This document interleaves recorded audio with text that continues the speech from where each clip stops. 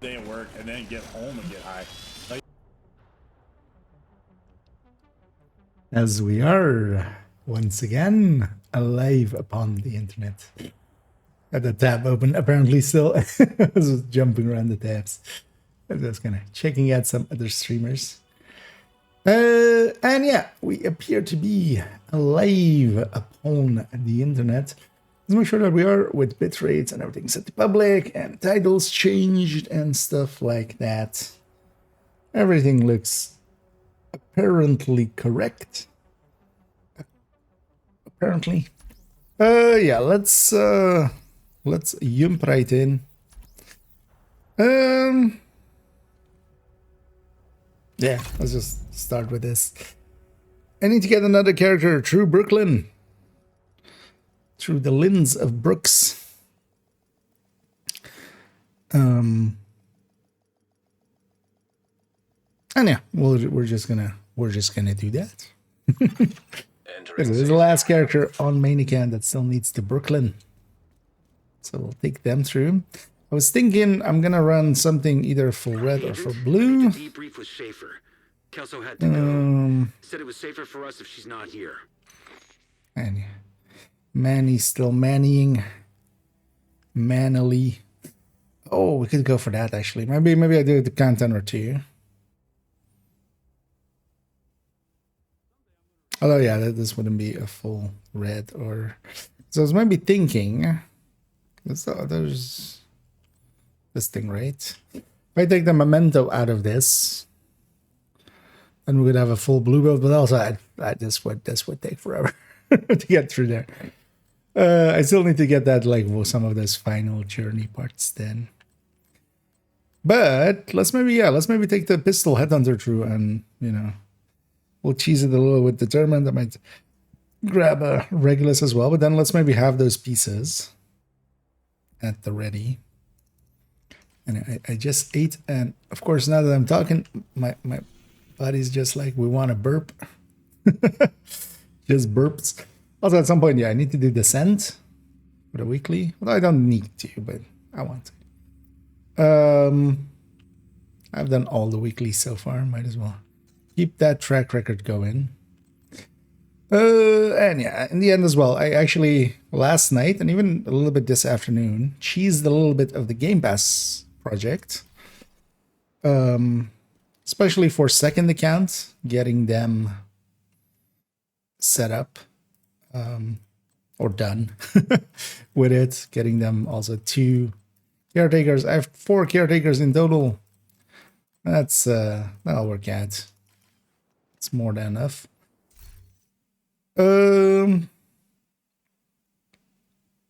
So yeah, actually, yeah, so that method of adding and removing from friends list just before you kind of do the calls seems to make it very consistent. So, and then you basically don't need any of the rest. you just need that. And that worked pretty well. It will still kind of here and there grab other people. But let's go get this character started on Brooklyn and we'll just go through it. Agent, we need you and then what I might do as well is just call for backups. Although, I have too many people on friends list, so it might just be annoying got a actually. distress call from an Agent Hoskins. Bell is ready to take you to Brooklyn. But yeah, one last time on this account. Let's take it away. As we don't use addictions as in, oh yeah. Agent, thank you for coming. Although yeah, I've definitely not like done a ton of it in the end. Because I've seen some people take out all like 98 levels or something. Because also on main account, just actually character 4 has wings. I actually don't want the other characters to have wings. Even though, yeah, each of them would be also 70 like exotic components.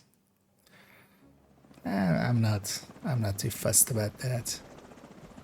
I wanted at this point, exotic components are just as compromised as everything else. As like SHT levels and such. So. But yeah, let's start getting this character through Brooklyn. Agent, I need to debrief with Schaefer. Kelso had to go. Said it was safer for us if she's not here. Don't Can't say, afford to Manny. lose Dr. Candle. No, Manny. Don't say. So actually, what is normally the way into here? It's that gate, right? Or is it that gate?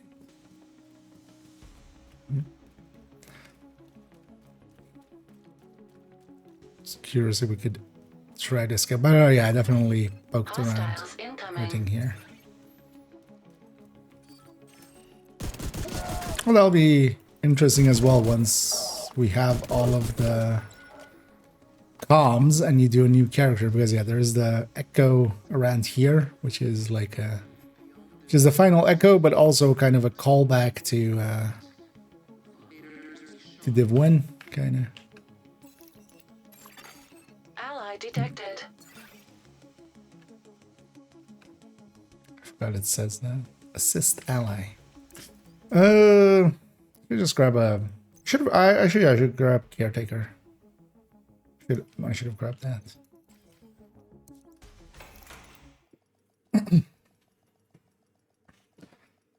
But yeah, we'll get this character through here. Oh, actually, no, we're gonna. Yeah, once we reach Brooklyn. I was gonna do the other thing. Hostiles My incoming. brain is kind of gone already, which is a good sign. Ally status Okay, update. most of today, especially on the weekend, of course, I spent quite a lot of time on Division, which I've enjoyed as well. I'm actually still He was just a kid. not Candle burned security is out no or match for the anything cleaners. We need to get to Jess. on it, but definitely spent a lot of time there, and also I kind of left a lot of work stuff. Although today as well, basically just finished up my work stuff, and I'm not Accelerant per se taking detected. any like What are the cleaners up to? personal time.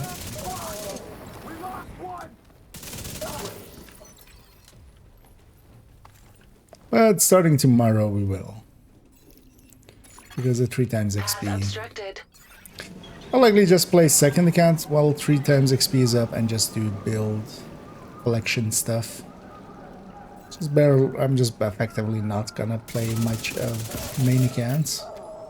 Do we get a global event with it? Actually? Oh, guess not. No, right? The global event is after.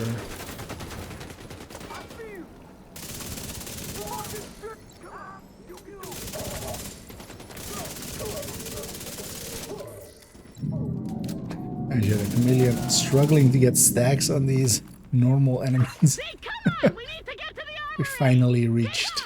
Come out of the sewer. They're on the street. You need to catch up with them. Having Candle a security stack. is not ready to fight the cleaners. But yeah, once we reach Brooklyn, actually, yeah, let's take it back to DC. Let's do a few countdowns. I want to try to get some of the parts for that Ninja Bike Headhunter. Maybe we just run it with the Ninja Bike Headhunter, but it's like that one's mostly more set up for the tournament, which might be a little cheesy, but also it'll be fine.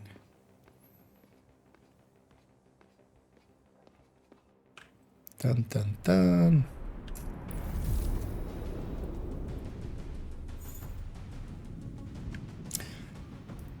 So in the end, I didn't look too much at it. I just answered some of the questions. Yeah, the streamline video did well Hoskins, come in. Hoskins. in Jess, the end, where are you? especially Locked in the for armory. my What's doings. left of the crew is trying to stop the cleaners, but it's only a matter of time. Help is on the way. Hold tight. And yeah, let me catch up for a second. Just got overwhelmed after some struggling. I've enjoyed it. She's now good to guys when it comes to creating builds. Just get to know this game better. Would be able for me to complete last season's Manhunter Master. Difficulty on the 200.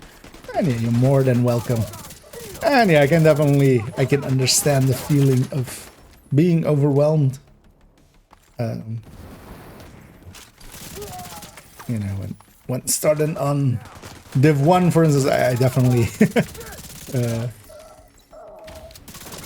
felt pretty overwhelmed with all the systems and such, and you know what to pick and what to grab and what works and what It's doesn't. the one police plaza. Jess is On only Division safe 2, as I long kind as of she has grew someone up to with protect it, her. so Agent, that's kind please of hurry. that helped there quite a bit.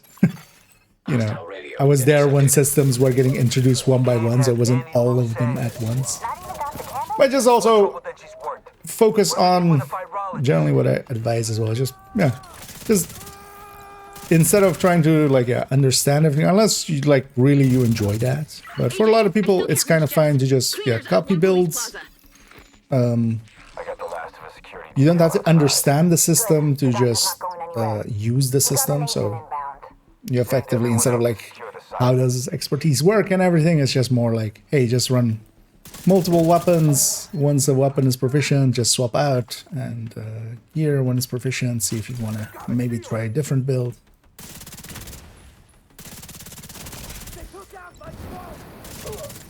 And part of it as well is, well, you know, just find things that you enjoy and also vary it up. Because even things that you enjoy, if you do them too much, and just slowly just go like, hey, what is this mode? Hey, what is this mode? Let's go into Descent. Let's go into Summit. Let's go. Hoskins, they're gone. Let's My find out security what the detail is raids are gone. about and stuff. Why didn't you pick up? I was trying to stay quiet and not give away my position, but they knew. Help is on the way. Agent, you need to get inside But yeah, glad now. it's working out, and welcome aboard. Dr. Kendall located in the armory. Danvers needs the helipad and the docks for his operation. Go secure on UHQ. I see you. And it is, these missions are just... I wish they actually would take the world difficulty. Door status update unlocked. It might get some people into trouble. Carrie Although if you're on heroic, like, you know, She's dead, isn't she? your world is set to heroic, you would think you can deal with heroic. Thank you for coming, Agent. Hey there, Kendall. To One Police Plaza. We need to exterminate the rats at the station. And yeah, we'll likely get her uniform as well. You've If got cleaners in the courtyard. We can't extract Especially guests with this until you secure jacket. the area. at some point. Feels like a cool looking outfit for division agents for in the future. And hit assault. And yeah, I've been loving the DLC too, just exploring quite a bit and such as well. And I'm very happy in the end with the quality on display.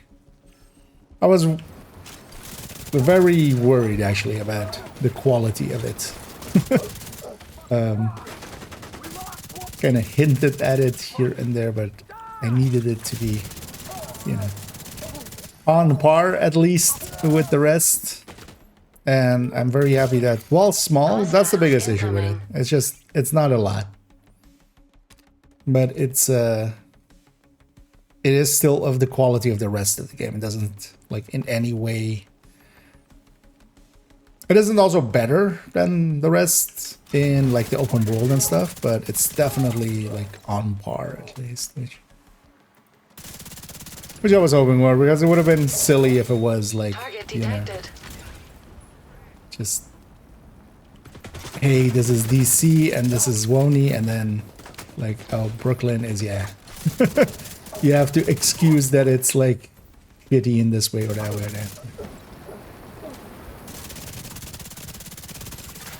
Target eliminated. Did they... I haven't played in groups much. Did they fix the name Escort Jess thing? back to the bridge. I'll update your Does security clearance so the anybody guards don't think you're hostile. incidentally run into that? The Agent, when you're name ready to just go, counting meet for the at the person armory that gets the and I'll take you kill? to the bridge. For the projects? Because I just haven't played in groups much. At least not with... I haven't done projects and stuff like that. Got a new mask today. Oh no, Fortran. Oh, the exotic. Yeah. Yeah, yesterday as well. We did the hunters. I enjoyed quite that as well. Those hunters were actually pretty cool, and they'll be cool for players as well to get. Welcome to the bridge. And none of them is too bad. And yeah, there's definitely puzzles there, but also, yeah, they're very solution based, so it's pretty easy once you know the solution. Cleaners attacked a settlement in Long Island a couple weeks ago, but this is their first time in Brooklyn. We need to know what they're doing. I feel some of them are definitely on the level where you could figure it out by your own if you want to go like... I don't feel that was the case with any of the other hunters. Although as well, for instance, I found Lumen just accidentally by myself. So at least one is definitely, if you explore quite a lot of the map and such, even if you kind of don't go for the spoilers, you will upgrade the element. One of the things is this place actually upgrades quite a bit, kind of like the other settlements, but they don't make a big deal out of it. Honestly, is it just on the... well, we'll see the mission actually. Is it on the missions that it's just upgrading? But yeah, you have kind of this area and such when you first come here. It's a little different. Oh, morale is just sitting here. Okay. I was like, yeah, where's morale in all this? Because we've heard a lot about her. That's Parnell's well, wife, girlfriend, mother of child. So, but I hadn't actually paid attention that she's here. All I can say, working on it again. Please. Yeah. Oh yeah. But of course, other than I'm actually just gonna buy it. Although I have already. I'm just gonna buy it on main account and second account, and I'm actually using this as my goodbye to third account for now. We're just not gonna, because yeah, it was a little bit much to kind of keep them going, especially now that they're doing a lot more events and stuff with like the stretch goals thing and like, you know, all of those, and like the projects, the event ones. That's a lot for us, yeah.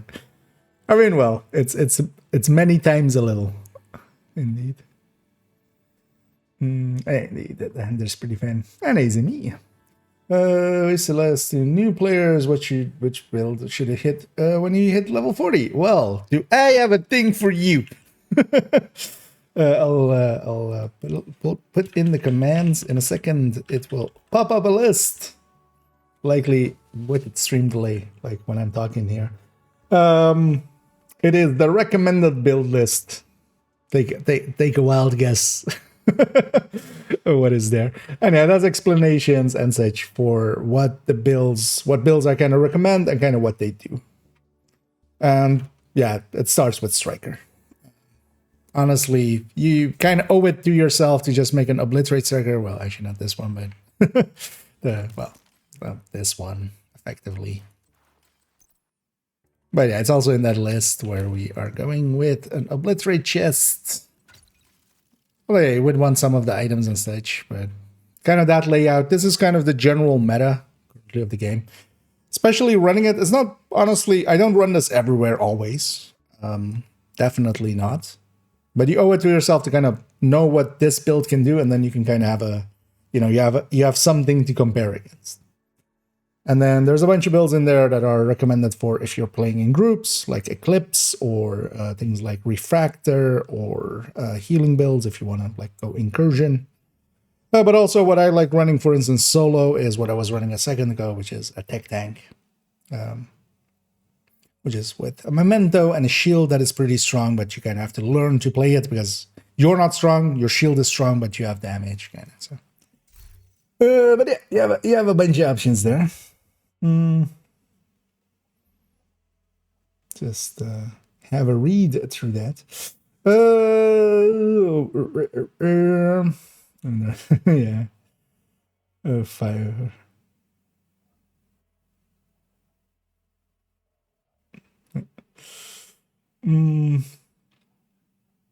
Yeah, I might towards the end of the season, what I might just do is use third account to maybe like do a go through scout and stuff again. But also we don't need to per se, right? We just need to do 2 of the scouts for the master mission. The rest is just if you want to get the XP and the loot and stuff. Actually, does it? Speaking of that, yeah, scouts. Does it say which ones we need to do per se? Oh, high value target 1. Okay, so week 7. And week 11. This one says do, complete scout 9 to unlock.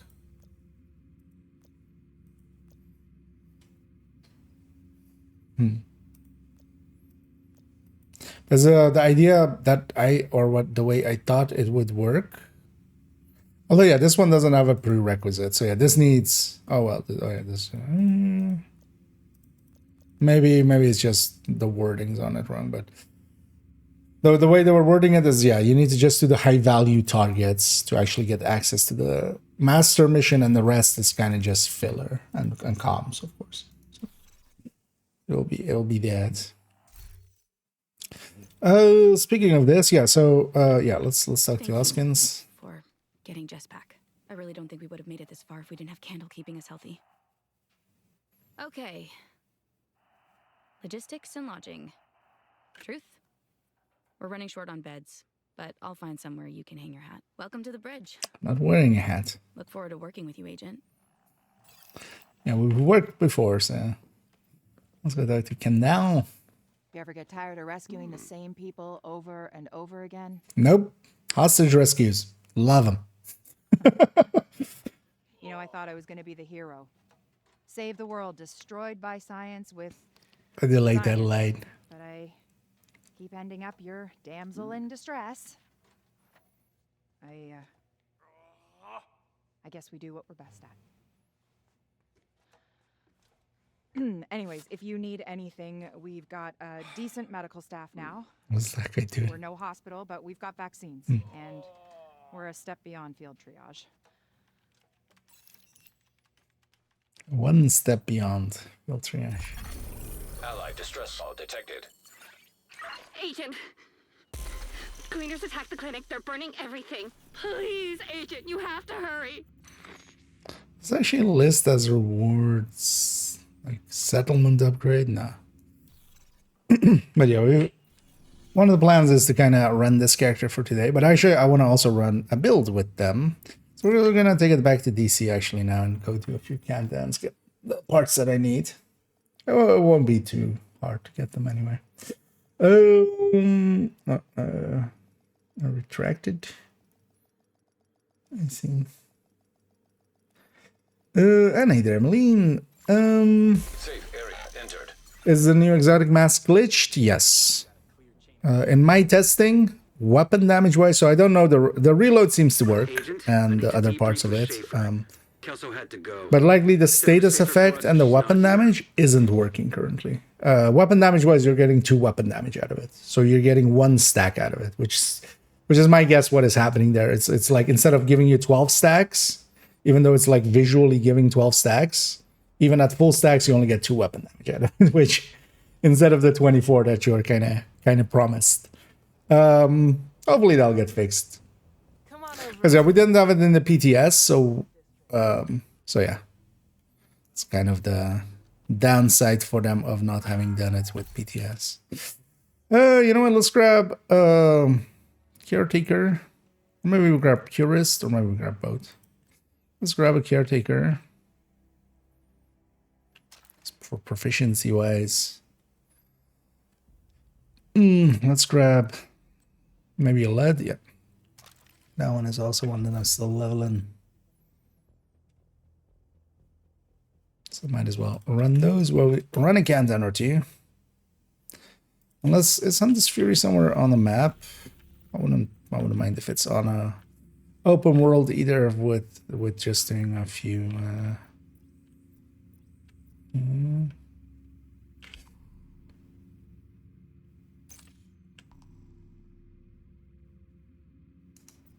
When I do this, does it actually do it Wony style, or does it do no? Oh no, it does. Okay. No, but I can't see. We can't see the target. It's well, actually on the mission I can, but on the zones we can't. That's all. Likely that's just because this character hasn't finished it yet. We'll take those 2. We'll take actually I don't have the skill, of course, on this character yet. So EH fine. This build is normally set up for SMG, so yeah, it needs another mod.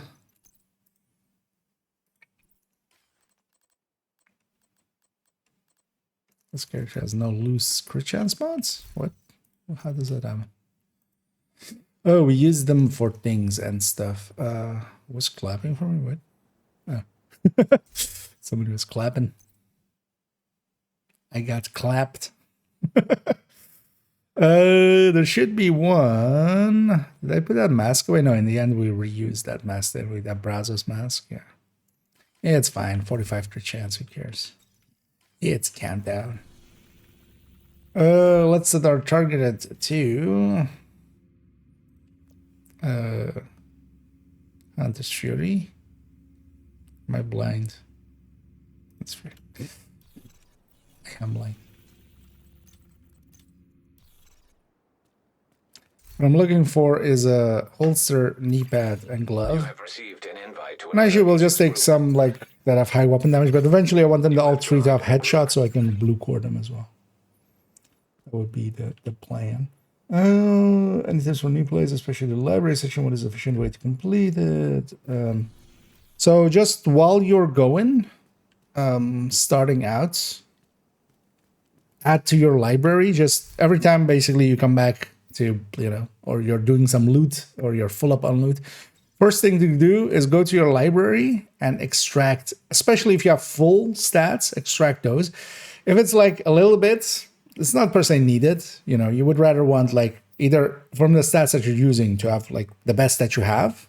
But for a lot of stats, like, you know, like reload accuracy on AR, like just wait till you have the full one. And what you want to do with the rest is, depending on if you need a little bit of resources, deconstruct it. But a lot of it you should be donating, especially all the things as junk, donating to expertise to start filling up your expertise ranks. That's effectively what you should do. And then, yeah, keep like good stuff. But you should be extracting, especially, and you should be donating a lot. But here and there, you'll need to just deconstruct a little bit just to get some, you know, communication relay offline. receiver components and some of the resources and stuff. Kelso had to go. Said it was safer for us. But there's no like real hard rules there. The True Sons have triggered a lockdown. But generally, yeah, fill up your library first. Donate a lot to the and you can just mark all of the things as junk. If you go into expertise, there is a button to donate. Donate all junk.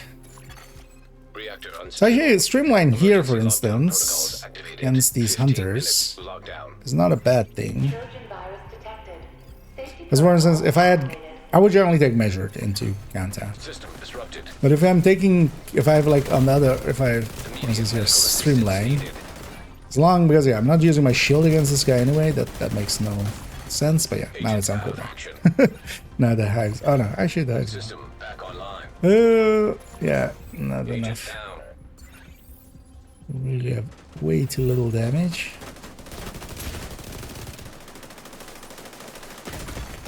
Serious trauma detected. That's back. Nobody getting the button. Monday is still weekend matchmaking, apparently. System malfunctioning. You find hazard guard with red core. It's very hard to get. Yes. You can't, like, it won't come as drops if you're not aware of that. You can only get it by re-coring because all Habsburg comes with blue cores. So that's a limitation of that. And then you basically have to get it.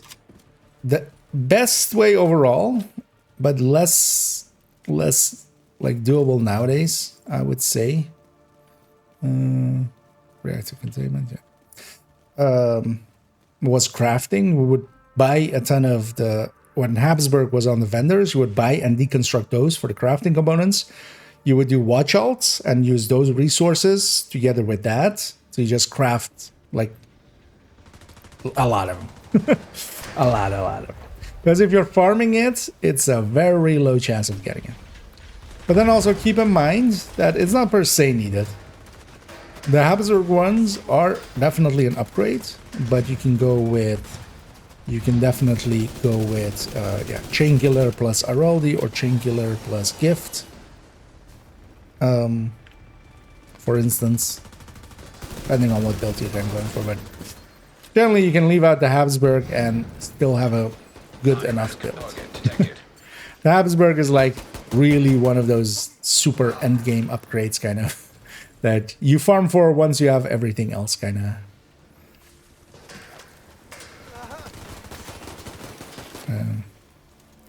Thanks for the getting foamed there. That's a lot of armor on a bunch of my allies. Area secure. Actually, on this, I have read the 5. I have OD as well. Maybe I should run that. Just run OD. And containment it is. We did get the box too. Definitely want those. Say she calibrations. And yeah, no worries, Jan. What's best sniper build for group? Depends on if you want to run it with determined and if your team is okay with determined. Overall, hotshot. You can either go with the 4-piece version or the 3-piece version.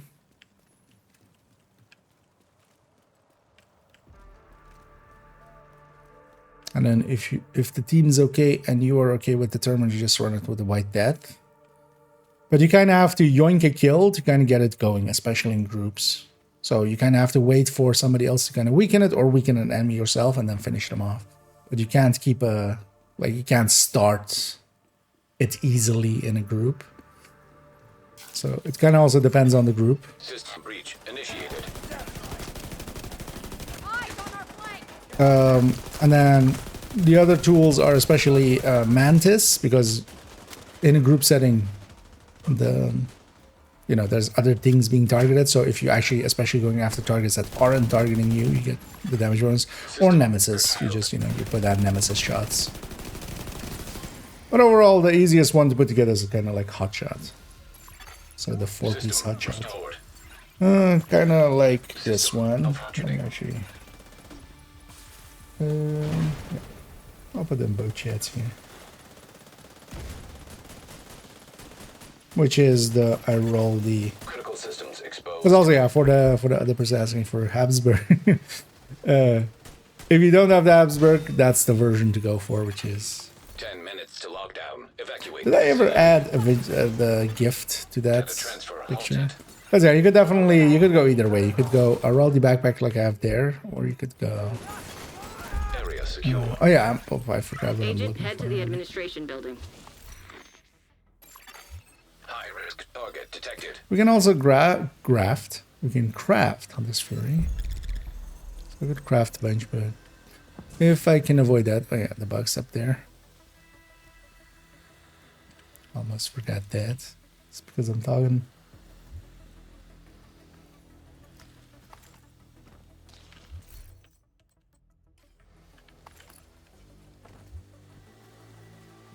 Might as well take this exit if I'm here. And there's some seal.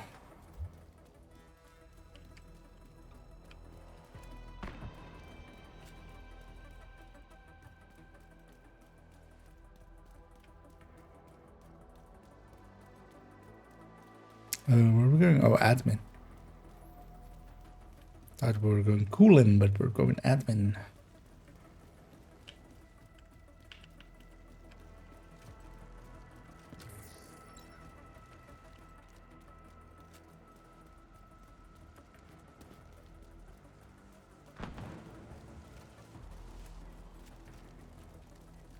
Weird that Streamline is on the buff bar. It's a weapon talent. I would have expected it to have an icon on the side of the weapon. Agent, you've reached the administration building. So it's kind of weird they put it there.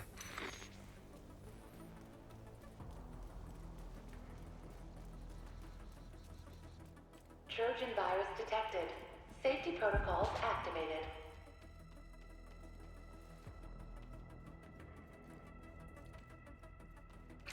I know it's your favorite job. Need you to search the control room and find the server. Let's do our favorite job. That's the box. Initiating safety protocol. So even from far away, you can tell if it's open or not. And then if it's closed, it's the one. My team is kind of setting up there. This one seems to be setting up on the balcony. Hopefully they're doing that, knowing that in a second there's an objective there. I'll set up here, knowing in a second there's going to be an objective here. Nice job. You're a pro. Now, just need you to find another server. No, don't for me. Warning. System breach. Initiating safety protocol.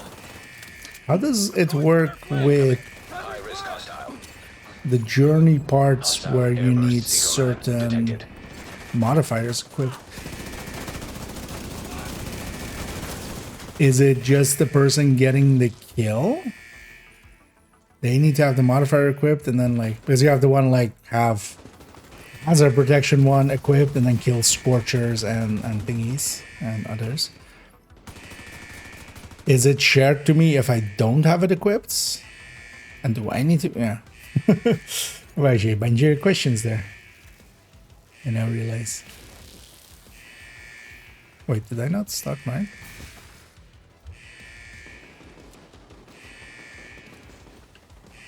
Oh no, they didn't start theirs. Okay, I thought I saw it up there. Okay.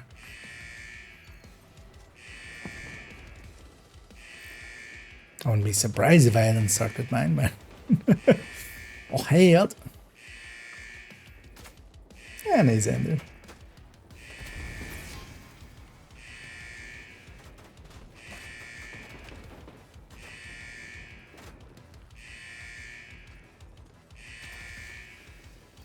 Whoever said tech support was boring. One more server and you can reboot the system. Whoever said combined arms is born. System breach. Initiating safety protocol. High risk target detected. Oh, I can shoot things. Yay.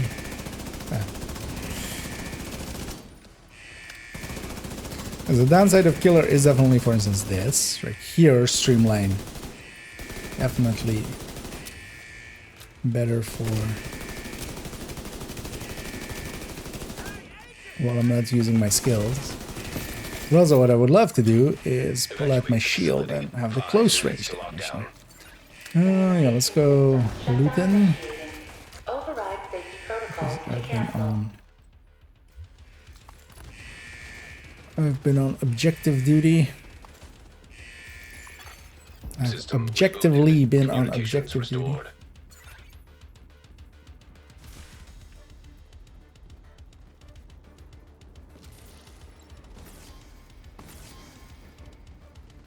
There's also actually, I should swap that out for. Nice. The plant's secure. Now let's get you out of there. Move to the I should extraction swap point. that for pulse. I love having pulse When in you're ready to come home, in shoot off count a up. flare.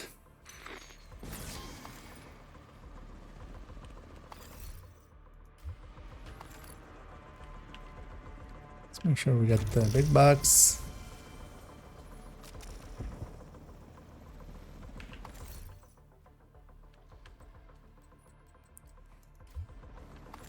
We just saw the stats first before I saw the which gear set it was.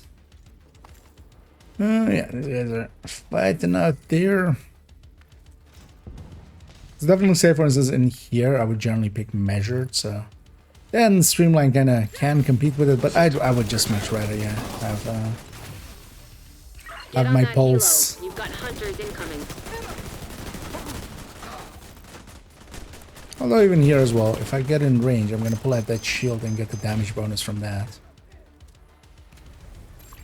Could also just run the SMG version, but I don't, wouldn't per se say. Shoot off a flare when you're ready for Torres to bring you I'll home. go hold off this side, although I don't want to do it by myself. I'm just gonna let this guy just fall back, actually.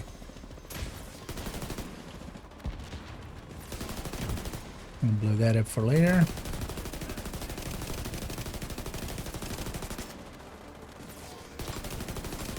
I do love the feel of the Mark 16 though, and its recoil pattern. But also I'm very used to it as a weapon.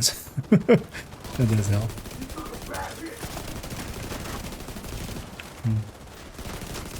Actually, I should put... should pull out the shield. That was a pretty clean... cleanup.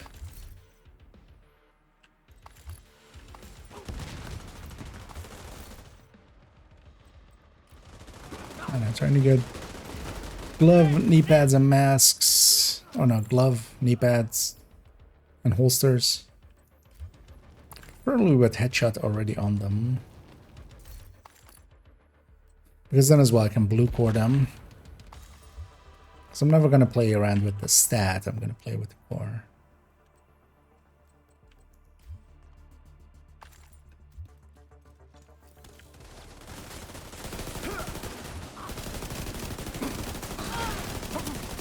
Oh, catch up here for a second.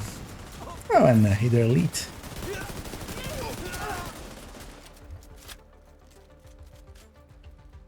And I'm doing pretty well. Hope you're doing well too.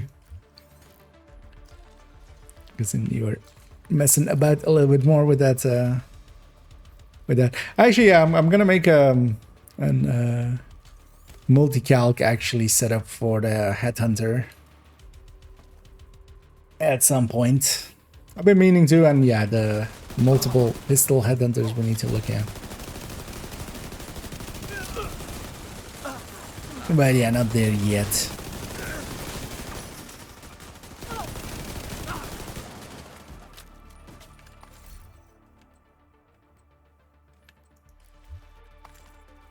For now as well, we'll take anything that has like high weapon damage because I might just stick to them. You have any tips on SP farming for tomorrow's event? I'm not going to put MMRs or rifles. I have the cosmet for that. Oh no, the catalyst currently doesn't per se do much. They need to fix it. Torres is on her way. You could consider it broken for the time being, actually. The overall, the if you're just going for, you know, max XP, max return on time spent, it's going open world, 5 directives, and doing especially public executions and their and hostage rescues. They give apparently the best returns per minute spent.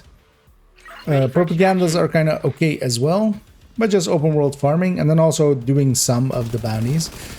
There's also other kind of methods that you can use, like bounty cheesing, if you have access to a team that's maybe doing that. Then there is like even like more cheesy stuff than that even. But overall, just running around in the open world and doing 5 direct stuff. Keep in mind that effectively to get the with the triple XP, it's triple, right? With triple XP, you basically need 333 levels in that week to like extract the most out of it. Also depends on if you like just want to extract whatever. And then you have also, yeah, you have things like Determined, which can make it pretty fast. Even if you aren't good at like doing headhunting, you don't need to be good at headhunting if you just use Determined. Because you basically need one headshot to start it, and then from then on it's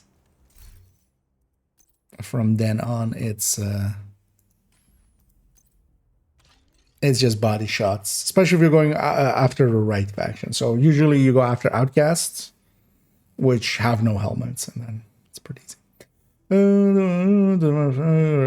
Directives, control points. Yeah. Well, the control points overall, like, I feel if you farm public executions and stuff, it's a little faster. Because, yeah, control points just take a little bit, even though they give more XP indeed. Running gun build, some sort of survivability. No, you can also just yeah. Although the thing is, with 5 directives, you can well, there's other builds. Yeah, you can run There's no global event on with it, right? But sometimes as well, it's together with the global event, so you can do like the global event thing. No, the global event is the week after it. So, but yeah, in general, you don't need too much survivability if you're just going determined. Otherwise, just run around with, for instance, tech tanks if you're familiar with those.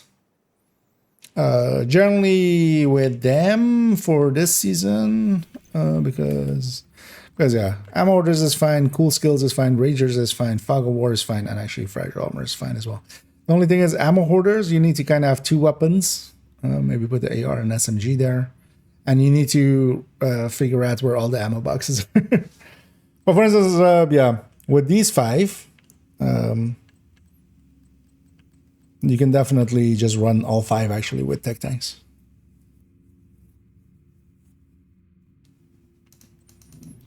So, I didn't actually even realize that about this this season's modifiers. Because the cool skills doesn't matter to them. The artificer doesn't matter if it's on cooldown or not. So we got 2 pieces out of that, out of the 3 that we need. Maybe just craft the rest, or do we maybe go for another? Because we have 1 headshot piece. Yeah, actually I should just go till I have all headshot pieces, right? Well, let's craft a few.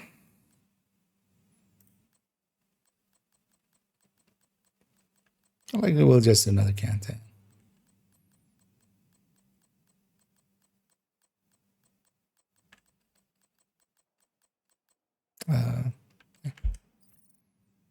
Oh, actually not full on on this fury pieces. That's weird.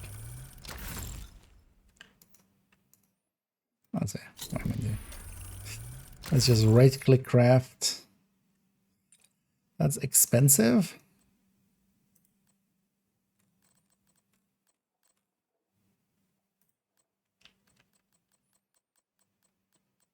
What's the possible for PP? Use headshots again, yeah.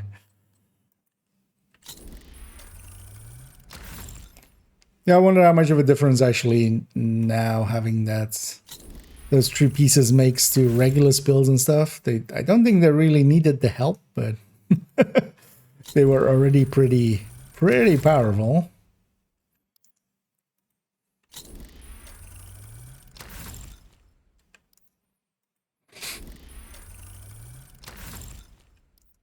Let's see if we can get a headshot one.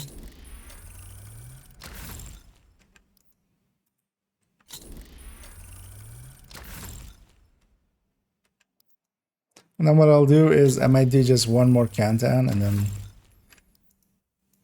see if we get any upgrades, and then we'll put the build. Because actually as well, I want to just run that build through the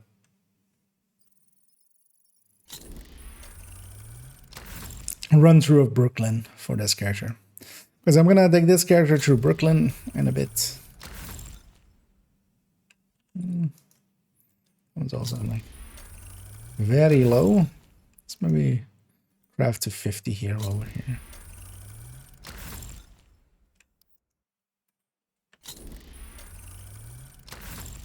That'll be the last character of this account. And then we still have second account to do. Let's hang on to that. As long as well, I don't think I'm gonna put too many blue cores on this.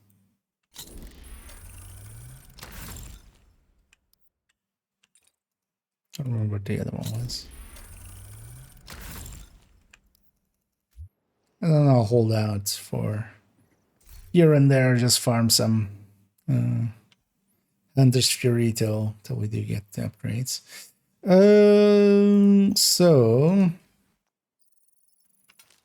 that. Actually, yeah, let's do. Agent in need of backup. Oh yeah, I still have my app backup thing on. Yeah, I can answer Xander's call. Although I'm gonna guess Xander is busy, shepherding himself. And then now knowing actually how to do it consistently Come on over and take a selection. helps quite a bit. So out of these two, that one gets to stay. So that one, we have this one and this one.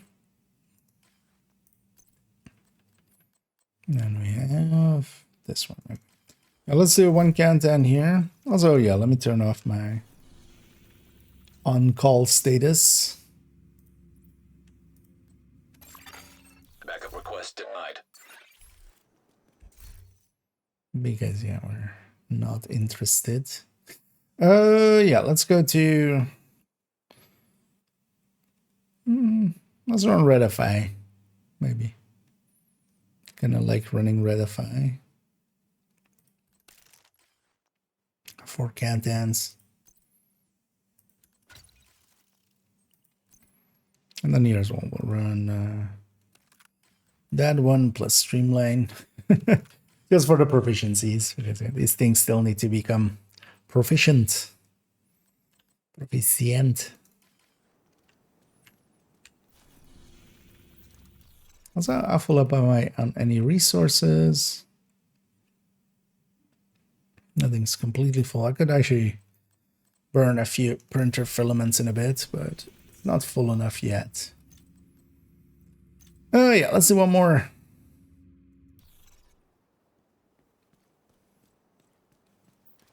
You know, whatever we have. We'll just slap that together, take that building to Brooklyn. We're fixed rate. Now I wonder, do I build these less? That's probably let the modifiers make it. Oh, we're building enough to max. That's as per value. Yeah. The thing is though that yeah, you gotta know what's gonna happen. Like still anyway. You just have to build them up. And yeah, any build making use of any of those stats. Because you could make indeed, you know, backfire builds and stuff that kind of rely on that. Another agent is now in your group. But then also keep in mind that you can just swap out mods, basically. So if you're not running the thing, like just set it up mod wise to be Another agent has joined your group. in a certain way. I'm just gonna give it a second till everybody actually. Yeah. This was the last guy, and it says that he joined actually, so let's take it out. Let's make sure it is active.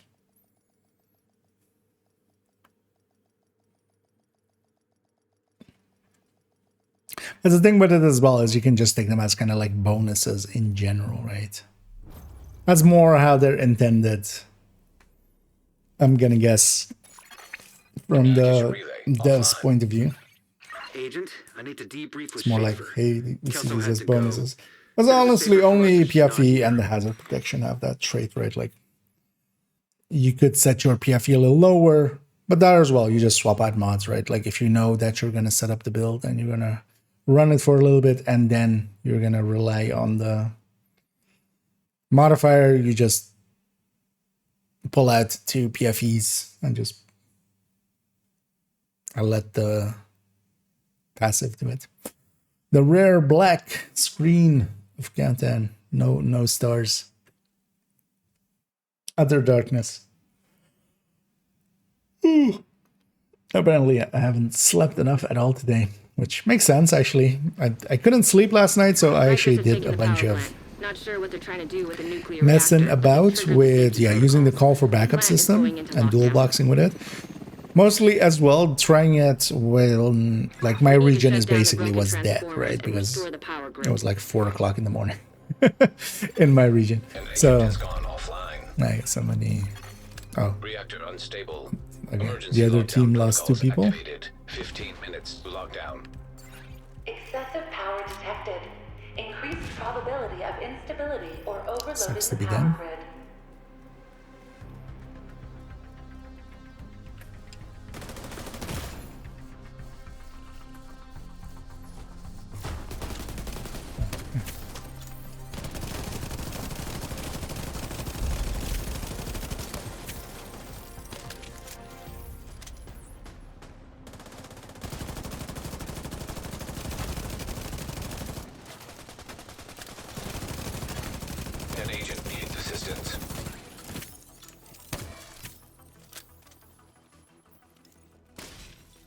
Okay, we did link up both teams. That works out well for the other team, especially. They would have struggled likely with just 2 people. Let's go get the other enders. And they did end. What's the best PvE build in the game for all content? There's no singular best, but an overall, like, general meta is especially the striker. There's an obliterate striker can do everything, but doesn't mean that it's the best thing for everything. It's just one of those builds that, like, if you had just one build and you wanted to do effectively everything, yeah, you would want to have that. But that doesn't still make it like the best choice in every place. I'll link to the recommended build list there. It's the top one in there. But yeah, there's also, for other situations, there's other answers. There's no singular best in really any for any, in a lot of games. Singular bests don't happen much, unless it's like a very unbalanced System disrupted.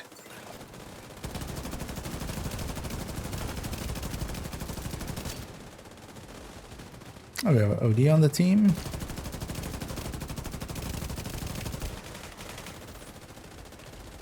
Just to make a move. So, reactor admin. System Likely. reactivated. Cooling reactor. Reactor admin.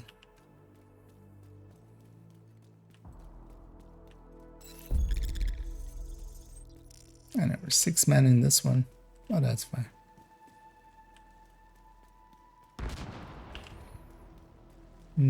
I'll have the crit chance bonus.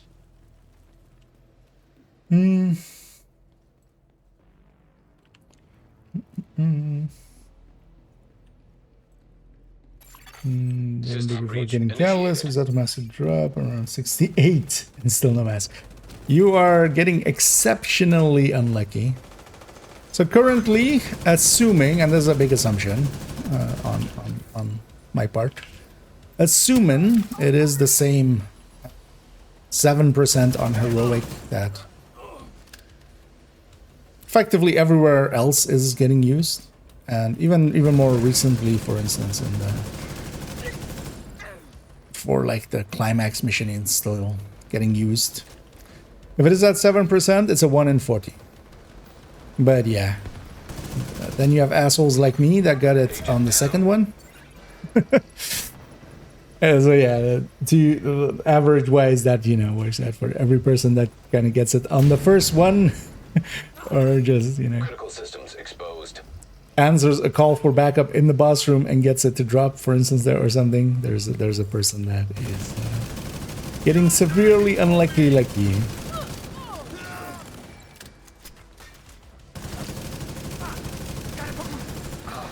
But on average, if it is that 7%, which is also big if, still, just to make that clear, we don't have the data mined numbers or anything. High risk hostile. Then yeah, it's a 1 in 14. Let me catch it here. First one, which is yeah. Oh, one thing to do. 10 minutes to lockdown. Evacuate the facility. Liudas? Not sure if I'm saying your name right. Feel free to correct me if it's. But yes, took me a second to actually even parse that. The world names seem to have a chance of dropping it too in Brooklyn. So those named groups that you see in the world, kind of in the same way that, you know, in the rest of the game they exist, in the same way. They're on a half-hour timer, and there is actually one spot just north of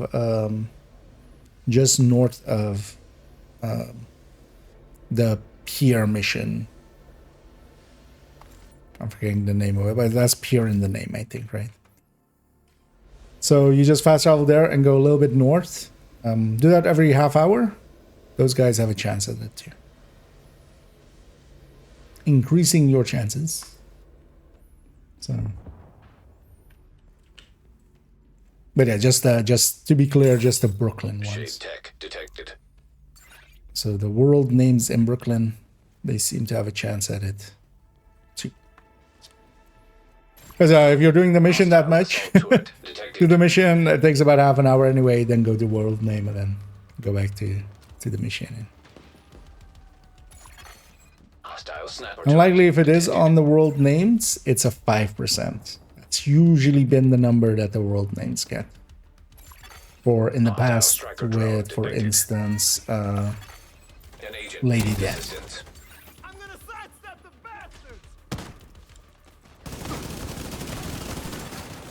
Might actually go full striker here. We're kind of liking damage, or maybe like just these guys weren't too great that we're sitting in here.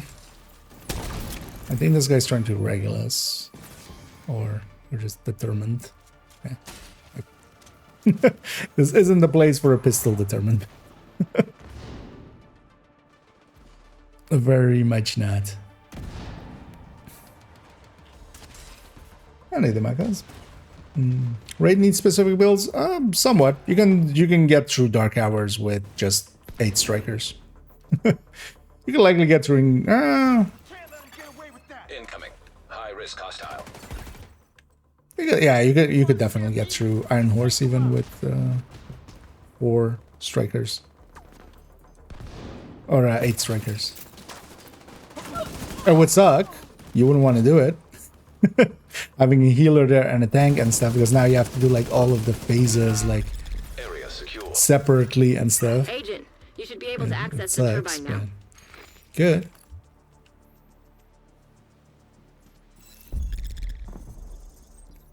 What do you think we can do? Sorry. That's what I mean with just like, yeah, if we're gonna pick like one build, that would be it, because you can technically do everything with it, but that wouldn't make it still the best build, because it's not the best build in all choices in every place. But also it would be an obliterate striker, especially in raids and stuff like incursion, an incursion especially. Chest striker would be better. But to give a singular, if we're giving a singular answer.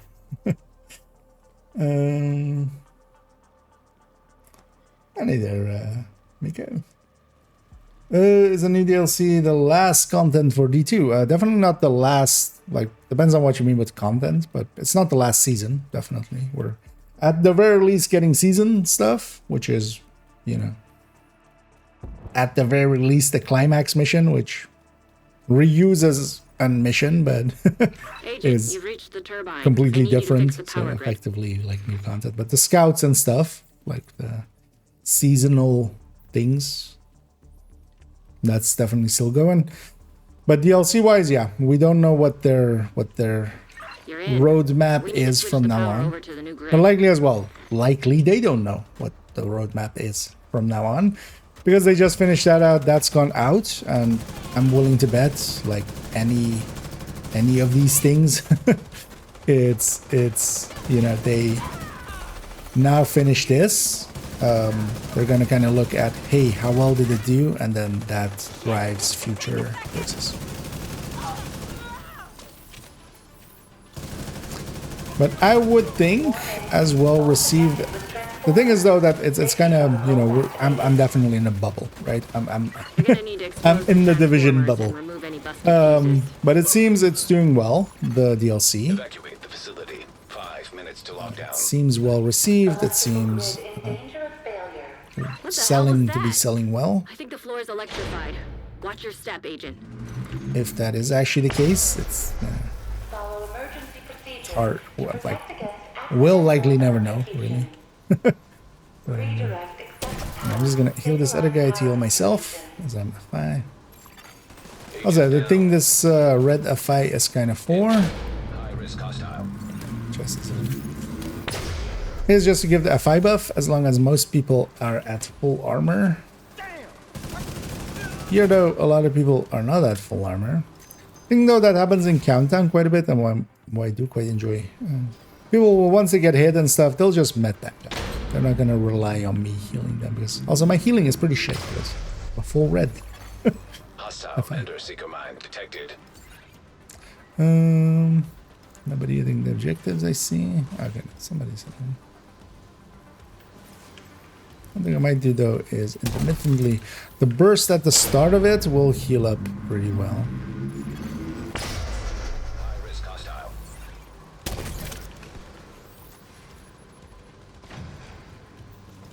Yeah, this definitely doesn't heal like a full healer. Challenging something. No, heroic is generally 7%, and then challenging is 5%. Basically, it starts on 1% for the easy way to remember. 1% for normal, and then plus 2% for each difficulty. So 3% for hard, 5% for challenging, 7% for heroic. That's generally the numbers that they use. Now, they might have changed them or something, so you know, this is more like it's an assumption, but it's a somewhat safe assumption, but still an assumption. So be aware.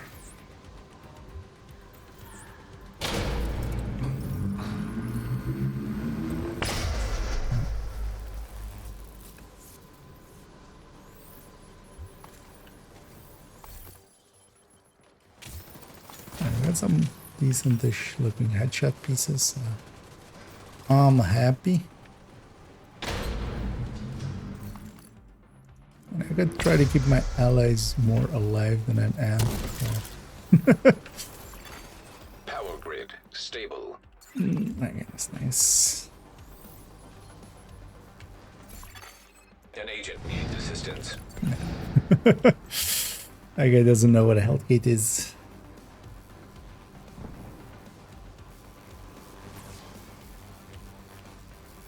But also, yeah, we're in challenging content, so they don't need to yet.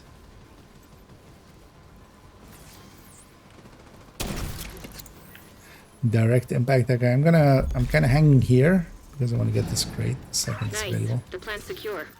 Now let's get you out. Partially as well, so everybody else sees it and they grab the roots. Helo is ready when you are. Shoot a flare to signal Taurus. Drones could be a pain. Yes, everything would be a pain. I'm not saying it's a smart thing to do. I'm saying it's a thing you can do. That's also why, like, yes, Striker. Like, if we're just going, if you had to do everything with one build, it would be Obliterate Striker. But that was kind of to make the point to them of like, we could consider that the best build, but it's not the best build for every situation. It's just if we're averaging everything else out, because it will be really good for, you know, running heroic missions, even running legendaries, running all of those things that, you know, strikers do well at. It's more about that. And then there's a lot of guys. I'm always happy to hear my stuff helping out. That's what we do it for. Expertise level cap will be, I'm hoping 30. Like, I have no idea, like, why would we go past 30? You should set it at 30. The thing is also, it already was capping at 30. If we're looking at it from in the past. So likely that cap is just there. Just keep it there. Because 30 would mean, like, from now on, everything goes over that. 30 also is already, like, a really big number for a lot of stuff. Like, you know. You have to also remember, there's stuff like the skills that have expertise. And some of those are multiplicative. Like the Achilles, that now has 30% more. Agent down. Neutralize that Okay. Like I made the mistake of doing double down. I'm in a bad spot. An agent has left your group. Yeah, let me just hunter down in the back. We need to not lose more people. And yeah, we need a lot more damage, and I'm on the wrong build for that. System reactivated. Agent down. Not the best spot. Hostile hive detected.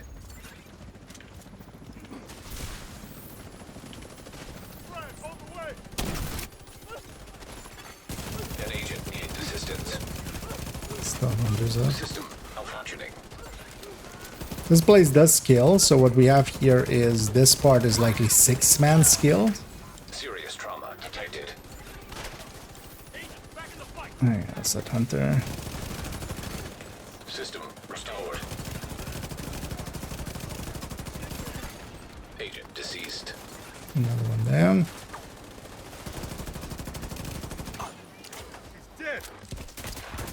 An agent is no longer in your group. This is a fail. So these guys are all 6-man scaled. We're down to 4 already. There isn't enough damage here. I'm left with also some of the weaker ones already. It's like, for instance, that Headhunter build. Headhunting, for instance, here in Countdown makes very little sense, for instance. System reactivated. Really, you're gonna not even give me 2 charges? Oh, come on.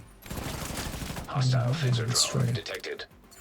Giving them skills on top of it isn't helping out either, and it's System malfunctioning. the timer ran out. A lot of people are gonna I was lose trying to power. get into the thing and Without power and heat this winter, we're gonna lose more people. I got some of the pieces I wanted out of there, but it's been a while since we've failed at extraction on a... But yeah, that team was... I wasn't helping either. Like, I should have realized much earlier and swapped to Striker. And helped carry that. But staying on a buffing build when there isn't really people to buff Agent, I need to debrief with was Schaefer. not, did not Kelso had to work go. out for us. Said it was safer for us if she's not here. But I got the loot I wanted, so... We do get to keep the loot. Because yeah, which of these two is the better one? That one. So this one gets to go. Here we did get a better piece.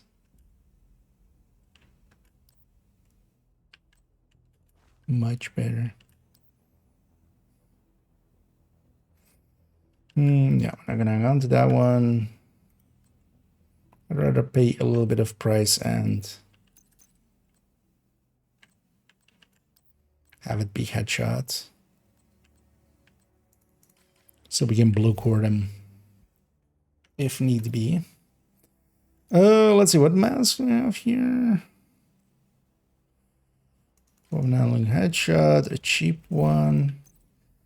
I wouldn't mind also this mask, because I think...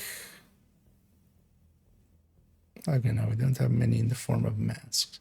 We'll keep this mask definitely for now. Or, I don't know. I mean, yeah, we haven't been keeping much in the form of masks because of the other thing. Is those parts already on that other character? Didn't I have a bunch of chests and holsters? I think they're already on the character that's gonna... On the character that has the high end.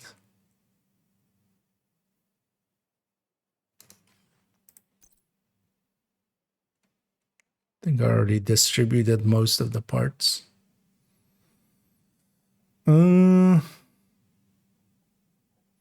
This can go. Oh no, actually I want to keep this, right? I want to mess around with having the increased threat and just run it on Striker. I want to see what actually happens if we have the increased threat and we're just running just normal Striker and having that. Okay, so yeah, this is basically the layout wise. This is what this build is going to become. Let's already put the weapon damages here. And then the reason I want them this way is so we can blue core it as well if we need to.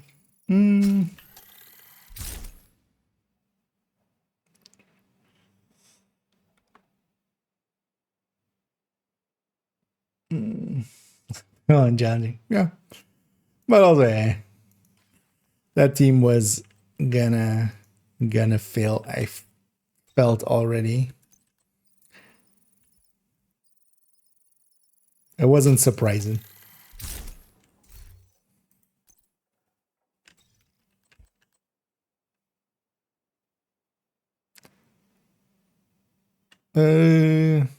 Yeah, so yeah, we have one. Let's just optimize these. We'll just take the hit. I was like, do I hold that to maybe like farm better? But I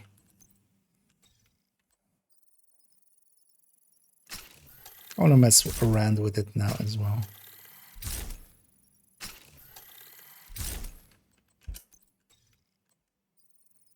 What I might do is just on the mask hold off for a second. Also, really briefly want to check character 4 if I put the pieces already on them, because I thought I had more of some parts. Oh, this chest is especially expensive.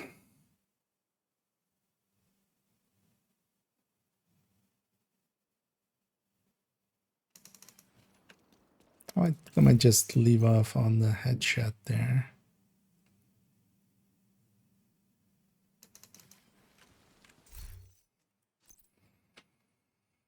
If I can.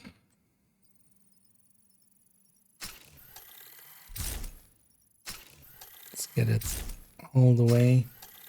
Because also, generally, I wouldn't want, because this would be already, you know, that plus this would be 6th tier.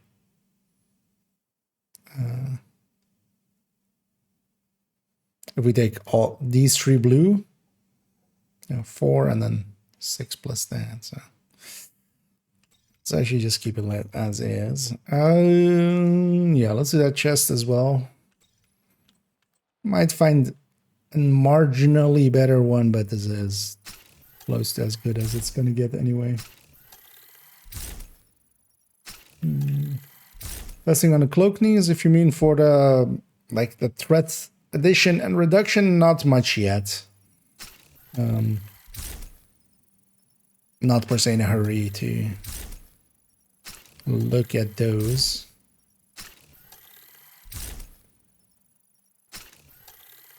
Because also it will be hard to tell unless you're like A/B testing them side by side if there is any effect or not. Like to this day, every season, literally every season, when it starts, people will go, "Oh, the AI has completely changed," or damage numbers have completely changed, or the enemy numbers have completely changed. That's already happening without any changes, right? Like every season for forever, people will adamantly claim like, "Oh no, the enemy numbers have changed for the health and armor," which, you know, we have the numbers so we can check. The damage numbers have changed, which is just like, no, because the calculation is fixed and we can do it. And, you know, build pictures that are, you know, were there from last season and I'm hitting the same numbers. Or, you know, AI has completely changed. It's like, yeah. But that's already happening without any, like, even a something to give placebo. So,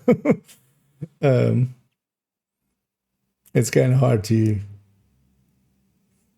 But yeah, I'll likely run it a bunch. I especially want to run the plus threat. I'm going to actually make I have 2 pieces. We'll optimize those up and run it with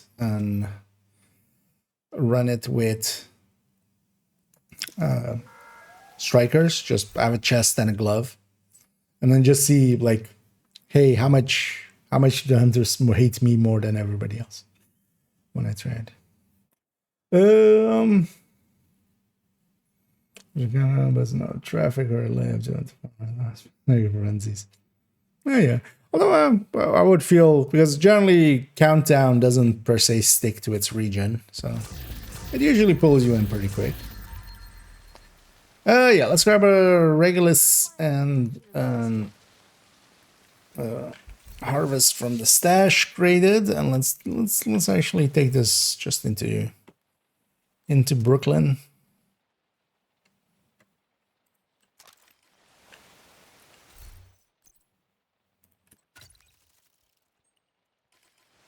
How close am I to 30? Yes.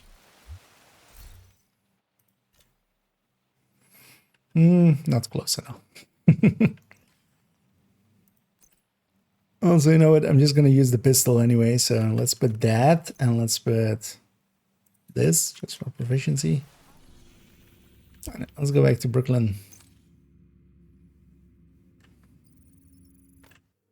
Let's go do the missions and stuff on this character while running this.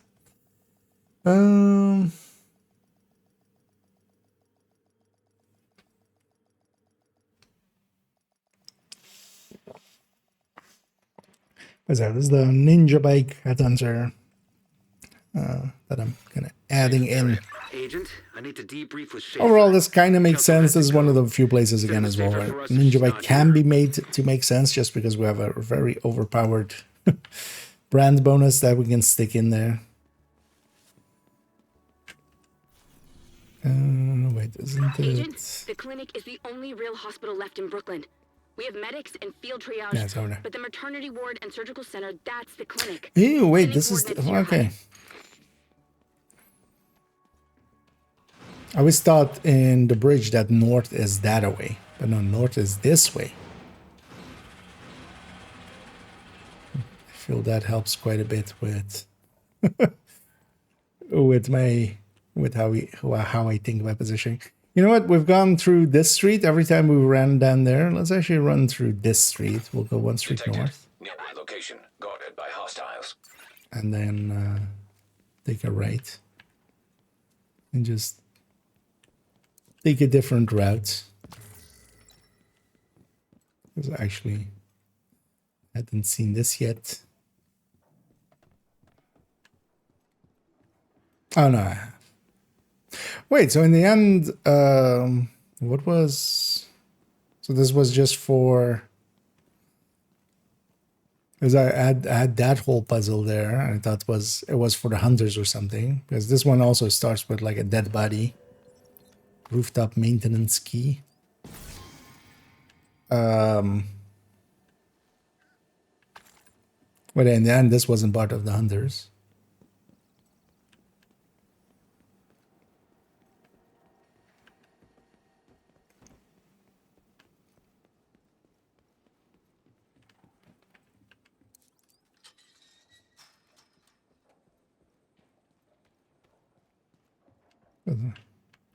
Oh yeah, it was...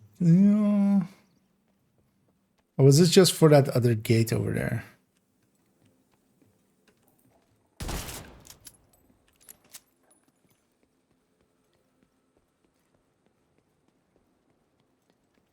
Was this just for this one?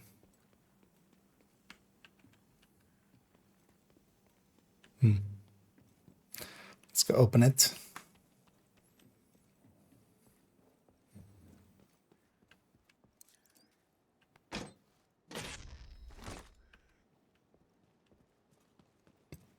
So we have a fuse. Okay. Oh, so it was just for this door. Okay. Somebody's mad at me.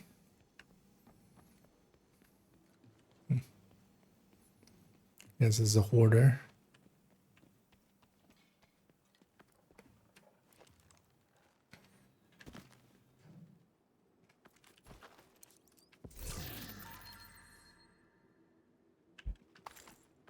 I'll actually what I'm doing. Just grab this. Spend all your keys. We can always get more.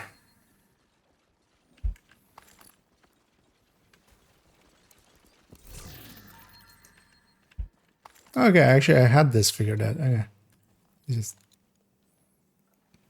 apparently forgot. Hey, stay. 3.4. Okay. So enough to start on a red. At least with this graded Regulus. 3 shots for a lead, 2 shots for purple.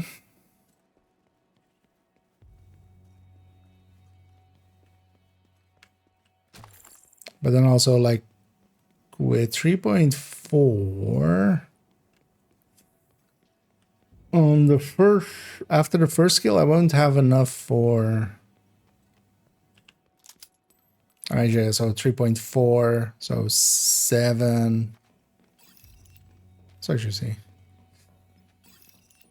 7 plus 50%, so 8, and so likely not enough for elite on the second shot. 9. Detecting additional hostile contacts. But once we get going, capping at 17.6, more than enough for all that we need.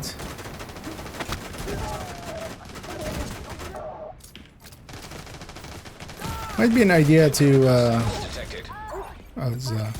Immediate medical assistance needed. Might be an idea to take firewall instead with the shield. That would be enough to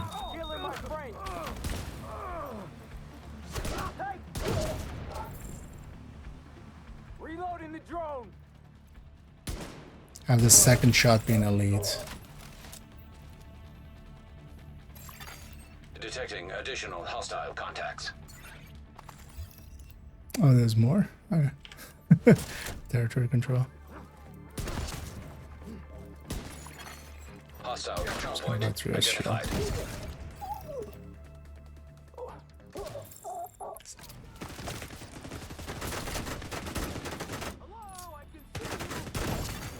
Access key detected. Open faces.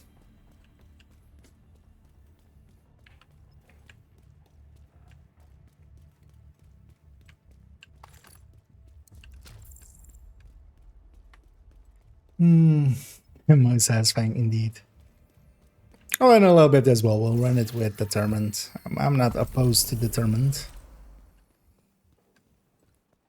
as well, just for speed, especially likely in the mission. We'll just love this mural. This guy just coming at the wall.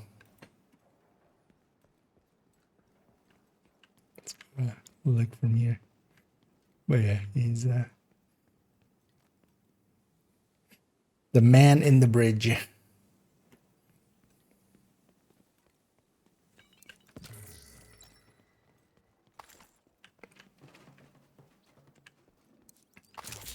I'll put some shock rounds on it. Attorney and realtor.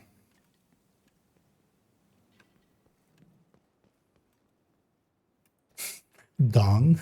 Is that, or is it? Looks like an N. Yeah, let's go down this route.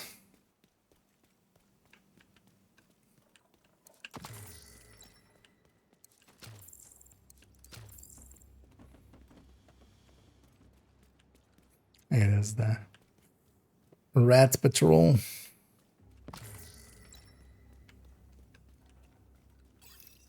Let's grab this elite patrol.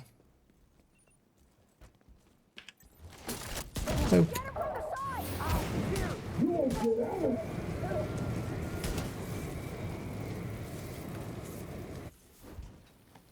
Shotgun's actually hurting more than helping.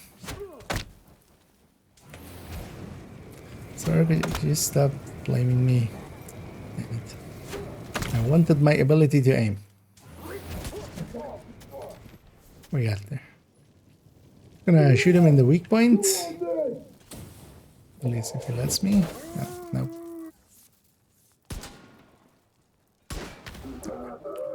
Now we just wait for him to take his helmet off. And wait for the whole animation. This is what we do with scat. Putting shock rounds on a regular is actually not the best idea. It turns out that actually is kind of annoying. But I did it to myself.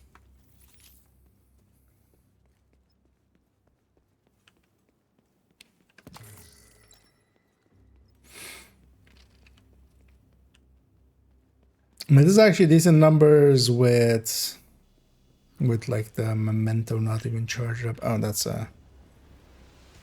this is a control point. I forgot that thing's there. Let's go be somewhere else. Oh, only the turret spotted me. The rest didn't even notice.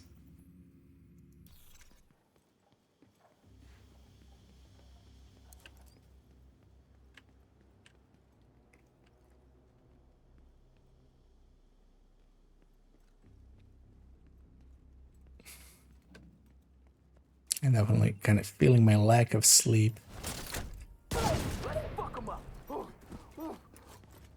Should maybe in a little bit make myself a coffee. Maybe actually I think I have some energy drinks in the fridge that might help a little. Also, I ate like way too much before the stream because I forgot to kind of eat lunch. So I've kind of like the after dinner dip that's kind of hitting as well. Anyway, I'm just gonna explore more. Oh, actually, wait, this is no. Oh, this is that place, but we're coming in from the other side. But I'm guessing if you go in from this side, then you bug it out, right?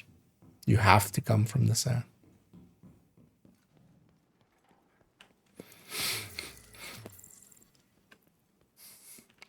Also, I feel Rise of Brutality at some point has to do that hunter. And then, you know, it becomes, you know, run or rise. I mean, he has no option to, he has to pick rise, right? Like, this is literal lame. Oh, there's this place. Or we fight Lumen. Zoom in against Lumen.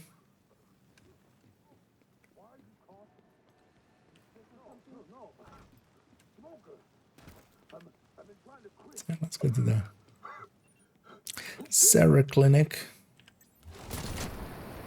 What? Oh yeah. Oh, they were doing the I was like, wait, what? Why did that guy? But yeah, we didn't catch most of it, but they were doing the like that guy was coughing, so they were doing the. It was a really bad choice to put shock rounds into this.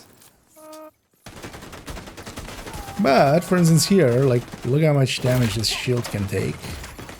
Serious trauma detected. It's definitely like the Memento one. I'll kill you.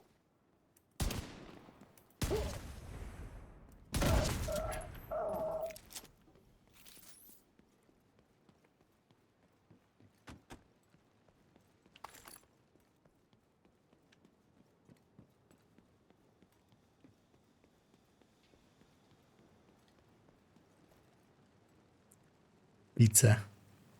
I think the pizza is a little burnt. Yeah, for the mission, let's actually run determined. I want to also kind of see how it feels with this, and might as well just run that for speed. I'll go back to reckless. Oh, to lose the shock rounds? Yeah. It's over now.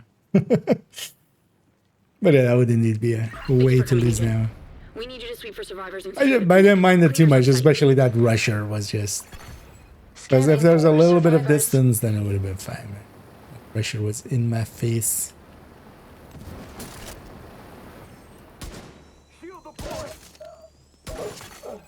Agent, you've got hostiles incoming. Because the idea, of course, with this build... Do I have modifiers off? I haven't seen a... Marked enemy. Oh yeah, they're off. For some reason.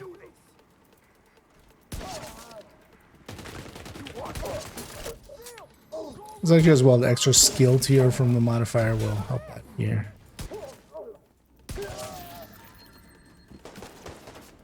Alright, now this feel as cheesy as pistol determined builds always do. Yeah. Barricaded the gate to the clinic as ordered. Agents on site with no. Sometimes it's also just finish your sweep. Remember, no loose ends or might as well. You have to keep moving, Agent. Hostiles detected.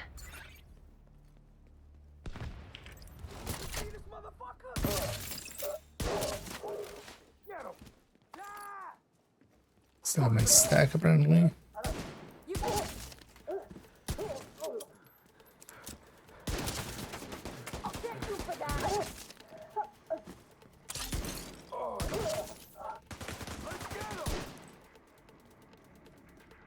This one. I got this. Just to kind of keep my aim up. It's actually still try to hit heads. One of the things about the Determined as well, these shield guys, if I hit them on the shield, they still get headshotted. Cleaners is also a good faction actually to take Determined up against. I guess up here. Can explain to the threat, increased threat. So threat in most of these games is the system on which aggro, so aggro being, you know, when enemies become aggressive to certain people. Threat is the underlying system. So all games have this underlying, you know, as long as it does have a system like where it picks who to attack, right? In most of these kind of games, it's effectively there's a hidden bar that every enemy has. Especially in some MMOs and stuff, it's kind of way easier to understand. For instance, in WoW, you have threat meters. You can literally see there's a UI thing that you can have as a. Actually, I think you can nowadays have a base even, but you can install a mod that basically has bars and just fills up as people do damage against the enemy, and the enemy you've targeted, you can see who they're targeting effectively, or who they want to target. So in Division, it likely works in the same way, and it's very much based on damage and proximity, so how close you are to an enemy. Whereas, for instance, in a lot of MMOs, proximity doesn't per se matter that much. The Division, it does. So everybody's basically every enemy has a full set of, like, you know, the 4 agents, and it's just keeping track of, like, okay, this one's close to me, that one's shooting me, which one do I attack? And it's basically, you know, a hidden variable underneath there, likely with some randomization to it as well. Perfect. No survivors. So as we build up threat, it's much more likely that the enemy will aggro you. Agent, I need you to kill those cleaners. Aggressive to you, target that player. You see him? Yes. I'll kill you, motherfucker. Wait for the finale. I should maybe actually, now that we have threat in the, I should maybe make a video on it. Thing is, we don't know too much about it. Like, we know, it's kind of like the health gate, right? A lot of people know the health gate. Just instinctively, you kind of understand the system, even if you don't know the timers. Because, for instance, in my case as well, they'll kind of rush, you put out that thing. I wasn't actually sure what was resetting and what wasn't. But everybody has kind of well, not everybody, but most experienced players have a feel for it. Threat is kind of the same way, but trying to, like, that's kind of the issue that this is also why likely I'll put it out as a rambling talk. We don't have a gospel yet, effectively. We kind of know a few things. We can kind of show it in practice and have repeatable results. But we don't have, you know, a mod that exactly shows us who has the threat and stuff like it. Wow. That would be handy.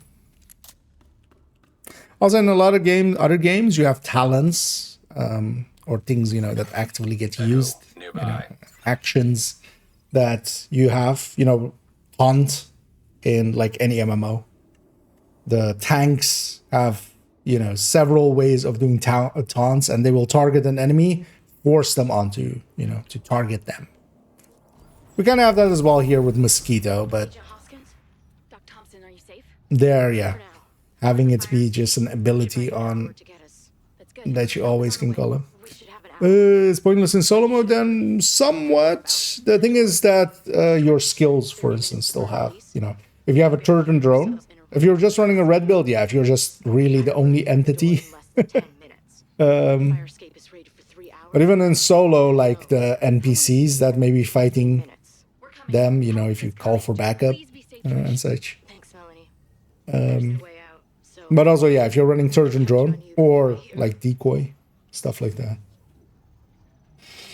For the decoy expertise. Yeah. It's also a decoy stat just by itself.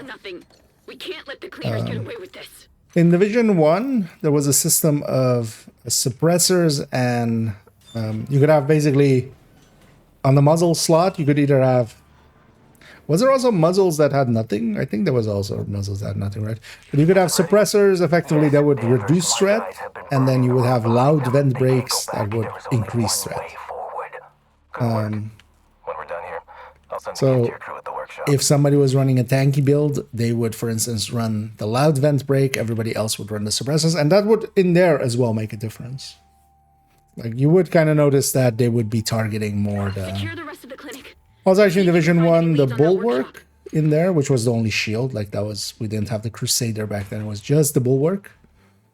The Bulwark had threat on it as a stat that, as you gain more skill power and such, I think also went up. So, but it's just yeah, the systems that kind of are effectively every game has it. You know, has a threat system, because you kind of have to, because otherwise, like, at least, well, when it's like multiplayer or if it's like multiple entities and such, because even like RPGs and stuff will have it if you have like a party or something. And then depending on how much threat something has on the enemy, you can have it aggro, you know, or switch aggro as. But effectively what happens in Division is, seeing as we have no talents to kind of get oh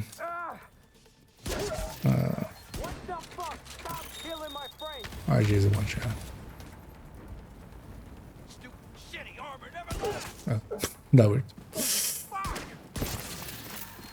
Take it inside.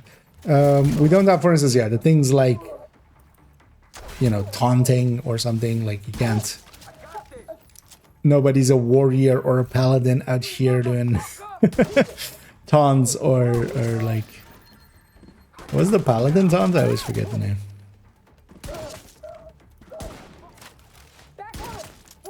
But yeah. That's kind of the reason as well that that system's kind of limited. But now we have that thing. I actually wouldn't mind running We'll find Danvers and make him pay for this. There's more cleaner activity. a little bit of Dumbo. We'll DUA, check in with scouts and call if we find and then anything. run it with like consistent team, and then first I would run it with the other pistol build that we had, and then run it with the Imminence armaments. We've located a cleaner space in And Dumbo. see, I'll like, send the coordinates to your HUD. we already did in the PTS. It did feel decently okay. I could keep aggro pretty well with like the high-end pistol tech Cleaner tank, space in Dumbo. Adding location to your map. which generally I would say couldn't. But also it might have just been. Oh yeah, there's an thingy down or something, right? There's a rope down. Where's this?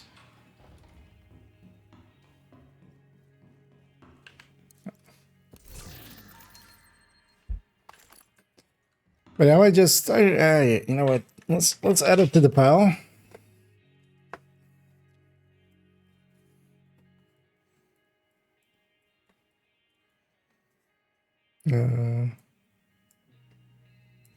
Threat and aggro.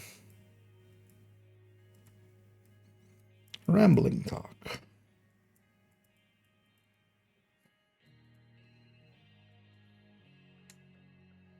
For now, I'm gonna put it. You know what? Let's put it there. We'll put it like 4 or 5 in the future. But yeah, stuff moves around. Reckoning. Oh yeah, Reckoning. Yeah, the Paladin taunt.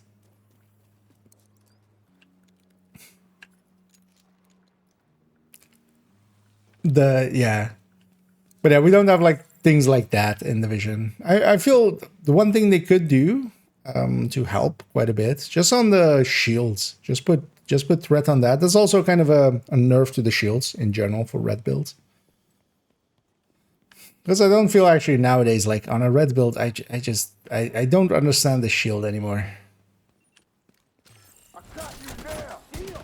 I never was a big fan of them, but especially since this Orient changes, Well, also since the shield peaks changes. I just rather have anything else on a full red. Okay, I love them on tech tanks. I love them, for instance, you know, this kind of stuff. Civilians in danger. And that's kind of why Determined is perceived as cheesy. Like, we're just, you know, everything dies a little too fast.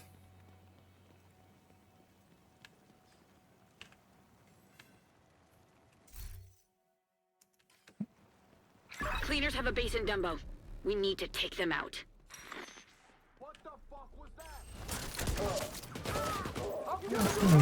I'll try to still actually go for headshots, even though, yeah, we have Determined. I don't need to. Just to keep my aim okay.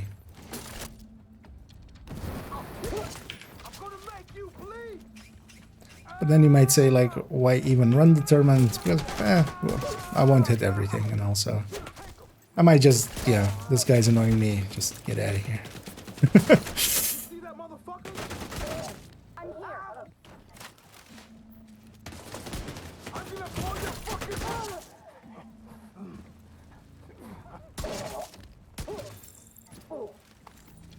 And one of the nice things about Headhunter's Fury, especially as well. Ah, actually, I wasn't here at night before.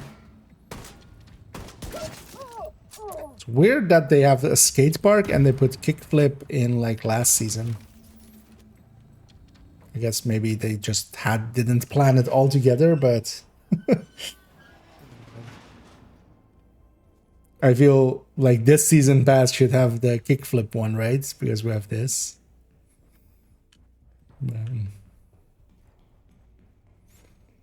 Nope. Okay. The devs answering right away. They knew I was going to ask that, and they put their answer on the wall already. Hostiles detected.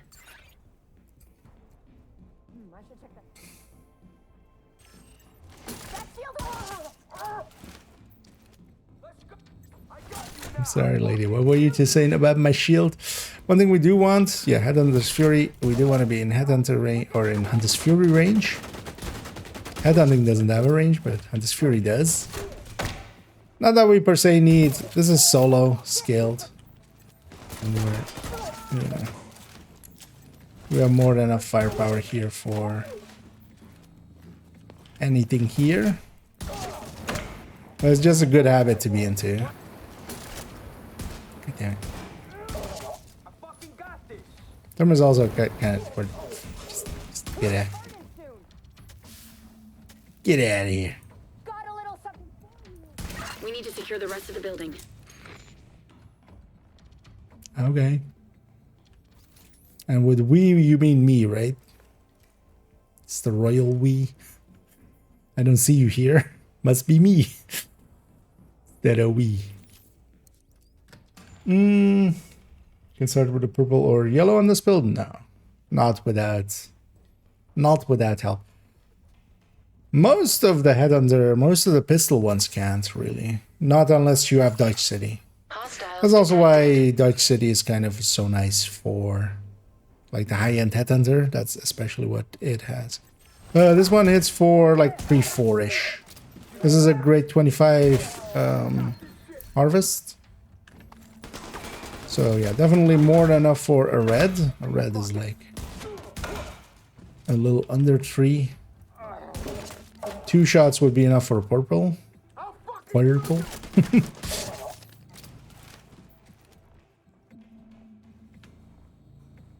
But yeah, anything short of a rifle. Because I gotta remember, like even what is the base on this? Like 200 something. Okay, maybe we do it after.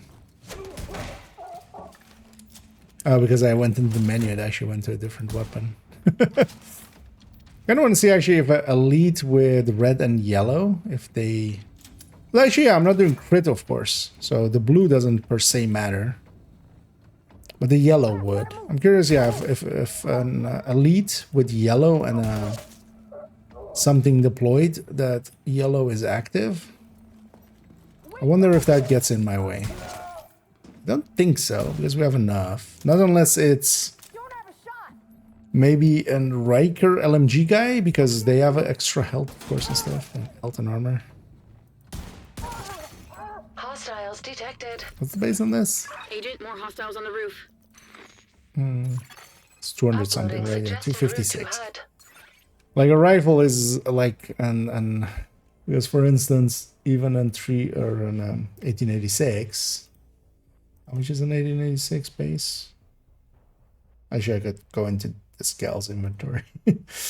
So yeah, that's 386. So that's 100k above this.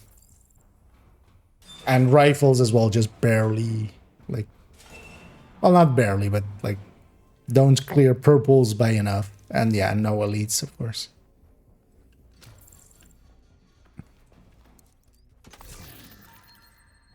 With Captain Reggie, evasion miss out on the one shot purples. Yeah.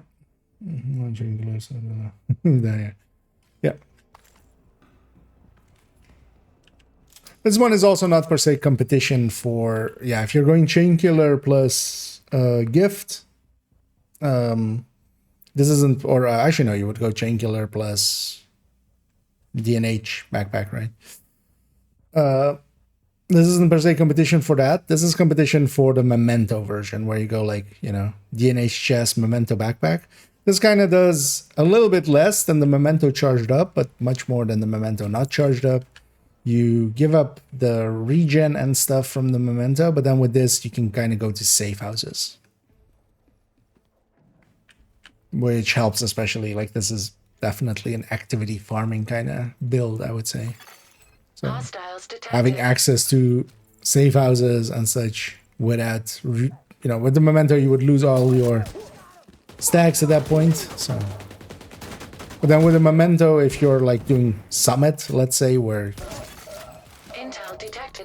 it's a pretty good tool as well. There, like, it doesn't matter. I would rather have the Memento one, but you just fill up all that. But especially this thing having 3 cores as well. We have Technician, so we have 3 cores in total. So a 3-tier bulwark shield. 50% complete. Like, this thing is actually pretty hefty. One thing we could do here even as well is tech tank it effectively, because we could put an artificer there and have the shield be healed. Thing is though that if you're running determined, like, you care about the shield being healed. Nothing is gonna stay It's just a text document long with a enough. password for a video file. But where's the file?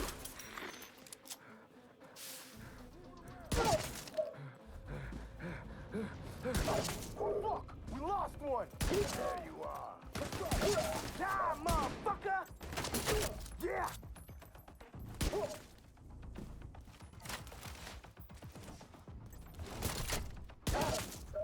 Oh, now you pissed me! Agent, secure the rest of the block.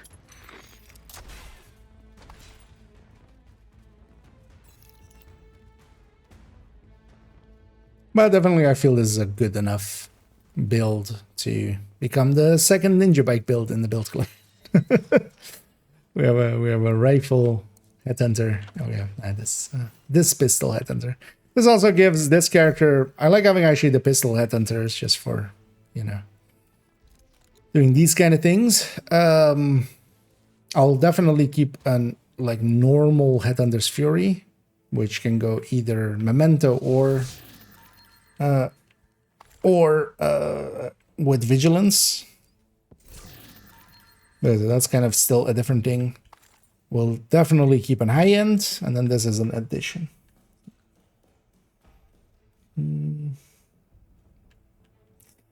Benefit temporary or permanent. For example, tier 5 firearms are permanent if I don't use the active modifier. All of them are, until you do something, you know, if you like go to off-site missions and stuff, they reset, of course.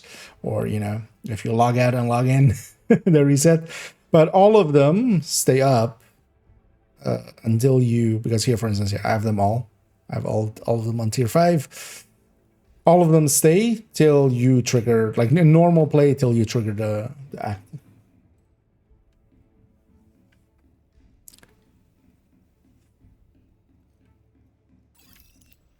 Because if you just play for long enough, you'll get all of them to 5, even if you don't have like a blue core or a yellow core. Because you just, you know, it just keeps going up. There is no decay to it. There is no like down, like, you know, you lose a tier every 10 minutes or something like that. Hostiles incoming. It just builds up and eventually it'll build up to full on all 3 of them. So you can kind of go, yeah, with any bonuses.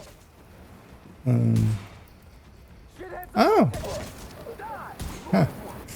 I didn't shot that screen yet. That was actually a projection, but no, it's not a projection, it's a screen. Actually, now that I get close to it as well. Yeah, that's a screen. I hadn't noticed.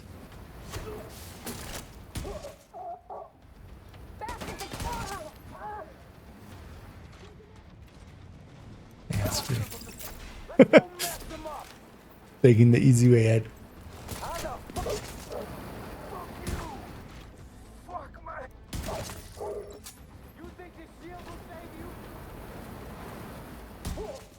Shoot that guy in the shield. And the blue, which normally when this guy's a yellow, and he has a thing at 10 million. Okay, still enough to kill an elite, but that would hamper like the next shot likely. 3 shot on an elite. I should have enough to. No way! Grant made this armor. Damn it, I'm out.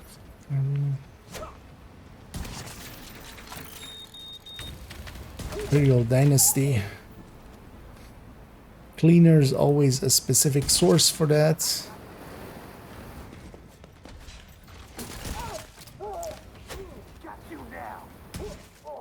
Well, that's good to know. So even a yellow, if they have yellow marker, and they have a skill out, we can still kill an elite with that.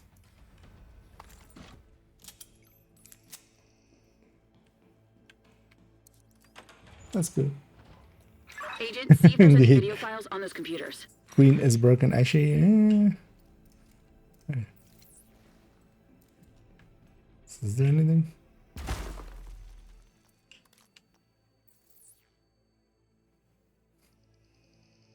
I didn't think of that.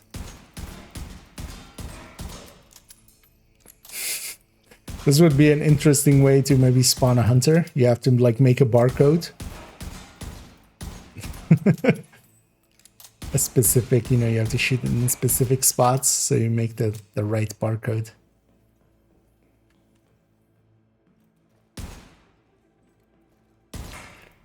And yeah, literally unplayable. That thing doesn't break.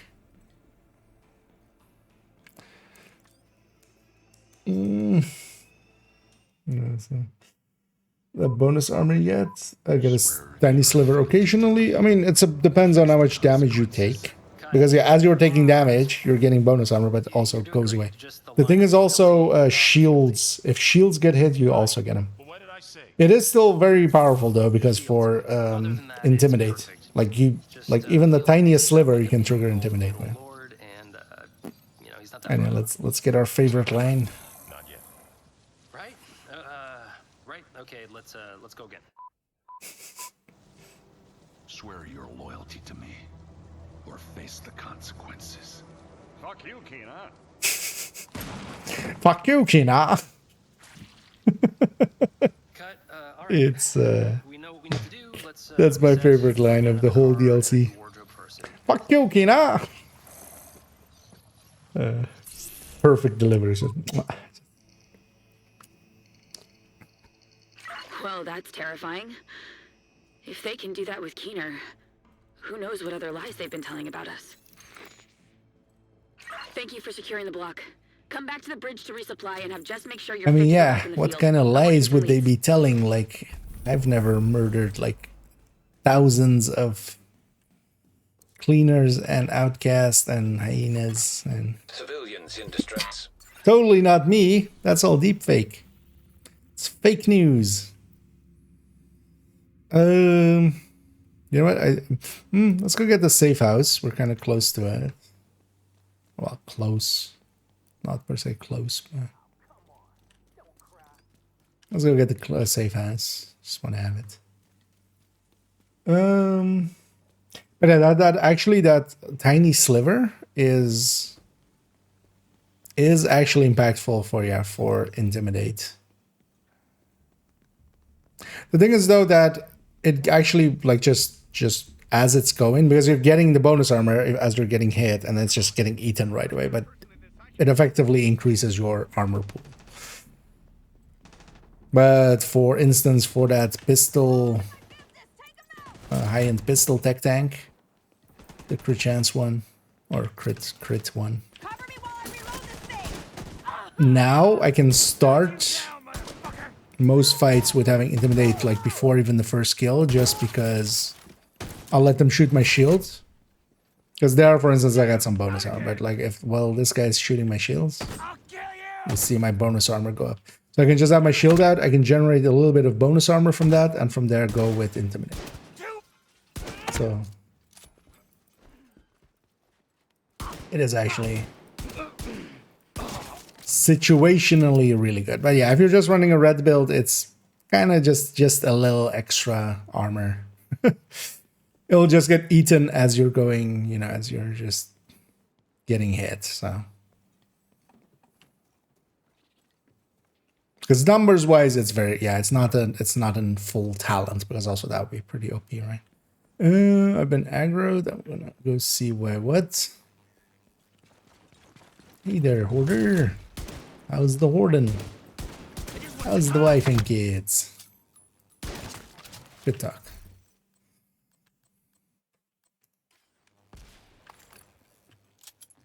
Do I still need? No, I'm done. Okay, nice. I have all the streamlines now. The library is all the way up to date. Because I remember getting an AR with, this afternoon, getting an AR with streamline, but I didn't pay attention if I was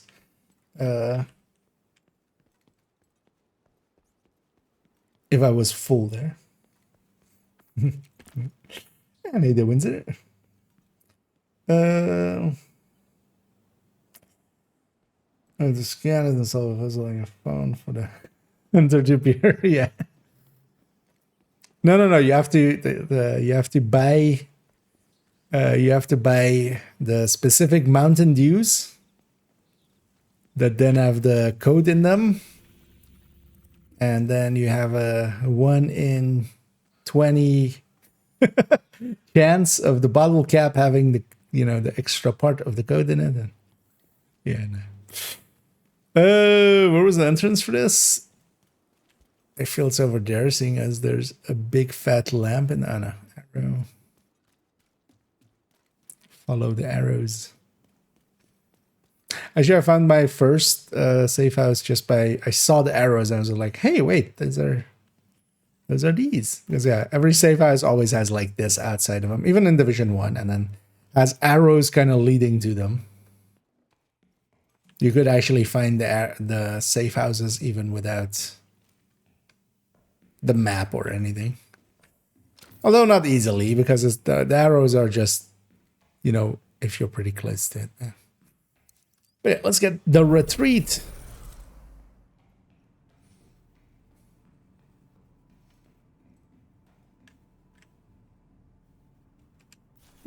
People here in Brooklyn. And while we're here, wouldn't mind actually going to the... Sure, wouldn't mind... I didn't yesterday do that, but it's like here, right? Let's actually do that. When I go there, I did the hunters on a different character. The hunters in Brooklyn are account-wide as well, right? I mean, definitely the masks and stuff are, but you can't respawn them on a second character like you could in year 1, right? Because actually in year 1, actually even year 2, they changed it somewhere like after season 4 or something. It used to be the masks and stuff were shared, but every character had to do the hunters separately. So, no no shields yet. Yeah, then you won't notice much from it. But, well, you'll have a little bit of bonus armor. Because it triggers basically as you're getting it, and then, yeah, it just gets eaten. So you have effectively a little bit more armor getting before, you know, before it's all gone. But with a full red anyway, as most know, it just gets eaten right away, basically, and Hostile control point identified. the health gate is the thing saving us. Let's see. Again, maybe wrong, but seems to be less beneficial compared to the temperature. Yeah, it's definitely. You know, the 10 crit chance is a really big damage increase, much more so than that. Although for tanky builds, because keep in mind as well, you keep the bonus armor continuously, and you can build it up while you have your shield out. So especially on tanky builds that are like just getting hit, just, you know, consider raid or something. Now they also have like a pretty hefty bonus armor amount, but yeah, it's like just gameplay wise for us, it doesn't really matter. Yeah, so in this character, even though I have the masks, this board is not filled in. As also, yeah, this place, this is the safe house from Division 1. If you haven't been here yet, if you do the hunters, the final hunter ends here. But also here is like some of the hints and stuff about the hunters and such are based on here. I don't actually remember like what exactly, but somebody made a Reddit post about it.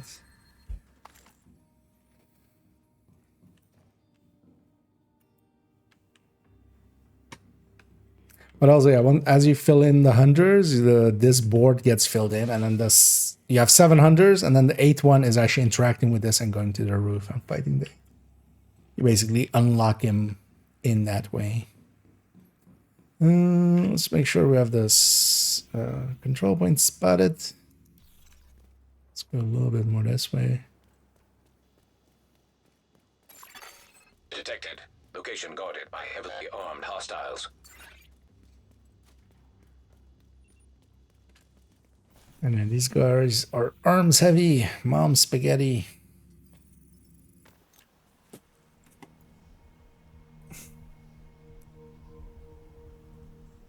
With vomit on their shirts already. Mom spaghetti.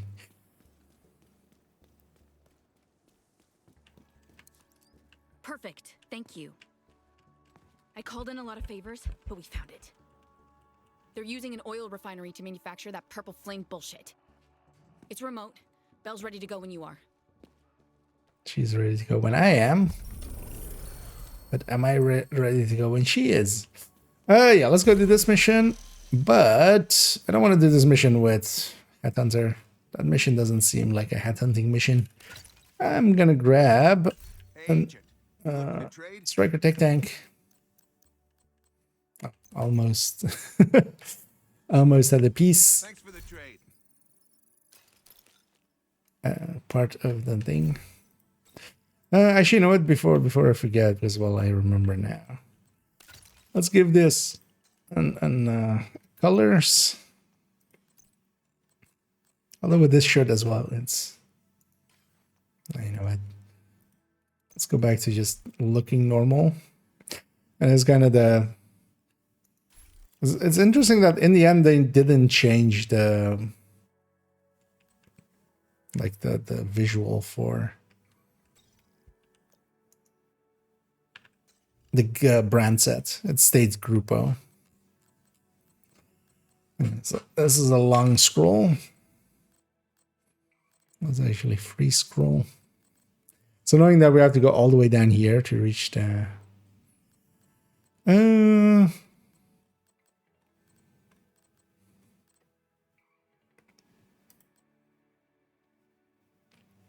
kind of like that, actually.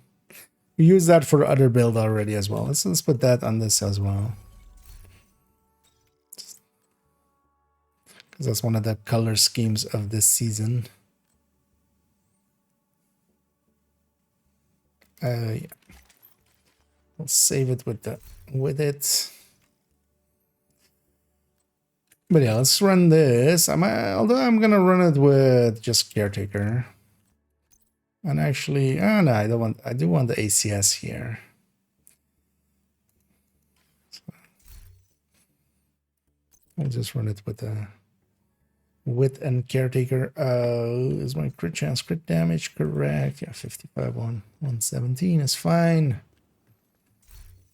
Well, actually I should try to hit 60.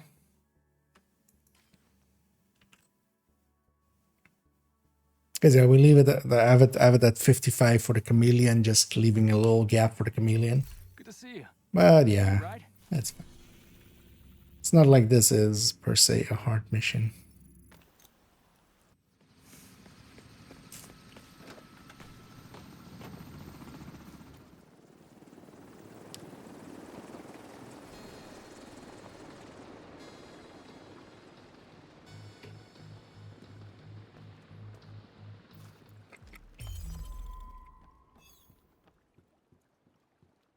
Agent, cleaners on site. We'll find Danvers later. Right now, I need you to find What the would purple H5 flame shop even and shut be it down. in like spelled out?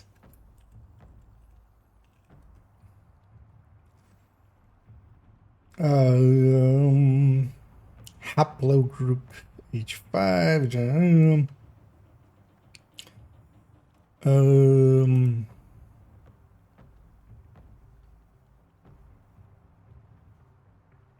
Ew, of course, actually it would just be that, right? It's not H5 in that way, it's H5 as in the isotope. That makes sense. Because yeah, H is low enough that that 5 could be an isotope for it. Because normally I'm just, we're used to like, well, I wouldn't know actually the plutonium isotopes and stuff, but you're kind of, those isotopes is the ones we usually think of when I think of isotopes, but hydrogen is so low that yeah, H5 would be an isotope. That wouldn't just be, H and then like the small 5 of it being 5 hydrogen atoms.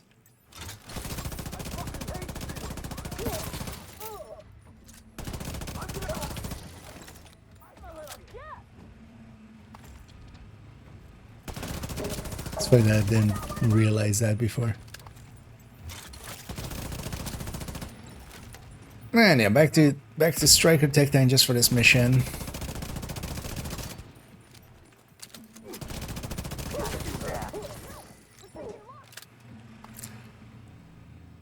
And that's a good thing that they changed Streamline. Streamline would have been like super OP for Tech Tank kind of stuff.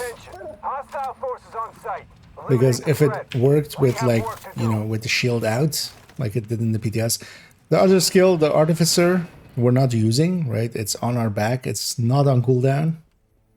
Unless we're using cool skills or something. Hostile turrets detected. Generator detected. I got him. So it would have been Turret disabled. Additional turret still online. pretty powerful here.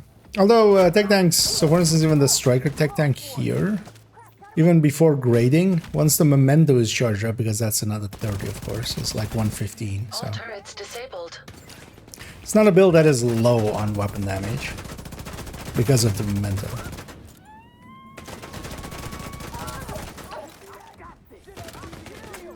But yeah, I would have still had basically 16-17% from it without needing to activate it or anything compared to the flatline that I usually go with, which is 12-ish on it.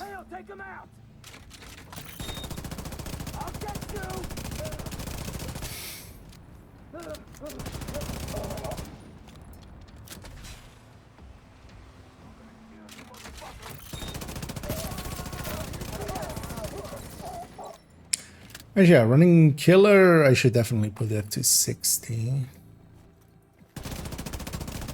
Actually, that 55 was gonna be was likely with modifier as well.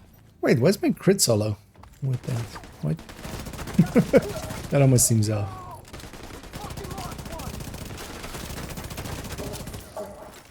Because I don't feel I'm leaving that big of a gap for that chameleon.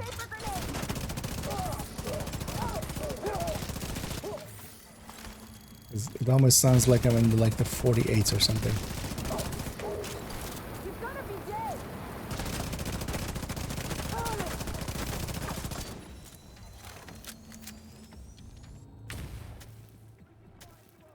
You survived that.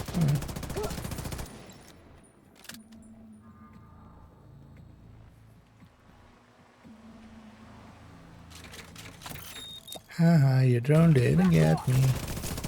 Man, this guy blue and yellow, even a red guy. It's taking so much more time to kill there.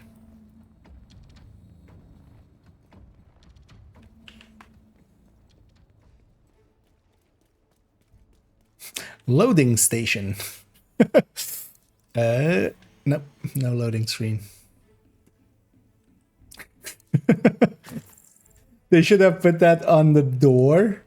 Because it would have just still been fine. Although they could have maybe like put some like area there or something. They should have put that on the door at the start with the thing where you go to the sewers and it's like Resident Evil.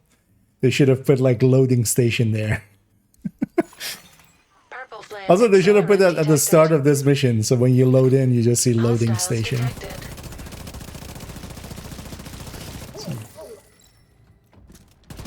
I feel putting it somewhere and not having a loading screen there is kind of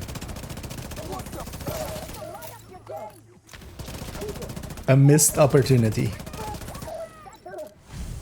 But maybe that's also my messed up brain that kind of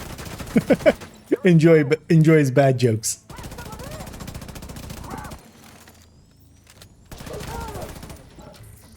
Maybe it would have been too much on the nose. But also, who doesn't mind being on the nose? Path blocked ahead. Agent required to circumvent locked security door. Palisade targeted. It's also nice just having Brooklyn for a few extra spots with targeted. Especially those short missions, I do feel... although they only have one name that in them. I feel if they had put two names in them, it would have been a little better. Because they are nice and short and...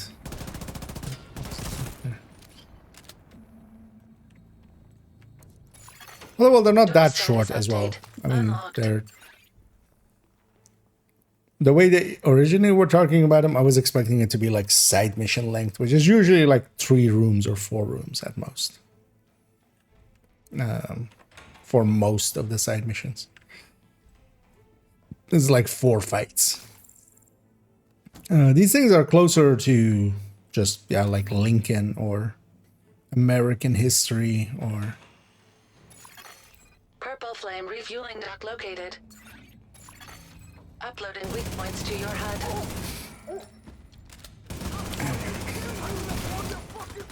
Let's destroy these woke points.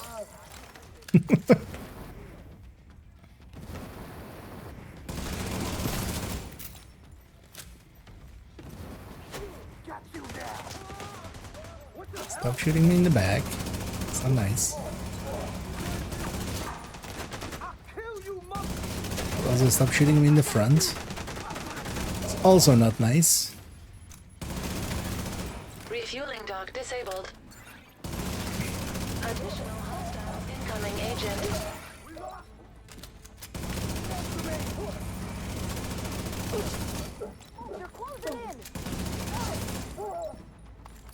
Yeah, we destroyed the woke points on these guys. Now the cleaners are gonna be even less woke.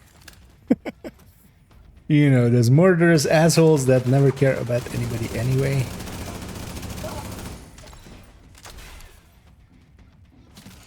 I feel they would be at their limit of like non-wokeness already. Nice of her to kick me out of the cloud. Because actually all she did there with that kick was just get me out of her destroyed weak point and...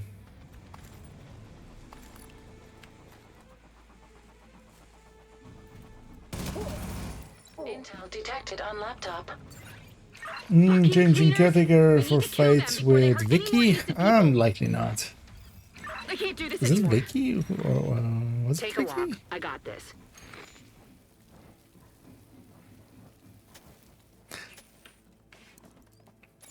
Just too lazy. Located. I'll kill her easily enough.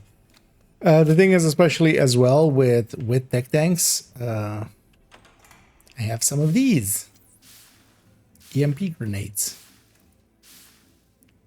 which means even without a sticky,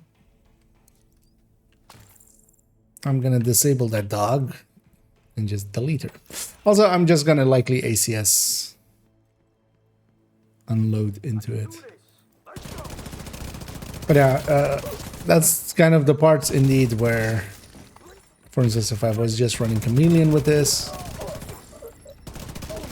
that might work out there. Or if I had measured, that would work out. Or just having flatline. Because with Vicky spawns kind of more than 10 seconds after you have any other kills anyway. If you want to blow something up, please go blow that up.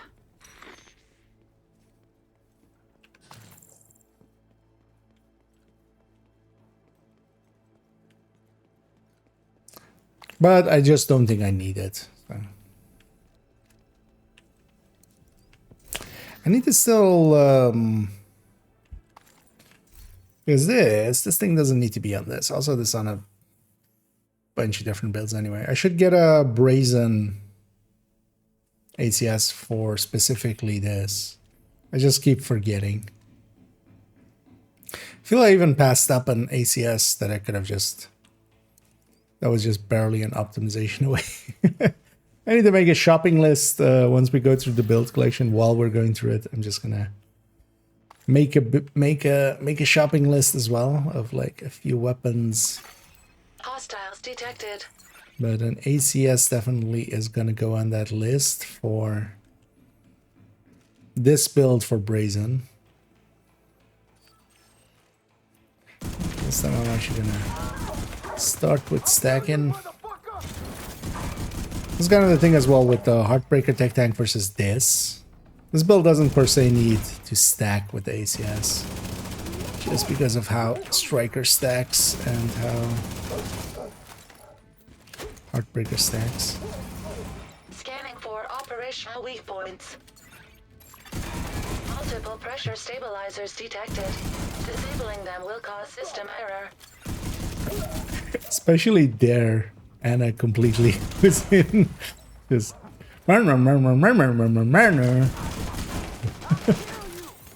it's a weird tonality. Just stands out.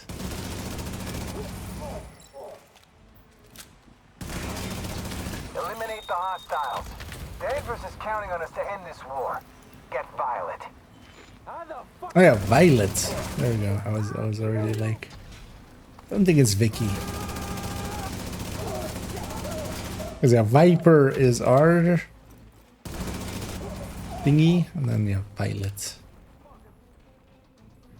That makes sense as well. With, you know, she has purple flame.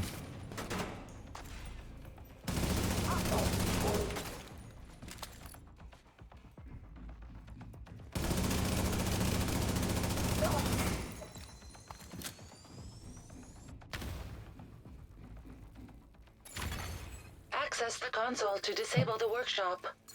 But I'm on PC. I can't access the console. Yeah, damn it, devs. Purple Flame Workshop inoperable. Experimental warhound Should make a detected. Reddit post just. Identification confirmed. How do I complete the DLC? I can't access consoles. Why didn't the devs give me an option? Also, yeah, while she is disrupted, she doesn't fire. She still moves. but she doesn't fire.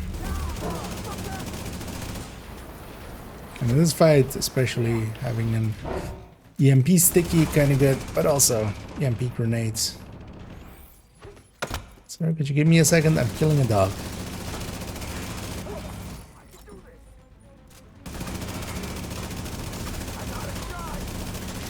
Well, actually in this fight, yeah, it spawns a few things. I should have maybe triggered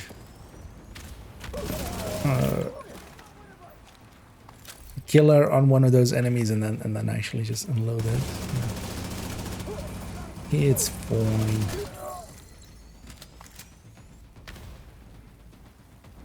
It's a fine. And with that I mean we're getting fined for it. Just... Secure the shipment. Danvers needs that shipment. Kill the hostiles and send the boat. Do we, Okay, what's With this? that way, right? Danvers requested a purple flame delivery. Agent, you need to sabotage that boat and destroy that shipment. Find it. I'm Vicky. How you doing? Don't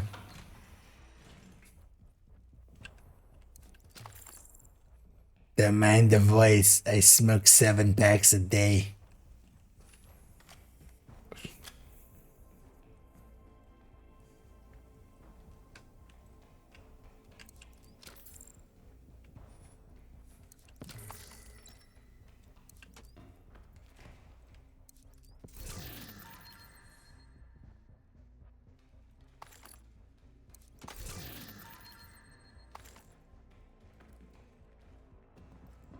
Yeah, let's grab ammo.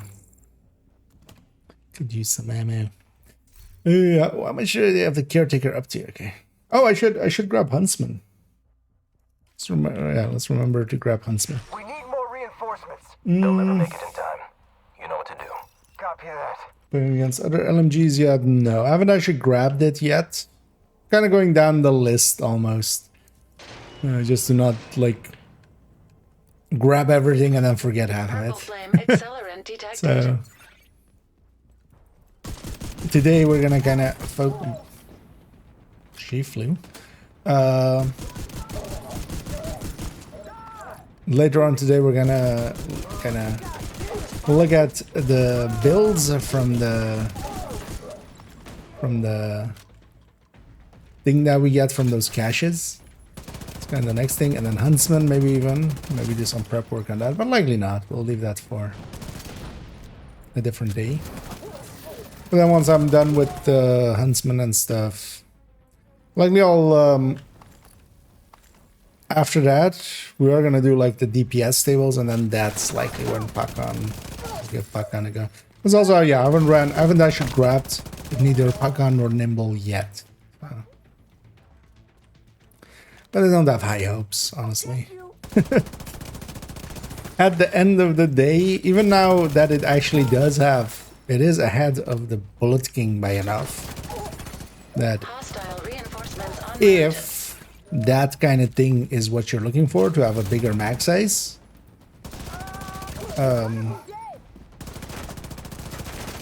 then yeah, you know, not the worst choice.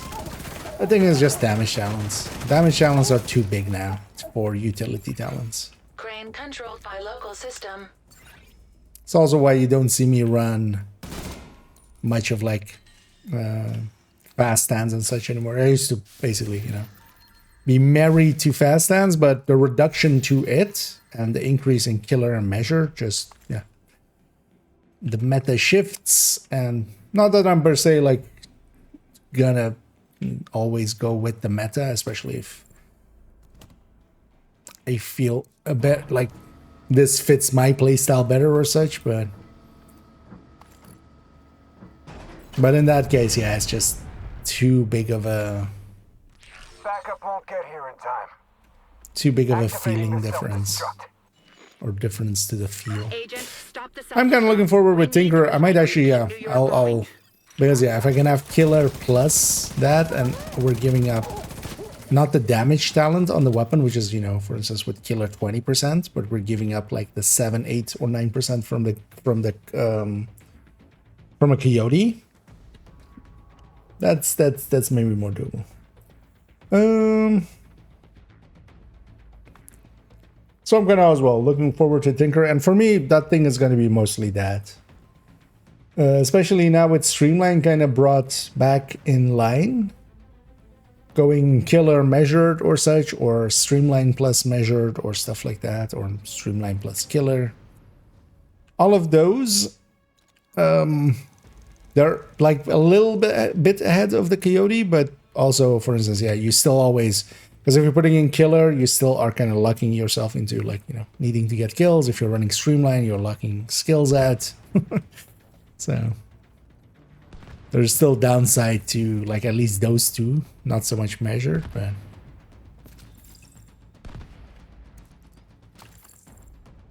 also I actually really need a bio break. Maybe I do that before. Syncing countdown to your HUD, Agent. I'm doing that after this. Refinery infrastructure corrupted. I do want to fill this thing at some point and see where it resets us to on heroic. Well, not here. I just want to today just get through it, but one time we're coming through here, I'm just gonna fail this on heroic and just see. I'm gonna guess it resets us back right here and fail it on the timer. Although as well, actually, if I look at the thing, if it does checkpoint there, because on heroic still, like when you reach the boss room, you have a checkpoint there, but then also it pops up checkpoint reached.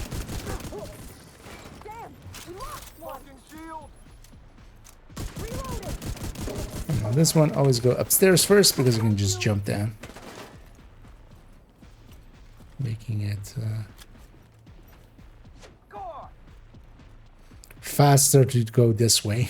You do the upstairs first and then come down. Let's get some striker stacks off of you. I got a shot.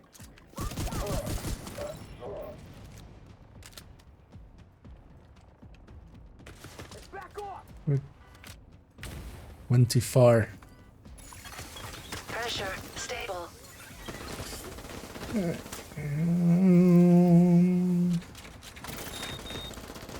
November. Oh, actually, yes, sorry, Reaver, but yeah, Bad gave you the right answer.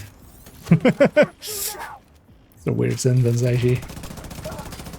Bad gave the good answer. Incursion, yeah, is the only thing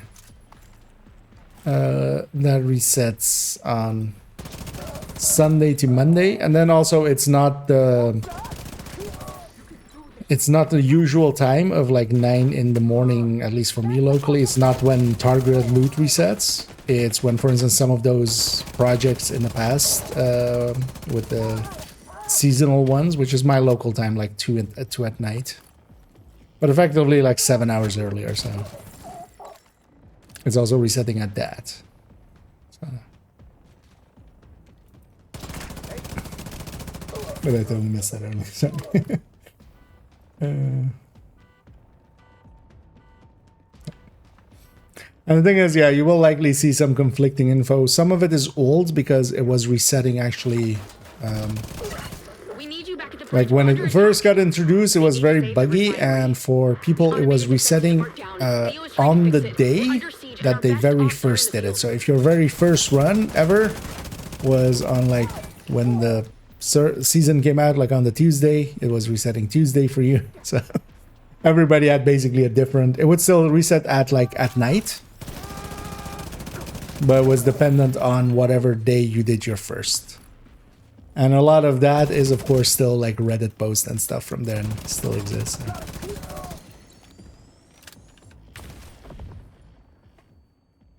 You can't stop this, Agent. Danvers is too smart for you. That's why starting out, like, nobody really knew what the hell was happening with it. And this guy apparently is giving a lot of people trouble. The thing is, though, that actually, like, this is exactly the kind of guy that tech tanks are kind of designed for. Somebody that does a little damage, but consistently, and you just need time to kill them.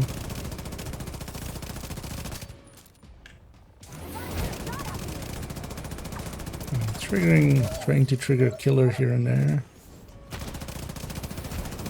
Oh, I'm so bad. Still have to try out this guy's mechanic at some point. Wait, let's see actually. Let me get you to... The funny thing is as well, he has kind of... if you're very close to him, you can kind of kite him. Like he's very much designed as like... He targets one guy and just kites. But actually when you get close to him, he starts walking backwards, so you can kind of like push him as well. Like when I get close to him, he starts going the other way. Yeah, no nearby pipes. But yeah, you can get him close to some of these pipes and then like blow him up. But I haven't actually seen that even like once or done it once. So. Secondary system online. I was there trying to do it, but I can't see any of those pipes here. So. Inevitable. Inevitable. Coordinates to the extraction point to HUD. Get the hell out of there. Get the hell in here. And there we go. Yeah, no timer anymore. Because I like these things. I can like blow them up like that. But I haven't done that against this boss like once yet. I just end up just murdering his face.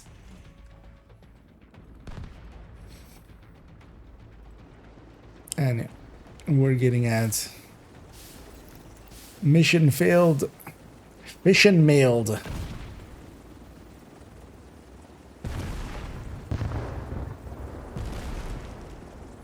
Kablooey.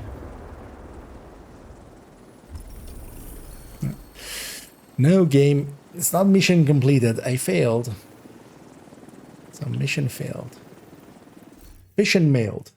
Yeah, let me catch up here for a second. I'm just gonna take a quick bio break before we go into the side mission. And the direct. So, so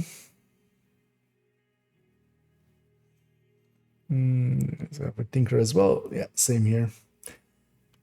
It'll be a few weeks still to go. I'm also actually not against as much. Like I've seen people be really mad that the Tinker isn't here. I'm actually kind of on board with. We have a lot of toys to play with now, and then we'll have the Tinkerer just by itself. Like this time, at least, is also something to like look forward to, because so far we've had Provocator, which like it's really still kind of dead in the water. We had Birdie, which was interesting, but in the end, I like played an hour with it and just went like, that's neat. And then put back a BTS glove on everything. It's like, that's a fast revive. So anyway, but this thing actually looks to go into a bunch of places. And also will be the meta for several builds. OD, like there is Coyote is gonna exit, and especially builds where we can find a good place where like you don't need the chest and the backpack, especially with gear sets, so you can put the mask in without too much loss, and then you have two good talents for it. And especially OD, Sadist plus Pressure Point, Sadist plus Vindictive, either of those is gonna be pretty tasty.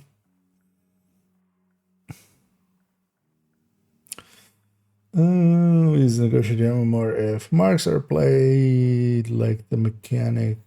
Spreading damage requires this particular playing style.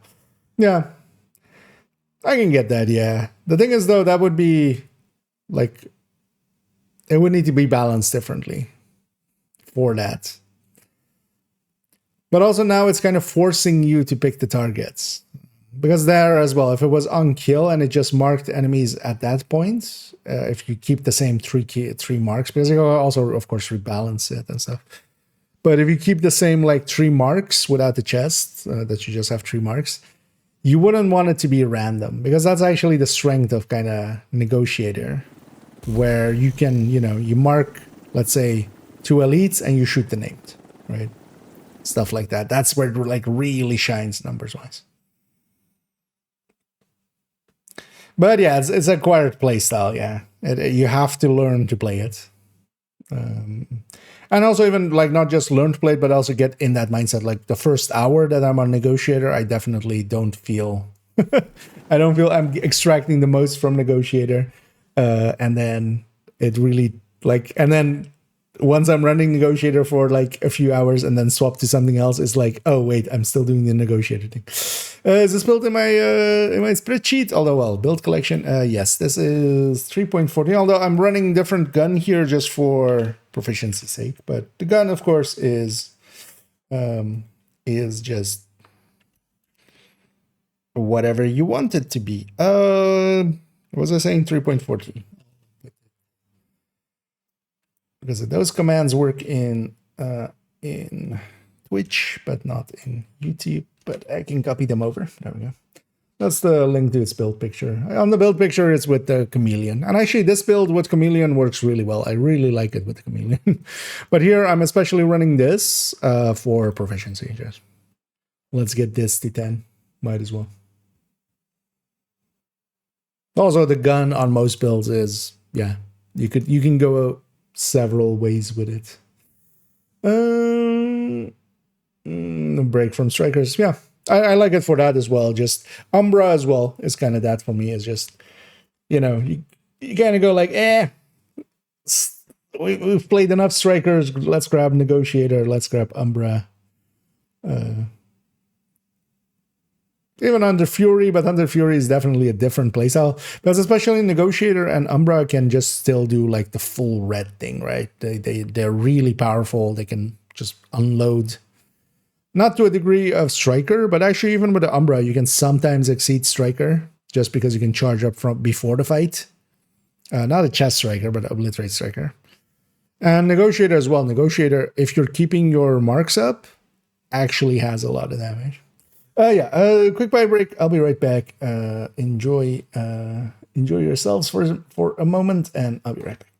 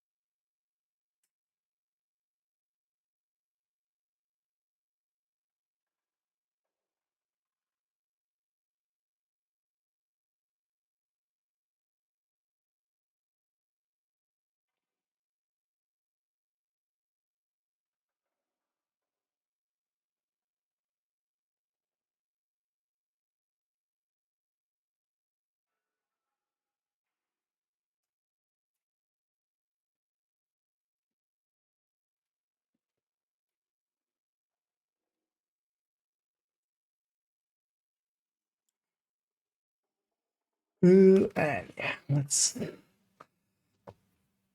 We'll likely in a bit as well. We'll discuss Negotiator. I might actually, I might do that.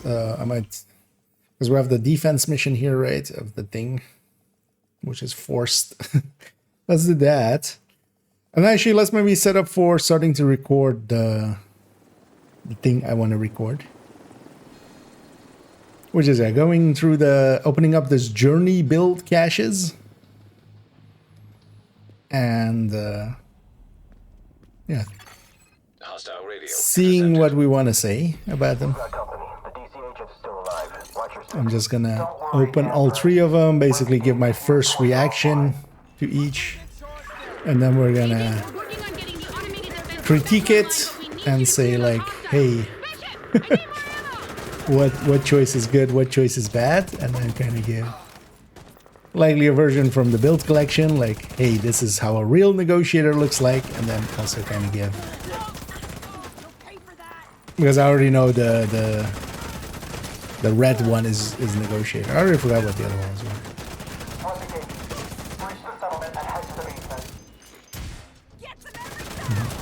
They love that. Yeah, we see for once we see a flare go up. That isn't ours. Is there anywhere else in this game where we see a flare that isn't ours? I mean, well, story-wise, right? Because yeah, Countdown or something. Somebody else flares, but I sure wouldn't want to be you.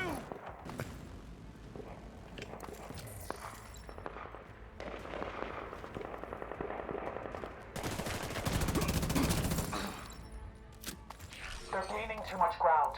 The bridge isn't going anywhere. Focus fire on that DC agent. I think that would just be a interesting video to do. Active hostile turret defense detected. This part as well is, even though my world is set to heroic, this part is just story. Effectively. So it pulls the difficulty down to story. Generator destroyed.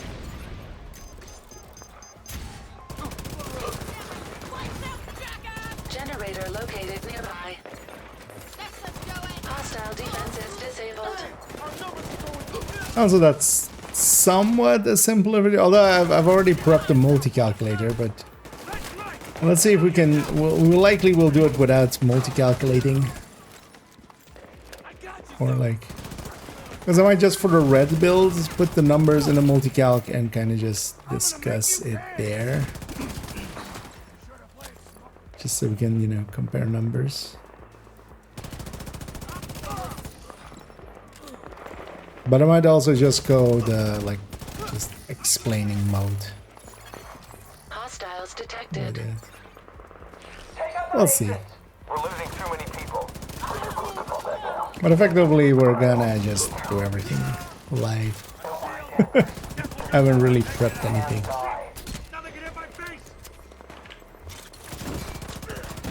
Because that'll be tomorrow's video, and then 2 days after is the Huntsman.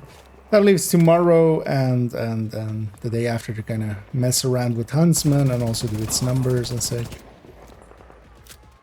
And kind of make some spreadsheets comparing it to some of the other talents, comparing it to Sleipnir, comparing it to GR9. And then also part of that one will be discussing the changes to Frenzy and what that means for some They're of the retreating. Bridge secure. So Thank you, that one Agent. will be a little bit more in depth than this one, just it's kind of Agent, you should be filler, but it'll still be Meet me fun. in the basement. We need to debrief.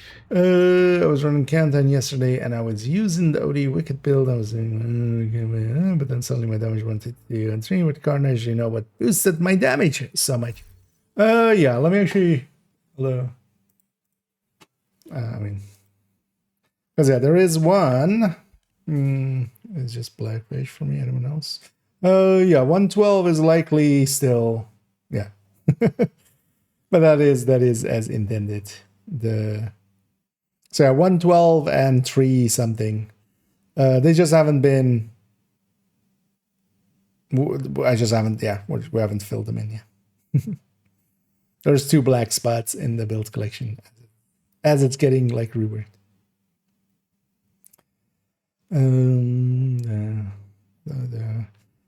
Yeah, so yeah, we used to have one, and then it got replaced by the pistol one, and I kept the Hunter's Fury and the pistol. But now I've decided I'm going to keep the pistol and the high-end AR one. And we're getting rid of the Hunter's Fury tech tank. So, actually, the build picture for it is basically in there. First, though, let me do this. Guides. Just to open it up for myself easily. Don't think I had a tab open with guides. I'll put it in both chats, actually. So guides takes you to here. There's a countdown guide here.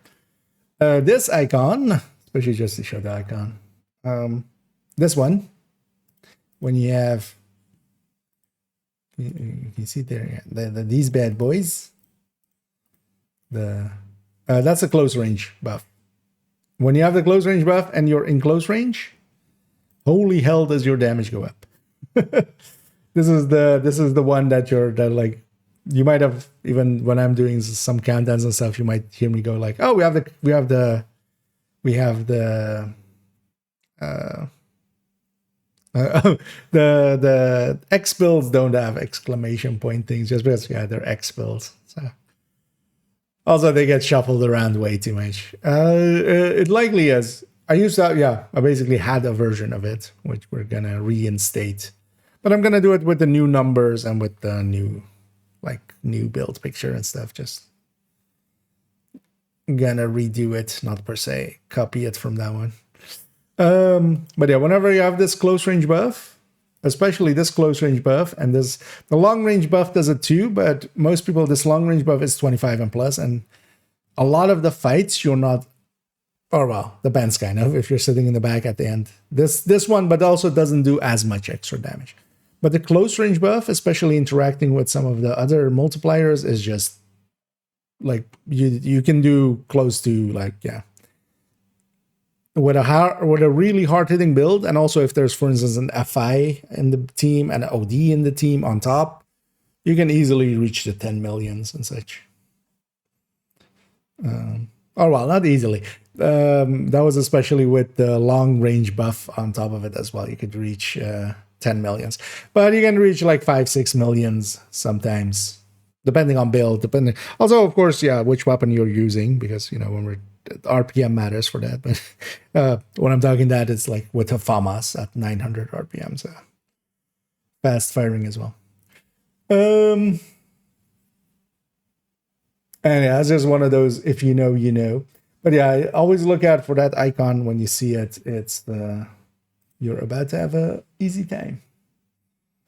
Let me actually go back here. So yeah, on the build collection, for the time being, this one just hasn't been filled in. This one is basically that Headhunter's Fury Headhunter that we just were playing with a second ago. Both of those just need to get added. X17, yeah.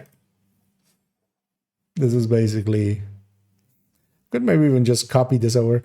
We just have different grading here, but I'll make a new fresh picture from it. But yeah, that's basically the hind. This isn't a good build, by the way, just to be clear. To me though, it's just still better than the Hunter's Fury one. And what it is not a copy of the Striker or the Hunter's Heartbreaker or stuff like that. It's good enough, and especially for that character, it gives them an AR based, or AR or SMG based tech tank, because otherwise I would just have the pistol one. Like, that's, while nice, sometimes you just want to go faster than that thing. So it's not yeah.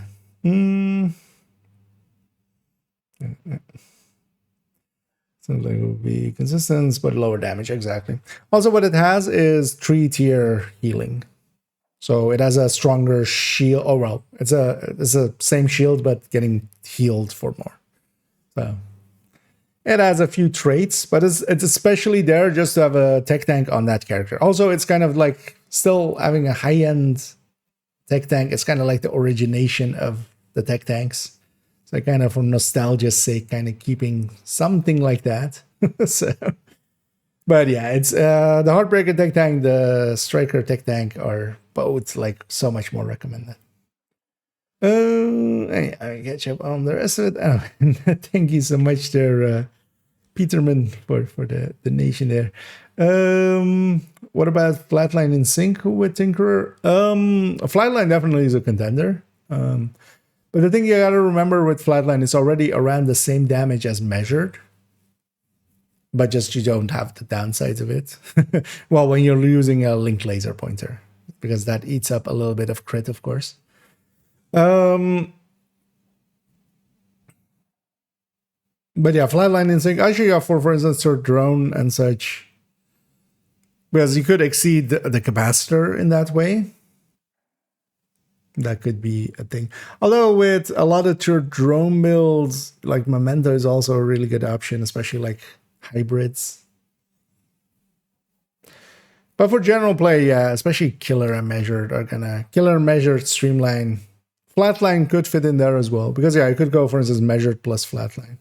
In sync isn't that, is a decent amount of damage, but also is conditional on the skill damage side of things, which, you know, when you're disrupted, when there's a hunter in front of you and you can't deploy a turret or drone, is a little bit less. But yeah, we'll play around with all of them. Because you gotta remember, in sync is 40 weapon damage. Or well, no, actually, because you can't do the perfect. You can do I want to thank you 30. for keeping morale and the baby safe. Good. And You're back. You're in charge. while decent, Next time yeah, you're it's keener still to send a gonna road trip, get someone like else it's to not guard gonna your beat secrets. or come close to like Couldn't have been that hard being measure, the leader. The fucking cleaners took for Jess and instance, they which is burned down the also clinic. consistent. You're fine. We're fine. Plus, I got back in time for the birth. Don't be your The dad, machine Leo. fast stands when we get into quality of life. Yep. I'm here. I feel kind of the same way. The second talent is quite often going to become utility. Good luck with that. But then, yeah, fast hands, preservation, future perfect, like future perfect with like, you know, a killer weapon and a shield, for instance, and you just get tears on the shield for some stuff, or you get tears for smart cover that is stronger. Backup. Stuff like that. Agent, why don't you do the honors? I feel Tinkerer is one of the more interesting items for quite a while, that we've had. Partially as well, I'm just gonna grab each talent on a weapon and then just on the other one, just go into the library and go like, let's try this one, let's try this one, let's try this one. Just go through the list and just, I mean, with a lot of them, we can kind of, you know, we kind of can know just from experience what it's kind of gonna feel like, but just to play it out, I will likely run like way too many and just have it figured out. Recommended builds for Legendary Summit and Weeklies. So in the recommended builds, I'll put it again. I have a section actually for recommended builds, although for group setting for Legendary, that would work out for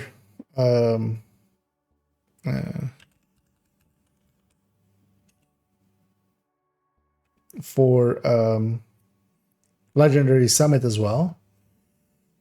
Go to the list. Go here. So that takes you here.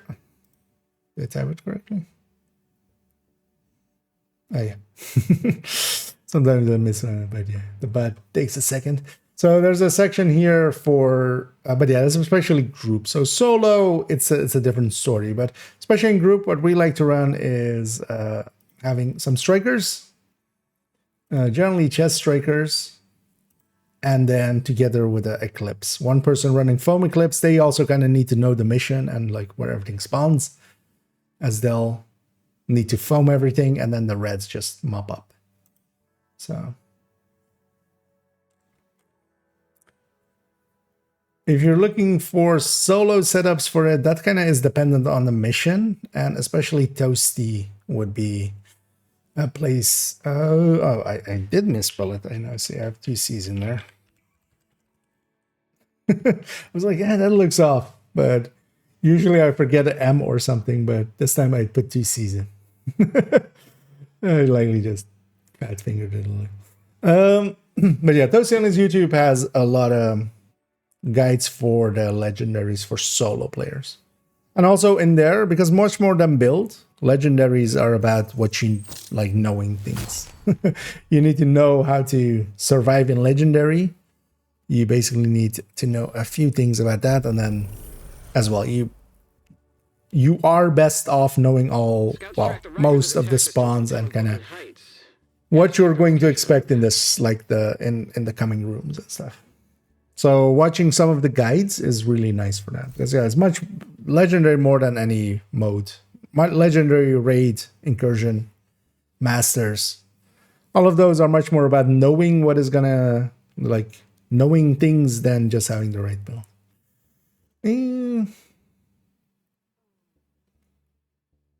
Are they build staying backline and doing decent damage? Can't come back to strikers anymore. Yeah, I mean a nice support build, and also yeah, you'll be helping people. You'll be helping people do more damage, especially in Countdown. Yeah, having an OD or a red FI in the team is like well worth it. So it's and the friendly marauder. I mean, it's just they want to give us like, hey, they want story wise. I feel it's a reminder of, hey, remember that Theo is a fucking genius, right? That I feel that's kind of the story reason for that moment. Like, hey, Theo can make exceptional things happen, but yeah, it's not. And also they use it, of course, in like 2 missions as a support for us. But also that whole section like didn't need that. Yeah, you're welcome. I just came back after 5 years. I have an old striker build with Coyote and Cheska. I'm Memento for solo with the Metanapolis. Well, actually, just a little bit above you, there's the recommended build list link still here. I won't put it up again. That quickly, but yeah, click that recommended build list thing. Striker is still the general meta. Although, well, if you were 5 years ago, it was like in year 2. Striker was not really the meta back then. Also, it would be set up differently back then. You wouldn't take the chest, you wouldn't ever take the chest, and you would like not take the backpack usually with it, if I remember right. But yeah, you can kind of see what the general setups for it are in that recommended build list. Later on. Well, it's just that mission, right? It's just it shows up in that mission as like a set piece thing. The turrets mission, where it like comes and saves you first, and then fights the other turret and kind of gets its ass handed to it. Loses to 1 turret. Yeah, let's go get set up for recording. Yeah, we'll just leave this character as is. We'll come back to them and finish up their Brooklyn. This is the last character on main account that is going through Brooklyn. That is having to have a battle for it. But also, yeah, for tomorrow, I want to have a video up. We're going to record actually, we'll just do it 11 stream here. I already grabbed the 3 caches from the seasonal journey thing. I need to debrief with Schaefer. Kelso had to go. Effectively, I'm just going to She's not here. pop each one. We're going to discuss what we get, what the mistakes are, what would we change, upgrade path, and then compare it to like builds from the build collection. Which also for me is a simple one. Simpler one, a little likely, because maybe for the negotiator we'll do some damage numbers and stuff, but for the other 2 we don't need to per se do damage numbers. We can just compare it to the build collection builds, setups for it, and kind of give like ways to kind of have it. Also, actually, so is I've been trying to set up the screenshot key. Is the screenshot key, at least on PC, working for anybody? Because yeah, they changed the rules. I used to have F12, and now it says you can't have just the F keys by themselves. But I tried doing Shift F12, and that still doesn't work. It says you can do Shift F12, but I couldn't make it making makers. Because I was checking my screenshot folder, and yeah, the last one was like one of the hardcores that we were doing like recently. So no, yeah, I know the snippet tool, but I want just a button, because the snipping or like the screenshot tool and stuff, that's like that also doesn't work for the game, at least for me with full screen. Like it takes, I have to like not run it on full screen. Annoyingly. for that. Agent, I need to debrief with Schaefer. Kelso had to go. Said it was safer for But us the to not Ubisoft hear. Connect button, effectively.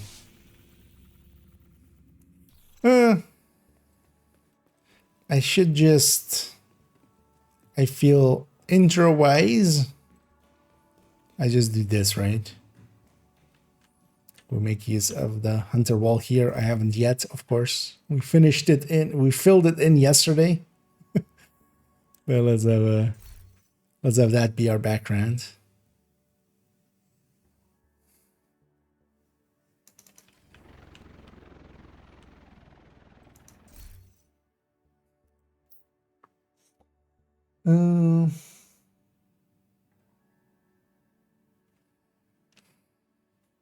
Because let's get set up. So actually, did I make a folder already for it? Let's go to the recording folder.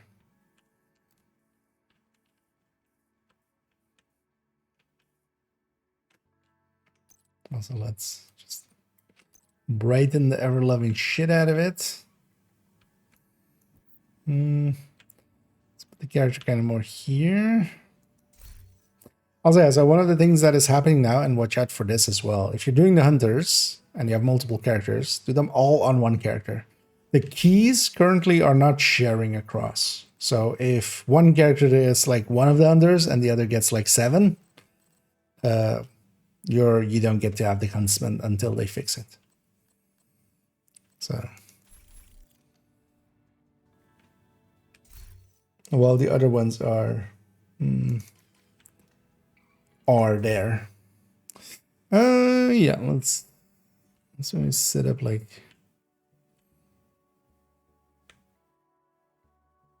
well, that's kind of a good enough look. How's Heartbreaker work out of interest? So Heartbreaker versus Striker is not great. Heartbreaker, especially if you're setting it up as a full red or something, which this character does have as well, I think. Yeah. So in like a full red setup, although this is like normally like this, it doesn't work out too great. Technically, it has around the same damage as an Obliterate Striker, not a Chest Striker, but an Obliterate Striker. But Heartbreaker stacking is so much worse. It just doesn't count every stack the way that Striker, basically every hit that Striker makes, it counts that stack. And that's kind of the biggest downside of it. It just doesn't stack well enough. But for some things, and then you get bonus armor alongside of it. So, but then there is stuff like this. This is a Heartbreaker tech tank. This is kind of my go-to solo build together with that Striker one. Especially with the Memento and then also with a little bit of tankiness. That bonus armor we're kind of making use of. And then we're also using an ACS to stack with. Where we're just getting so close when we can. You know, we have the tools to get close and then just stack with the ACS. And then it's kind of fine. And especially for a build, like the Heartbreaker tech tank, it works out. But yeah, for a full red or something, not so much. And here it does work out as well because we get, Heartbreaker does have bonus armor, which helps out quite a bit. It lets you be like very silly aggressive. Silly levels of aggressive. So that's why I kind of like that one.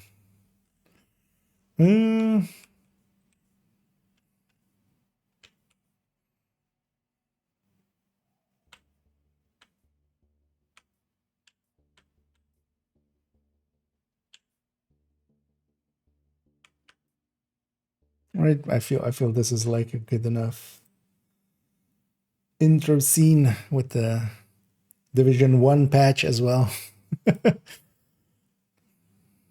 I'm happy I got that patch just before the shields and stuff, or like Division 2 kind of released. Because that's from the Division 1 shields is where you get that one from. Let's make a new folder, 25M06D02. Yeah. _ journey build. I'm hoping not too many people will be confused because I'm likely gonna just call it journey builds, but that they don't think it's builds for the journey, it's builds from the journey. But I'll explain it, of course, in the intro on. So Hopefully people will. And it's just a rambling talk. It's not an in-depth look. When was our last rambling? That was the hardcore. Let's copy a thumbnail file and such.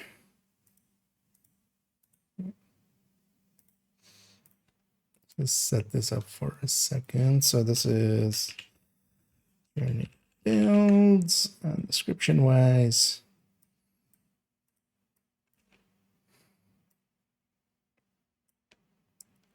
I always make a text file with description file basically, and then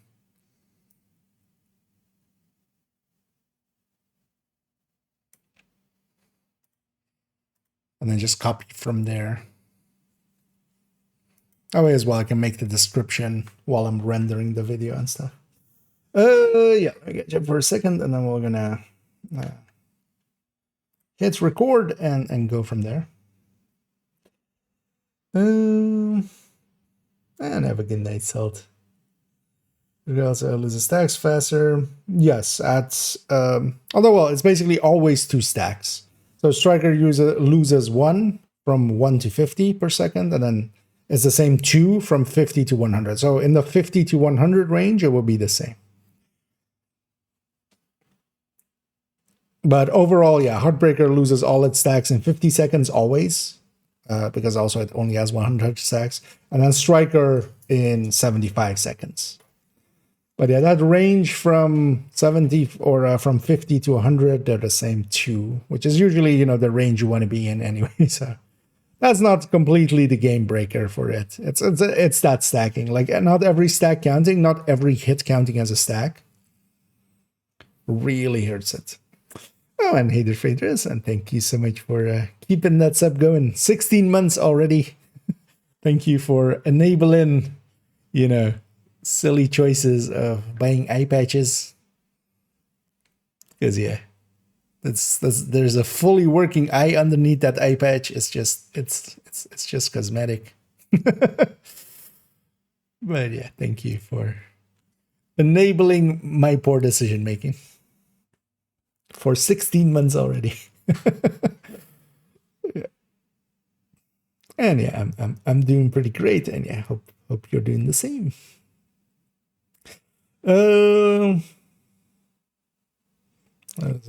Non-silly, I'm canceling it.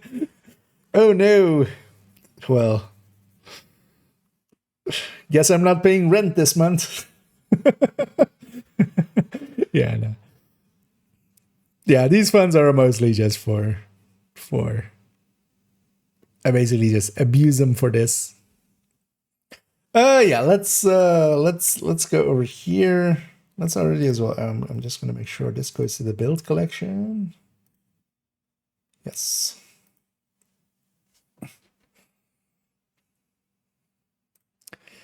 So we start here. This is just the intro, and then we go to talking what we're getting them from, and then show the caches. And then we go to red, yellow, blue? No, let's go red, blue, yellow, because the blue one is like the least interesting, so we'll put that in the middle. Yeah, let's go. What was rambling talk intro was, and for today's video I want to ramble on for a bit, you know. Yeah. Hi, I'm IKEA, and fuck you, Kina. Yeah. Hi, that was weird inflection. Let's maybe have a sip there. Like, my voice didn't really like engage there almost. Hi, I'm IKEA, and for today's video, I want to have an in-depth look. No. Hi, I'm IKEA, and for today's video, I want to ramble on for a bit about journey builds. I might be wondering what I mean with journey builds. There are a few caches that we get from the journey, from journey 4, 5, and 6 specifically, and they contain builds. For newer players, most likely, but even maybe for some veterans, maybe a build that they haven't tried out yet. I haven't looked at what they are. I'm going to give you, we're going to go through basically, open each one up. I'm going to give you my first impression on each one, and then go through and maybe talk about what's right, what's wrong, at least in my opinion. Show maybe what I do with those gear sets, as I've seen that they are all gear sets. And then discuss what maybe an upgrade path would be, even if, for instance, you're a newer player and you do get those builds, and what can you do with them? What would be maybe a better way of setting them up? And this one's just, I feel, a somewhat easier one for me as well, as I'm crunching on some numbers in on the background. But this buys me sometimes effectively to just, have a little bit of a simpler one. But I hope it will still be informative, as we'll discuss, what is right and wrong with these setups. Let's go get started with the premise. I might redo that. I was kind of, even for a rambly video, I kind of lost the plot there. I lost kind of where I was heading for a second. Let me get you up here. What's using a GMG with mods is crit chance. Always a way to go for the third attribute on LMGs, mostly, although, so generally what you do is you take crit chance third stat, and depending on the weapon, you can go crit damage mods on the weapon now as well. That's the big change as well. That's why it's now so much more like basically always go crit chance, especially if it's a crit chance based build. There is a few places like the triple tick build where DTA can kind of make sense because it's applying to the Val and it's applying to with the Pestilence. It's applying to the Val, it's applying to the bleed ticks from OD with the triple tick and to the Pestilence itself. So, there, for instance. But in generally any build where you're using, strikers or high-end or Langmo build or stuff like that, or most of those you want crit chance. Same for OD as well. If you're running OD as like a crit chance, crit damage build, not the triple tick version, you just want crit chance. But then also, depending on your crit chances, so for instance in Striker, you would take 2 crit chance mods and 1 crit damage mod, if I remember correctly, and you land on 52, I think, or 50, one of the two. Food, children, medicine, who needs eye patches to buy? Indeed. How will I sleep without an eye patch? Right, it needs to cover up an eye, then I can sleep. My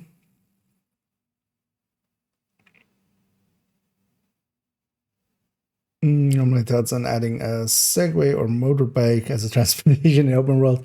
The open world in Division isn't large, so if you can traverse it faster, the faster you can traverse it, the larger the world needs to be to kind of feel large. Division actually is very compact, but that's also our only mode of transportation is our feet and the chopper going in between places. But, we're just running. And because of that, actually, the places are kind of compact. And they can be that because, it still takes a while to get across.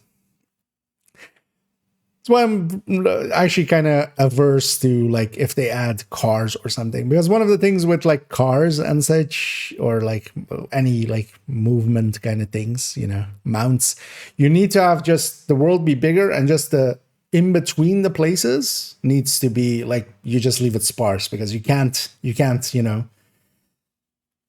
the bigger you make the world's map, there's only so much time you can spend on it. So eventually what usually becomes in like open world games that have cars is like you have, a road to drive, right? And there's nothing. There's a town here, there's a town there, and there's a road in between, and there's nothing on that road. Maybe like one shack or something. I kind of like the way that Division is set up with it being very dense, and just there's a bunch of things to explore, kind of more of a cityscape. Because also we can transport, we can fast travel. So we can just fast travel across the map. That's, you know, just imagine that being worth taking a bike or something then. They're from Britain. Did you try your feelings?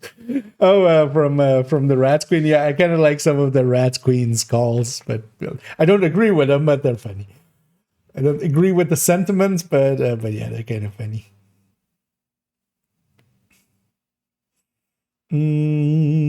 What's a triple tick build? 4 point something. I can link to it. This one, 410. Triple tick is a setup for OD like this. This is actually pretty good for solo play, especially. Also, I'll put it in the YouTube chat. Also, it can deal especially with ammo directives. So this is one way, for instance, with even with Pistolero or such, you can have Pistolero or the ammo hoarders, the reduced ammo one, and still kind of run this. And it has triple ticks. It has the Pestilence, the Vial, and then the Bleed from OD. That's kind of the idea behind it. And especially for solo, where, you know, scaling isn't too high, just solo heroic. I kind of like the build, actually. You just try to mark multiple enemies and make them bleed, get a pesty tick going, get some vals going, and just do a lot of small numbers effectively. Because yeah, it doesn't do that much damage. It's not like the Lengmo pesty in like how hard it hits, but it works out still pretty well. And it's also kind of an out there build that is different in playstyle, different in setup. So the propaganda bear guys, yeah. I mean, the open world ones indeed. The other one's also interesting with I actually want to sit there and kind of listen to some of them at some point, where the ones from Grant are also kind of just trying to like rehabilitate the image from Pharaoh of like not being the murderous bastard that he was. Huntsman Frenzy versus Famas with Killer, uptime issues with Huntsman. Yeah, that's basically the yeah. Yes. The uptime issues though, the thing is though, Killer still requires a kill, and there is places where you won't have a kill, but you'll have the ability to just before the fight unload. So yesterday we were doing the Hunters, for instance. We were doing it in group. Killer would be of no use, right? Like I get it after we kill the Hunter, like nice. If something else is around to kill, but it's not useful for hunters. But what I could do is just, you know, we know when the hunters are going to spawn. I like empty my FAMAS to one round. When I see the person kind of interacting, I do that last round, reload, and we can go. So Huntsman is, yeah, situationally it can be really good. But if you're just using it in its way, there's also with Striker, there's an issue where if you just unload right all the way, you might have noticed that you do one mag, reload, do another mag, reload, and it's still within that 9 seconds. So unless you like release for a little bit or such, or like don't start firing right away after reloading or such, it is still just going to do those two and then have a full mag that is like not. Which is kind of annoying. But yeah, we'll deep dive into Huntsman actually. So that's not going to be tomorrow's video, but the one like 2 days after that. So not Tuesday, but Thursday. Yeah, I was like, yeah, that's tomorrow's one. And the kick pipe, indeed. I mean, we have a skateboard. It's just we can't ride it. It's on our back. I'd like a dog. Well, I'd like a cat. I'd like a cheetah. Well, let's go all the way. Let's just have a dragon. Just we just ride around on a dragon. Like a camel, yeah. So I didn't know that build. Streamline is DOA for me. Can't use it with shield at. I got nerfed, but just strong in my opinion. Was expecting 50%, but we're gonna 64 perfect. I feel it's still actually like still too high, in my opinion. But yeah, the price is kind of be different. But I agree with you. Like I like using my skills way too much for me to use streamline. I'd rather have measured and like, you know, the 6-7% less on a full red build, and then have my skills, and then maybe even use the smart cover and, you know, get 10 detox from there or even more. But for me, like, yeah, I just, especially on red builds, I love running pulse, just constantly pulsing. Streamline is not an option for me. But there's plenty of people it will be an option for where it's... But yeah, no, if it was stronger than it was, it's already really strong. Keep in mind that, like, on even a full, like, in its worst case, basically, you know, striker, 30 grading, and then that, which is kind of like the worst case for it. It's still 16%. Like, that's still way, like, that's just behind killer. So numbers wise, I feel it's fine. It's just, yeah, you have to make sure you're okay with the price. Yeah, let's enough yapping. Let's actually let's actually jump into this. Yeah. Hi, I'm IKEA, and for today's video, I want to have not an in-depth look, because I'm gonna actually, yeah, we're gonna retry this first part. I'm gonna save that other one we had a second ago, but yeah, it got a little bit kind of disjointed, so I wouldn't mind getting a better one. Hi, I'm IKEA, and for today's video, I want to have a ramble about the journey builds. Now, you might be wondering what those are. You get a set of 3 caches from the journey, completing some of the journeys, that specifically 4, 5, and 6. When you actually complete those journeys and accept your rewards, one of them is a cache for each one. And in those is a build. Now, there is basically a red build from 4, and a blue build from 5, and a yellow build from 6. I haven't actually looked exactly at what they are. I have seen that they are gear sets.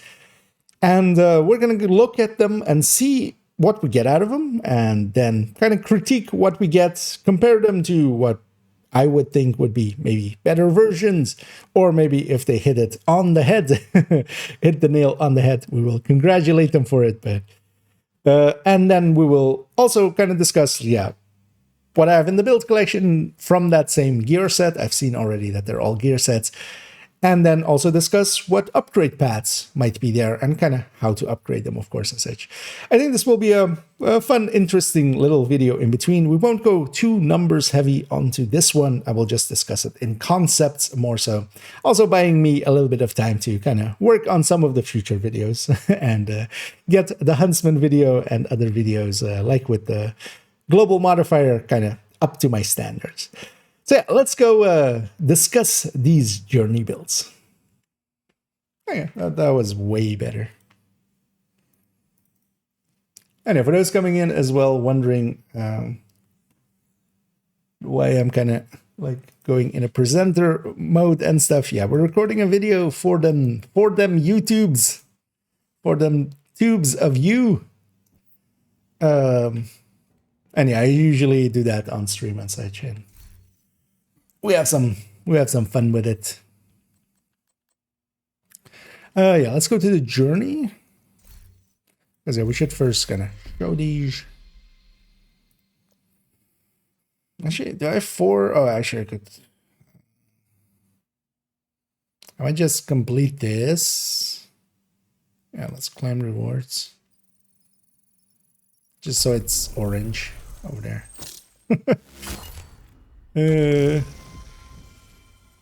Although, let's go then. Still want that background, but yeah, I don't want these other caches in here.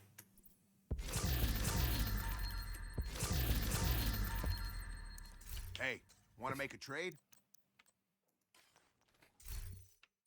Let me catch up here for a second. Oh, wait for Tinker. Maybe say this was Killer on OD LMG. Yeah, although because while Killer is not too bad, yeah, you could have 15% just always uptime with pressure point. Like for OD, yeah, it's going to be pressure point or Vindictive. Like Vindictive is going to be great as well if you're generally like OD is to me a lot. Although this season you can run it for the ammo directive, so you can run it just to have the bonuses there, or to have ammo to bypass the directive.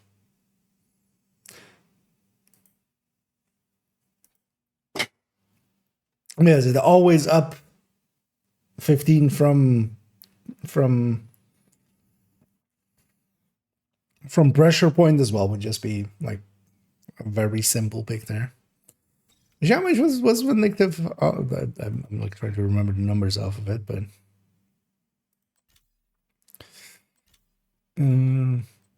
this as well is like 16 plus 16, especially the crit chance part of it. Because yeah, it could even just depend.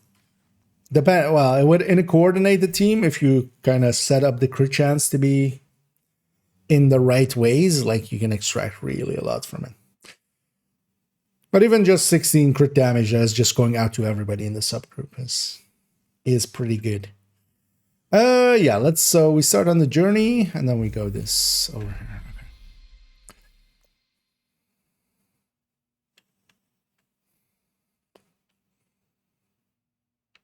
And to kind of show where we get them. So here we've come to the journey screen. On journey 4, actually down here, you can actually see them. Journey build cache. And the first time that I saw these, I was like very curious what these would be. And yeah, they did not disappoint so far. As yeah, they turned out to be actually a full build. And they're actually doing this for in a lot of places, because recently I leveled up a hardcore and we went from level 1 all the way to level 40.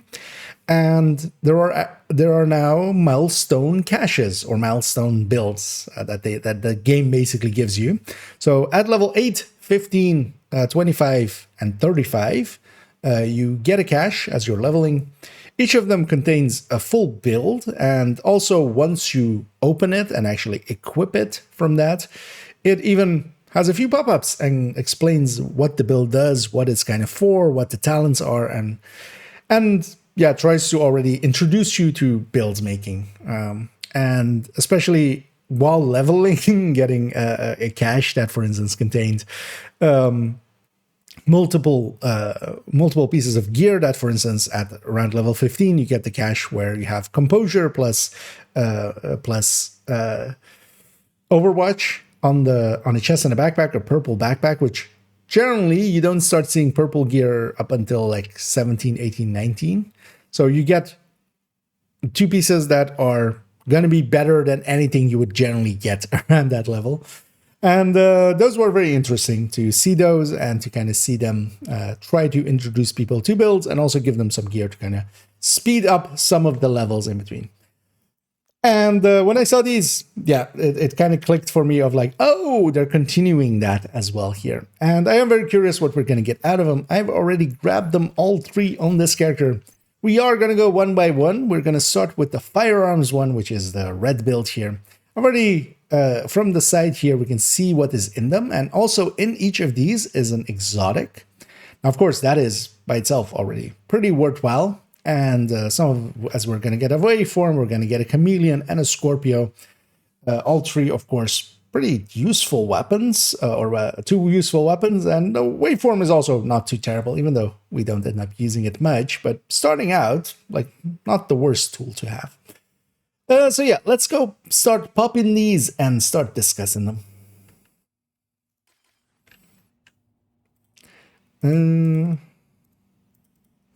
I started going into actually. I have that habit sometimes, especially when I'm kind of tired, is I'll grab onto a word and just keep repeating it.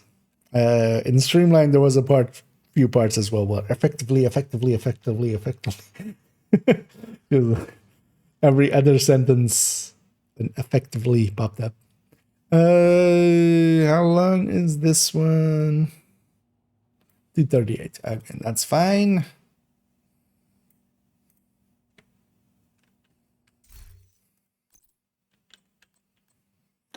Yeah.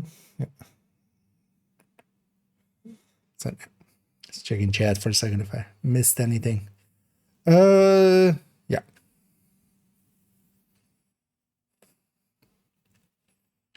And let's get started. I'm going to open up the red one first. Of course, the one that most people will lean to, just the shooty build. Although I already see, of course, we have some negotiator in here, and then a mask and a knee pad item. That already tells me that we're going to get a negotiator with chest and backpack, together with a chameleon. Now, yeah, let's open it up. Let's actually see how this mechanically works. Because also at the milestone ones, and I'm expecting the same here, yeah, when it gives us everything, actually it does not. It doesn't force us, or well, not force us, with those one as well. You had the option actually to equip them. You would click a button, it would equip all of the pieces that it gave you. In general, it would give you 3 pieces. So for instance, for the level 15 one, it was 3 pieces of Fenris, for the backpack, chest, and holster, I think, with 1 weapon, a PDR. And it would just equip those pieces, and then it would have a pop-up here explaining what was going on. Yeah, I'm gonna actually cut it there, just to have this part be separate, because yeah, I can't open the cache multiple times. And then we're gonna go on from here, because then I can, if I mess up, it's kind of fine. Let me get you here. Is the blue screen viable for tech tank? So generally the tech tanks use shield. LMGs do not allow for shields. For Heartbreaker, you could make a setup for it, but yeah, for specifically a tech tank, yeah, they're kind of incompatible. Like LMGs just can't be used with, you know, the tech and the tank. But at the end of the day, it's kind of, this is the tech tank part, and then yeah, the technician with it, and the memento. But yeah, you can definitely run Heartbreaker with blue screen, just in general. But honestly, blue screen fits in really well with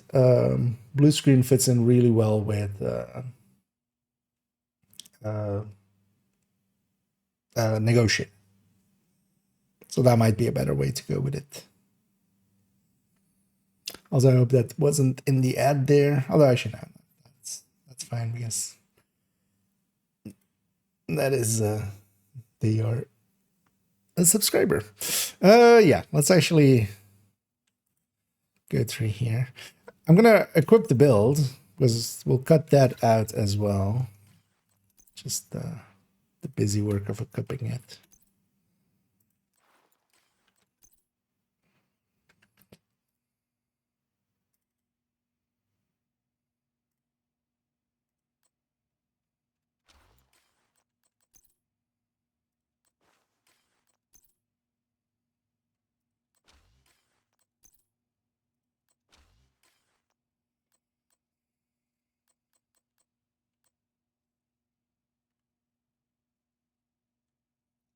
Yeah. With ongoing directive, the thing is, ongoing directive really likes sadist. Like, sadist is really a big deal for OD. I don't feel, yeah, I've seen like the idea of like putting the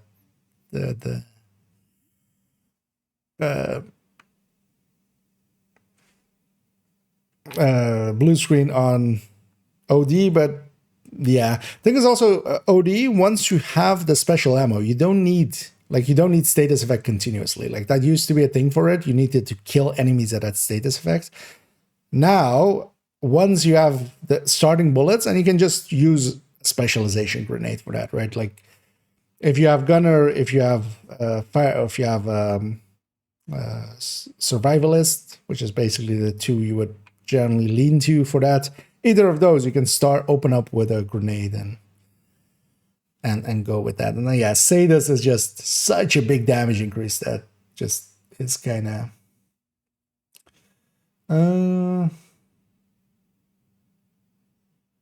Wait, CD? Sorry, that doesn't sound well.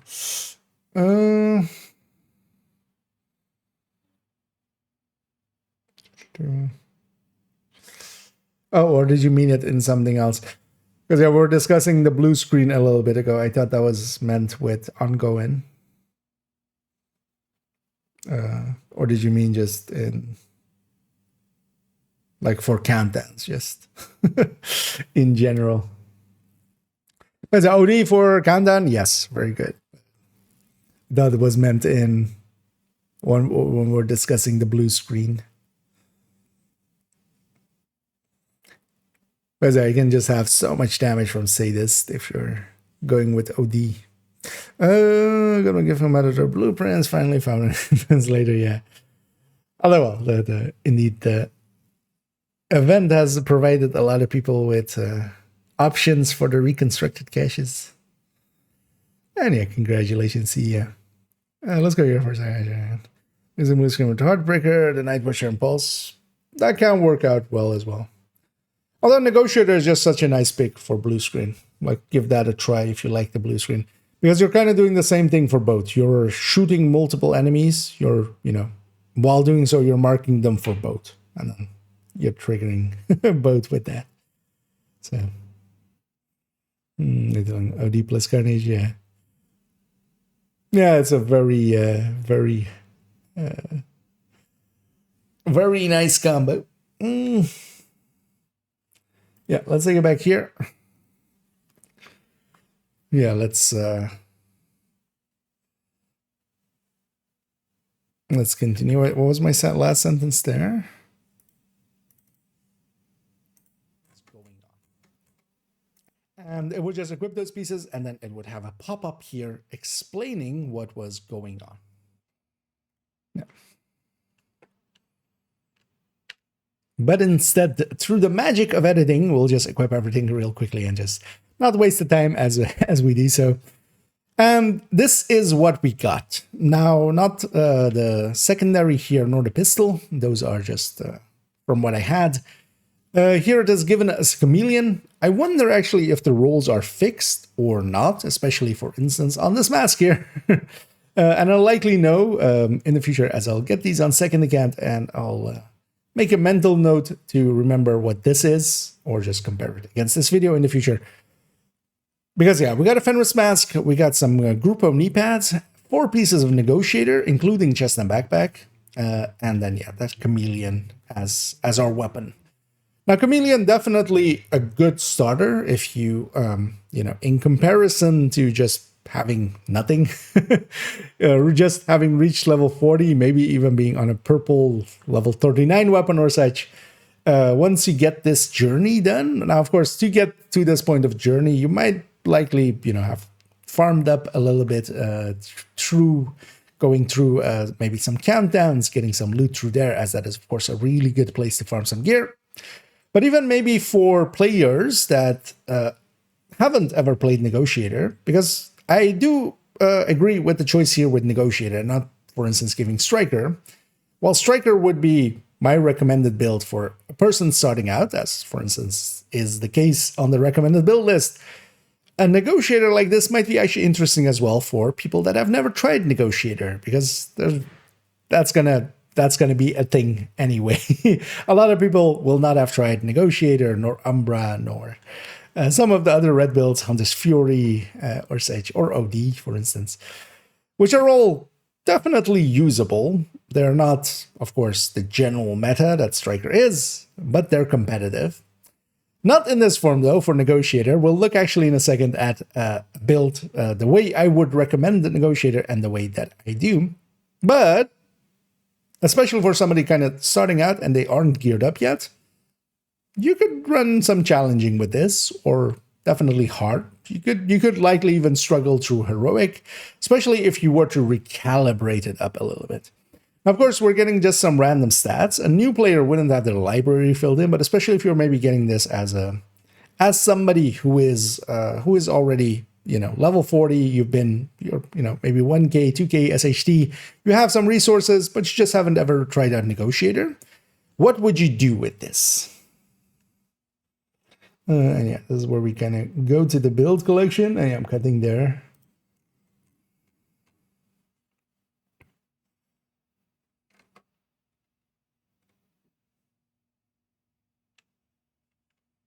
That's these also, yeah, let me get you over here for a second.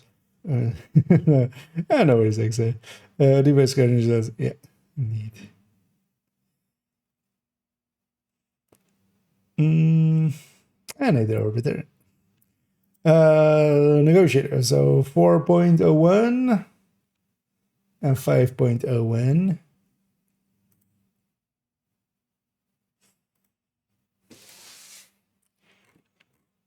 Actually, yeah, let's introduce this.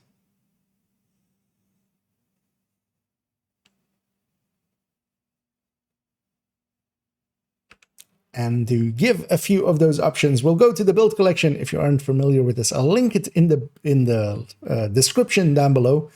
The build collection is kind of my collection of all my builds across all my characters. There's a bunch of stuff in here. Now, especially if we kind of go to the recommended build list, for those unfamiliar there, there's a ton of builds in here. There is also a negotiator in here, for instance. So if we take my recommended negotiator and look at that, what is different? Well, first of all, we're not going with the chest. Especially with Negotiator, you do have an option with going or without going with the backpack. The backpack is kind of optional. It's kind of like the chest on Striker. You can take it, and then, for instance, with Striker, you have to kind of stack more. With the Negotiator backpack, without it, you're doing better single target damage, but you're still doing spread. And with it, you're doing better spread damage, but now you kind of have to focus on actually marking multiple targets. Because let's actually, before we go too deep, as I'm kind of already getting past myself, as kind of excited to kind of discuss through all of this and what we might change and upgrade. First, let's talk about Negotiator itself, because that's important, of course. What does Negotiator do? Well, on the 2-piece and the 3-piece, we get some crit chance and crit damage, making it actually pretty good for people starting out, more so than, for instance, some of the other ones on their 2 and 3rd piece, because, yeah, this makes up for a lot of lack of crit chance and crit damage, maybe from the watch, if you don't have the watch filled in. And then on its 4-piece is, of course, the talent of it. And this is that critical marks or critical hits mark enemies for 20 seconds, up to 3 marks total. And then when you critically hit a marked enemy, all other marked enemies take 60% of the damage dealt. Now, this is the base amounts. This 3 marks is getting increased to 5 marks by the chest. So this is taking it from 3 to 5 marks. And then the 60% spread from the crit damage with the backpack is actually going from 60% to 112%. So actually, when you crit on an enemy, that is when it spreads. It marks them. If you have 2 enemies marked, and you crit on this enemy, it's going to spread to the other enemy and do 112% of that damage, of that crit. If you don't crit on this enemy, nothing gets spread. So the crit chance of the build is important, the crit damage of the build is important, and shooting multiple enemies and marking them, also very important. Now, let's go back and also there is a stacking. We should actually discuss this as well. There is a stacking buff to it, which a lot of people forget. It isn't significant. That's also why we don't discuss it too much, although it is 40 crit damage. But whenever a marked enemy dies, and this is from any source, so it doesn't have to be you killing them. It's just they need to be marked, and even if teammate kills them or they die to some fire or something else, they still count as dying. As long as the mark is on them. You gain 2% critical hit damage, stacking up to 20 times, or until combat ends. So this is actually for the duration of being in combat. So whenever combat ends, and for instance, you regen your armor bar in those times and such. So for longer fights, you will build up this extra 40 crit damage, and that is a chunk. That is not nothing, right? That is for instance, 3 Grupo pieces on top once you get the stacking. But this is, of course, over 20 kills, effectively. This, though, does actually count if you shoot, for instance, a turret and that dies while it is marked. If you shoot an RC car and that dies while it is marked. All of those actually add into this as well. So it's just not just 20 enemies. You can actually go a little bit faster, especially for some things where you're shooting, if you're fighting a named and they throw out a shock trap. Each one of those shock traps that you shoot, you get a bonus like this. So there is actually ways to kind of get the stack up pretty fast. But then let's go back to how I had it. We'll zoom in as well already a little bit. So the difference here, as we saw with that, is that I'm not going with the chest.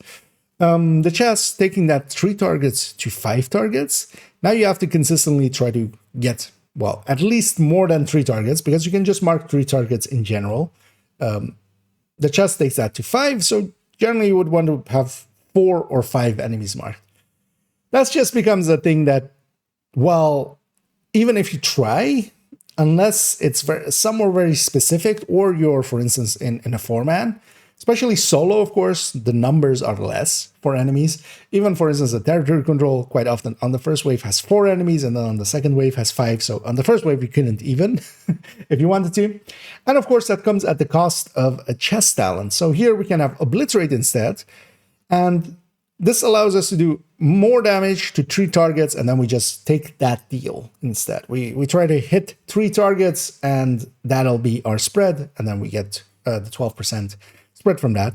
Now, of course, if you had the chest, and you had the backpack, and you're actually marking 5 targets, and, for instance, doing a theoretical effectively, you're shooting at 5 targets, you have the backpack, that's, of course, doing a lot more damage. But yeah, that's in actual gameplay, it turns out that 5 target is asking too much. Especially as well, if you're giving up this chest talent, you're even losing more single target damage.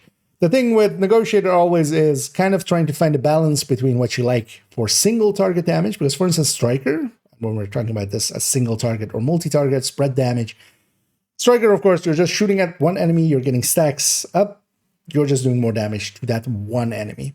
Here, when there's one enemy, we're just doing less damage because the spread amount is actually where a lot of the bonus comes from. That also means that you can actually go a different route still with Negotiator, because they buffed the backpack. This has made this one definitely my go-to for just the general pick. If you're just going for Negotiator, do take the backpack. Obliterate Chest, Coyote Mask makes for a really good deal. But if we go to the build collection again, there is actually another way you can set it up, which is with a Vigilance backpack. So instead of going with a Coyote, we take a Vigilance backpack. This, of course, eats into our... now we don't have that 112% spread anymore from the backpack. But what we have instead is Vigilance, which is, of course, helping our single target damage. So this is kind of the in-between of a Striker and a Negotiator, or like the backpack Negotiator, because we're doing more single target damage with these talents, but we're losing a little bit on that spread damage, and it's kind of the in-between of the two. And I quite enjoy both versions. They play a little bit differently. With the backpack, I definitely want a multi-target. With this one, if I don't hit multiple enemies, or there's just one enemy, there's just unnamed in front of me, we've killed everything else, it hurts a little bit less. Both, though, really work out well. Well, I went into full build showcase mode there. Wasn't planning, but...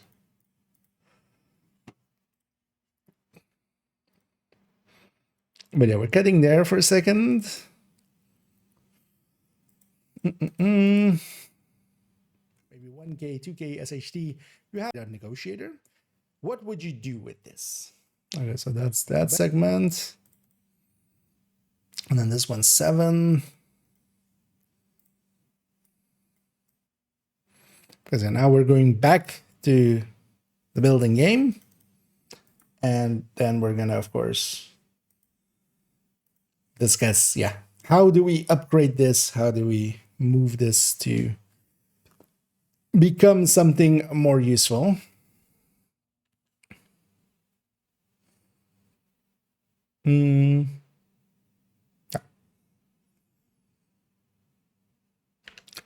So now knowing what my recommended builds are, what can we do with the pieces that we got out of this?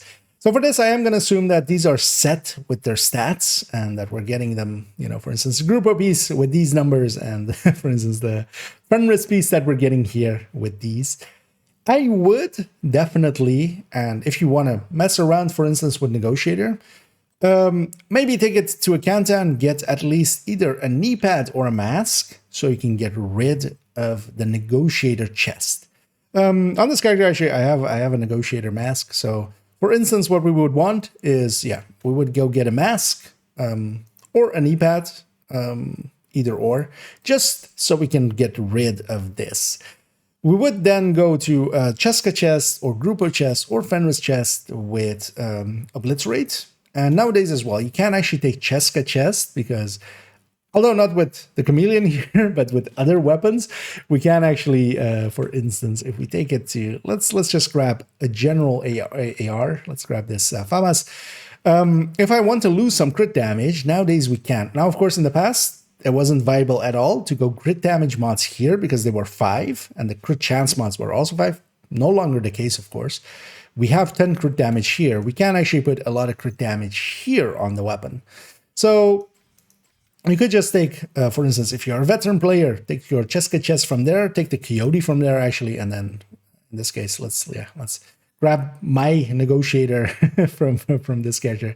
So we could just by, although of course, for instance, for a newer player, a Coyote wouldn't be there, but let's say first discussing it for veteran players and that may have already some things to play with.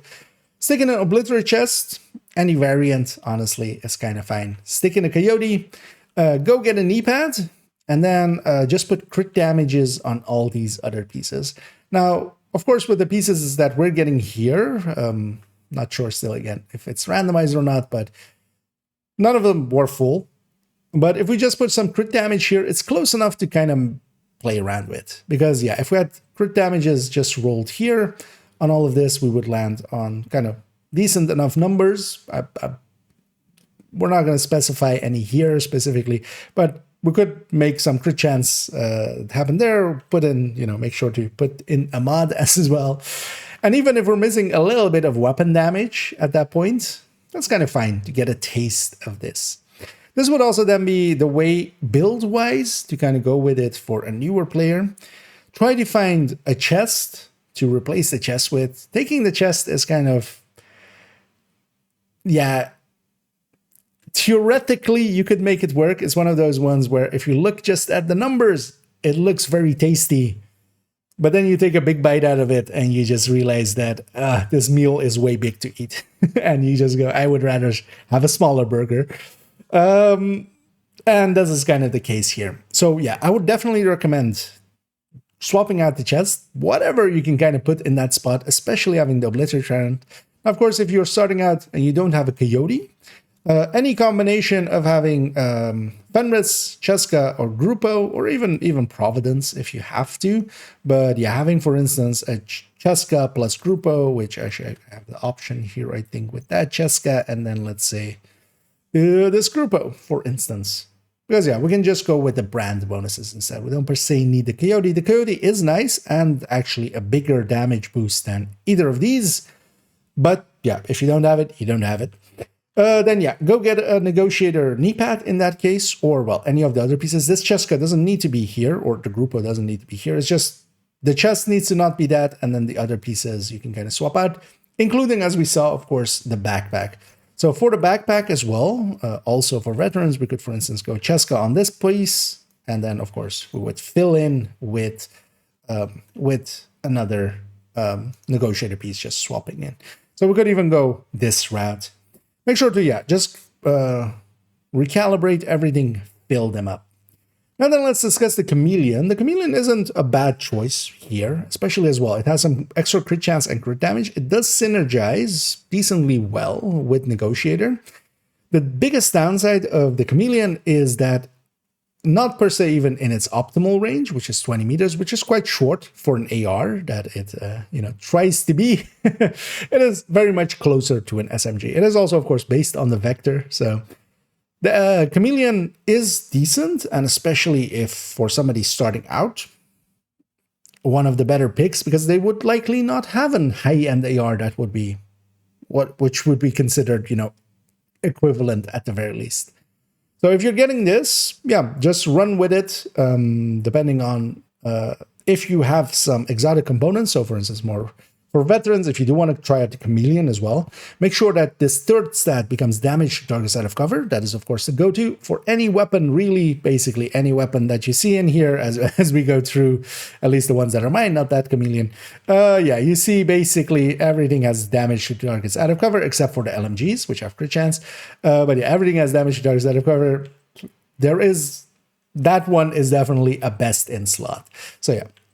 You would have to re-roll it each time it would cost an exotic component. So yeah, for people starting out, not very viable.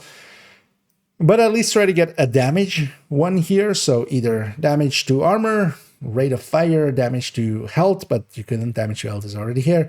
Even headshots, if you had to. Crit damage would be way too low. Crit chance would also be an option. But if it's just, for instance, if it did come with this headshot, that's kind of fine. Because the other two stats are kind of full. You could mess around with this, and especially for maybe somebody kind of starting out, because nowadays as well, you can finish the journey pretty easily. I went through the journey, well, we're a week in. I didn't really actually try hard, and already after 2 or 3 days, I was already at the point where we had access to these. So that will be the case as well for newer players. As you just go through stuff, have the modifier on. Do run that because it is required for some of the things, especially later on. Although actually, yeah, you don't need to until you really are doing 7. But yeah, with the modifier on and such, you can get through them pretty quickly. And once you get to this point, not the worst setup. The biggest fault, I would say, in it, because the brands that they give us actually Grupo and Fenris, pretty good. 4 pieces Negotiator, actually it being Negotiator, I'm perfectly happy with. The only real one that I would change is just that chest. So yeah, that was the red one that we kind of looked at. Also as well, actually, yeah, the weapon per se doesn't matter for Negotiator. So you could go with a bunch of other weapons than the Chameleon. But that combination is kind of fine. Negotiator with blue screen actually works out pretty well. I kind of like that combo quite a bit. Or, of course, just any high-end. It, of course, spreading crit makes it so that, and also being a high crit build, killer, measured, either of those works pretty well for it. Measured, of course, just feeds into the general damage of it. So you're hitting more often and spreading more from that. So it's equivalent to killer. The idea of just you need more crit, you don't need to, because general damage upgrades are also fine. What you wouldn't want is a talent that, for instance, feeds into headshot or such. But yeah, a talent that just feeds into general damage like measured, also fine. But it is very much like Strikers, kind of weapon agnostic. Any weapon could be here. That's also why we kind of separated out discussing each of them. And yeah, just upgrade it out, and especially for a person starting out, yeah, this could be a good starter build. Look at there.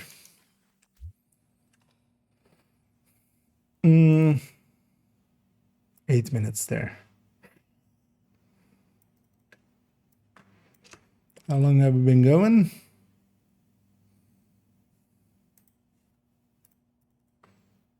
Okay, 24. But also we have to introduce like the build collection and stuff for the future ones. We don't need to.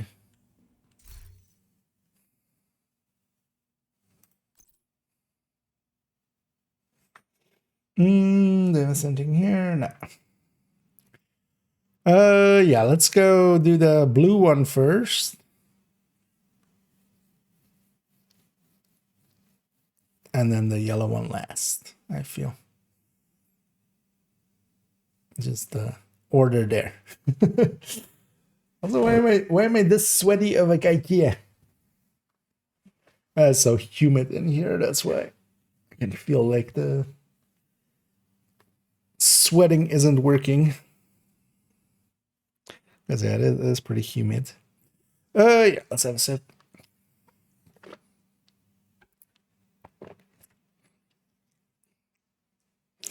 Yeah. Let's first record the intro of this and opening it and looking at what it is and then equipping it.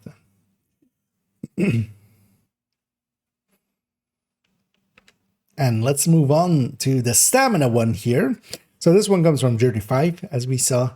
And this one is the blue build, effectively. So Foundry Bulwark already seen there a 0F and a mask item, even though it's actually with the other one as well. It was showing blue or green, I think even rarity, but it gave 2 high ends in the end. And actually, a really good tool to get, especially for new players, Scorpio. So yeah, let's actually open this cache.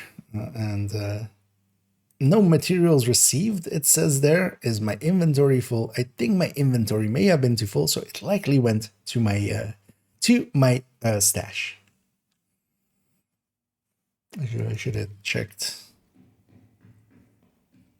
Oh wait, what?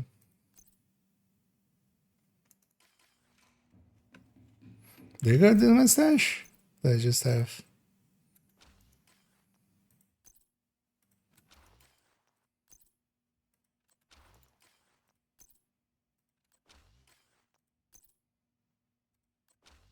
I didn't.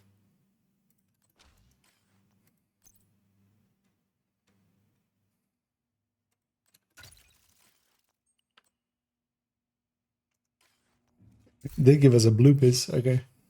It's been I've never seen a blue, or well, I've seen a blue 40 before, but it's been a while. I don't think there's currently other sources, because in the past there was Summit could trigger it. You could do some shenanigans as well to make it happen. But honestly, nowadays, level 40 blue? Out of anywhere. Indeed, we're blue dabba-dibba. I mean, we're also blue dabba-dibba in these. Yeah, let's... And actually, yeah, through the magic of editing, we have actually equipped everything. Turns out that, well, it's errored out kind of there, which kind of confused me for a second, because keep in mind as well, I'm actually getting a first reaction to it. It gave me the items anyway, because I was actually sure that I had enough inventory space. So at least I tried to make sure. So at least I had 7. In the end, yeah, it did give it, it just didn't show up there, but we did receive them. And what we got is 4 pieces of Foundry Bulwark here of the gear set, together with an 0F, perfectly unbreakable. And then actually an interesting one, a blue piece. I haven't seen a blue piece on level 40 in forever. There was ways to accidentally get some from Summit in the past. There was some bugginess that you could do. And I should remember exactly what it was, but it was repeatable, and you would get it especially from the rewards of it.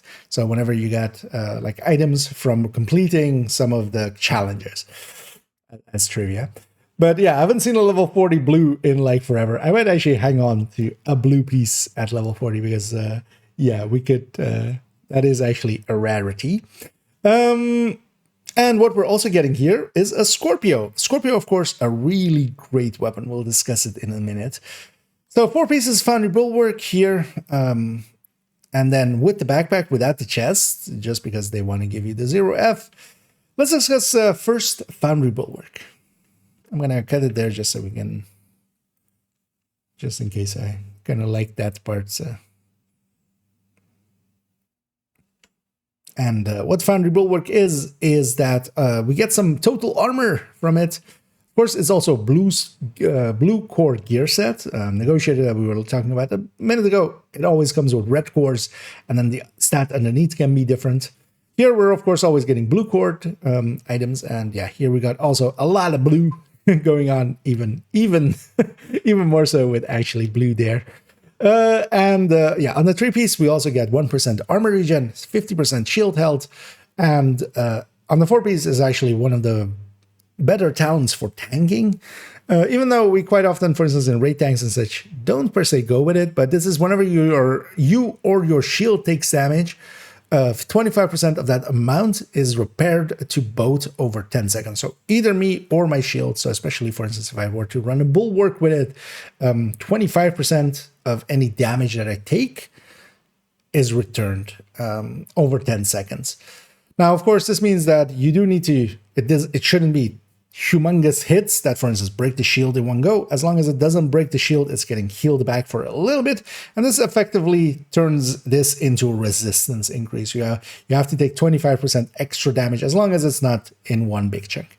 What the backpack does is actually take that from 10 seconds to 5 seconds. So it's the same amount of healing, just getting applied to you faster. It does make a little bit of a difference, especially if you're continuously getting hit, because of course, as you're regenning, you can take more damage. That same damage is now you're getting 5% or 25% from that back. So actually making it faster is the better piece, I generally feel. The chest would increase this to a higher amount as well. I don't actually know off the top of my head how much, because we don't run Foundry Bulwark much. Tanking builds is not per se something we go with in Division. You're better off taking, for instance, a red gear set and putting some blue cores on that, keeping, for instance, the talent that does damage instead of a damage or talent that heals you. And that would be my recommendation here as well. Because actually, if we go to the build collection and go back to the main page here, I don't have any foundries. So we can't go to a recommended build here for this. Now, if you want to keep the pieces for maybe in the future to go raiding with, that is an option, because there you can still run Foundry Bulwark, although the raid tanks are actually nowadays set up without this, because actually in especially Iron Horse, you need hazard protection, which this gear set doesn't apply. But yeah, I don't have an example to give you here of what we should do with Foundry, but you can definitely play around with it, because one thing you can do, and especially if you want a little bit of a tankier build, is just to still take what we have here with the blue cores, because especially you're getting these blue cores, of course, and putting just some crit chance, crit damage here. So with this build, even though, for instance, here we also have on top of that Perfectly Unbreakable, I wouldn't per se stack Perfectly Unbreakable or Unbreakable in general plus this gear set. It's too much tankiness, and also not enough for some of the things, because as we talked about, for instance, in the raids, you would need hazard protection as part of that. So you don't have that here. Not to a degree that would matter. We have one roll here, I see, and nothing much else, but you could play around with this. Put, for instance, some crit chances and crit damages here. Go with an SMG main weapon, especially, because then you can gain some SMG or from the class second stat. You can get this crit chance, and that can make up for your lack of crit chance that you will have when you go with this. But you can actually make a decent SMG build with Foundry. Now, in my case, that kind of is already going into the area of what I would consider with tech tanks. Now, in that recommended build list that we were in there, if you're kind of looking for some build that is a little bit tanky, but can actually do some damage, I would recommend the tech tanks out of that list.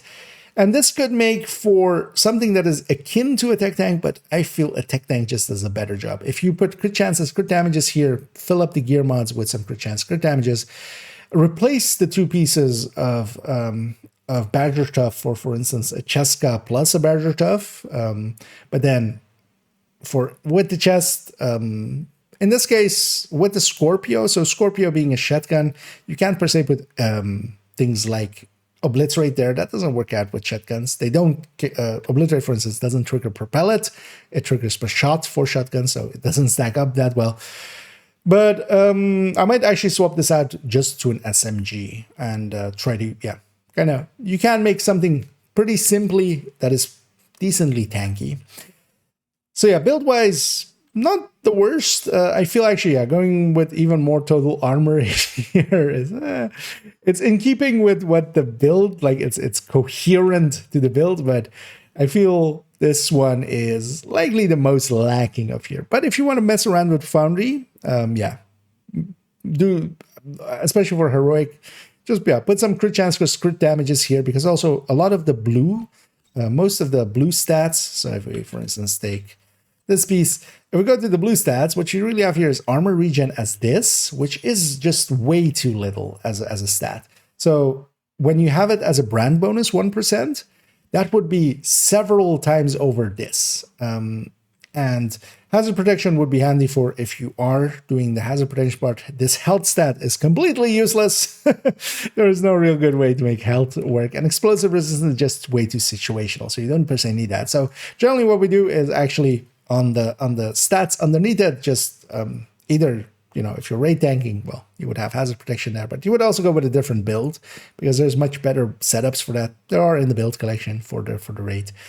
But you can make a somewhat tanky build that can do a little bit of damage, but you're really lacking it here, which, for instance, if you were to take a striker or a heartbreaker or such, keep the blue cores, make a red underneath it, you have that big talent doing damage end of things, and then you just have some blue cores, pair that with a shield. The shield, of course, gaining skill tiers from blue as well.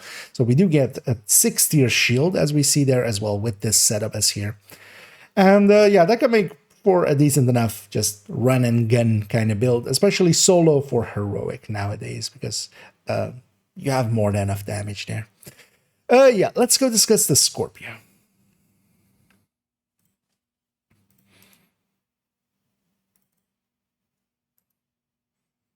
So that's that one. I've got it there, man. First, Foundry Bulwark. Bulwark here, and then with the backpack without the chest, just because they. Oh wow, that's a big spider. 0F. Let's discuss first Foundry Bulwark. Okay, that's it. That goes in this. This is this one. Yeah.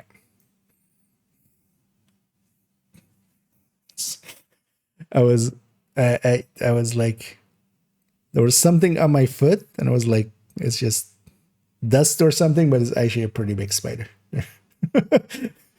For a second there, scared the shit out of me. But luckily, it's more afraid of me than me of it. But I was like, I have an itchy foot, but yeah, I had a spidery foot. Indeed, we numbing. Otherwise, that big for like it's like one of those long leg things. It's like not a. I don't live in Australia for that we get like the murder spiders.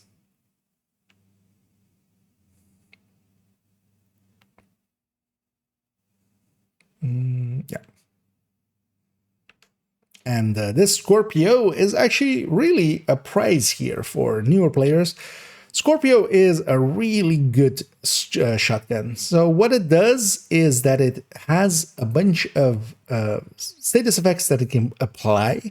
These status effects as well, they are based on the percentage of pellets that hit. It isn't based on status effect, as a lot of people always get wrong. And depending on how many times you hit an enemy, you basically go through this list. 2 for poison, 4 for disorient, 6 for shock, 9 for targets take additional damage. Of course, it comes with 7 shots, so that 9, unless you're doing, shenanigans, is after a reload. But the Scorpio, while not great on damage anymore, it used to also be really good on damage, and then also on top of that, do this, can just be used in general for harder parts of fights.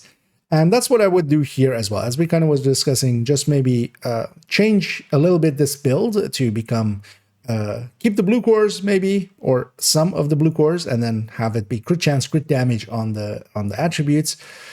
Go, for instance, with some Cheska pieces or group of pieces or such, and that as well would make it universal, so you can use it with, for instance, an SMG or an AR as the main weapon. And then, especially an SMG fits in really well because you lack kind of crit chance here, so you can kind of make up for that with that. And then use the Scorpio as a secondary, because for a long time, the Scorpio used to be the go-to secondary weapon. As much as nowadays with Striker, we run ACSs, Scorpio used to be on the back of any and all glass high-end builds, which was the meta before that. And that was because you could stun lock enemies with it. At least well after it came in, because as you're shooting an enemy, that enemy, as they're getting poisoned, especially reds and purples, they stagger from that. When we go to the disorient, everybody gets staggered by that except mechanicals.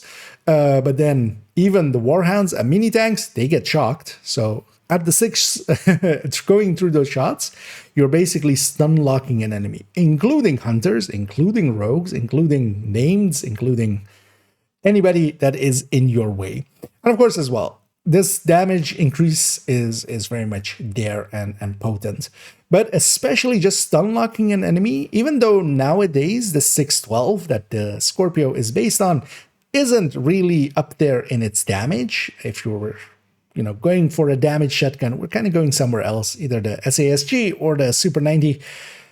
But this stun locking of enemies is one of the great tools. So there's so many places to this day still that, if I'm up against rogues or something, I might, even if I stay on a red build, I'll just put a Scorpio as a secondary just so we can stun lock one down, and then while they're getting, disoriented and shocked, afterwards we just swap to the other weapon and kind of unload on them, or they just die to even the lesser damage of the Scorpio because you just are there and hitting them with impunity. As we discussed with the Chameleon, what we would want here especially is, as the third stat, damage to targets out of cover, especially for using it offensively.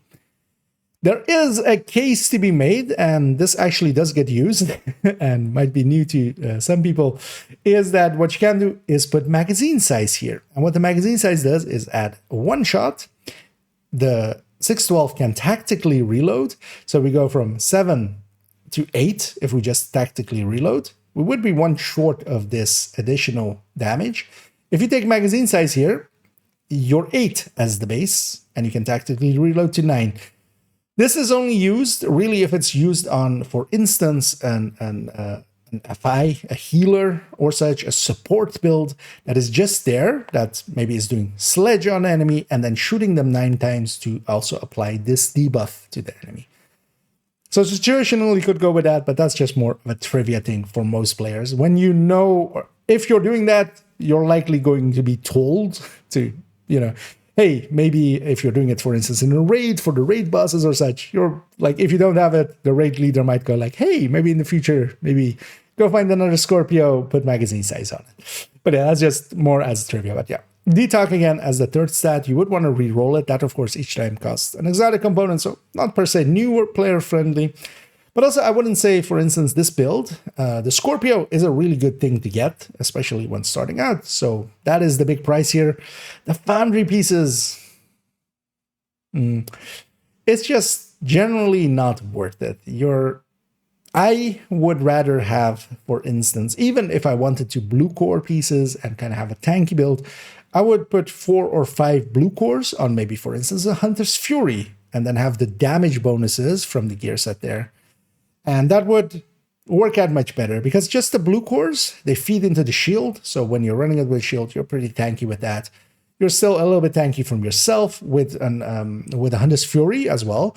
Whenever you're getting kills, you have armor on Gil. So all of those things feel a little bit better here. This one, well, the Negotiator one definitely was one that, yeah, out of the box, you could maybe use it with a little bit of modification. You could actually make a really good build out of it and just run it. This one, I might keep the blue. I would definitely keep the Scorpio. The rest might go, although actually hang on, if you are a new player, hang on to this 0F or hang on to at least a 0F because you will need one for the summit floor 100 once you do the Ridgeway project. The Ridgeway project requires one of these, so maybe hang on to it for that. Actually, glad I remembered that at the last second. Yeah, let's go here for a second. For those people coming in, I'm recording something for them YouTubes, for them tubes of you. And that's why, yeah, in between I'm kind of just focusing on that. But in between, I'll jump back to answering some stuff here. Oh, what the miss? Why no drops? Because no drops. I don't drop things. I'm not clumsy. I keep it for myself. You guys can't have them. That's the no. So the drop system is contingent on being a Ubisoft partner. They don't use the. A lot of Twitch drops are just through a system from Twitch, and anybody can kind of activate them. The ones for Ubisoft games generally you have to be a Ubisoft partner, and I just choose not to be. There are benefits to it, but to me, it's if I don't have to, I won't. And that's basically the simple answer. In the same way that, like, if I don't do sponsorships or something like that, I feel it would be likely they wouldn't ever do. They haven't so far done wrong things, but I've seen with other games where they use that as a pressure thing, right? They go like, hey, you're being negative. Like in my case as well, I'm like barely ever negative or anything like that.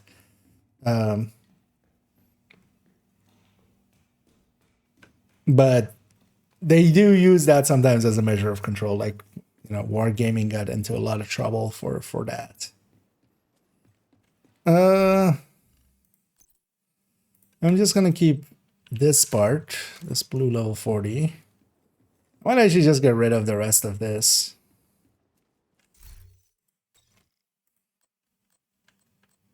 Just to make some space here.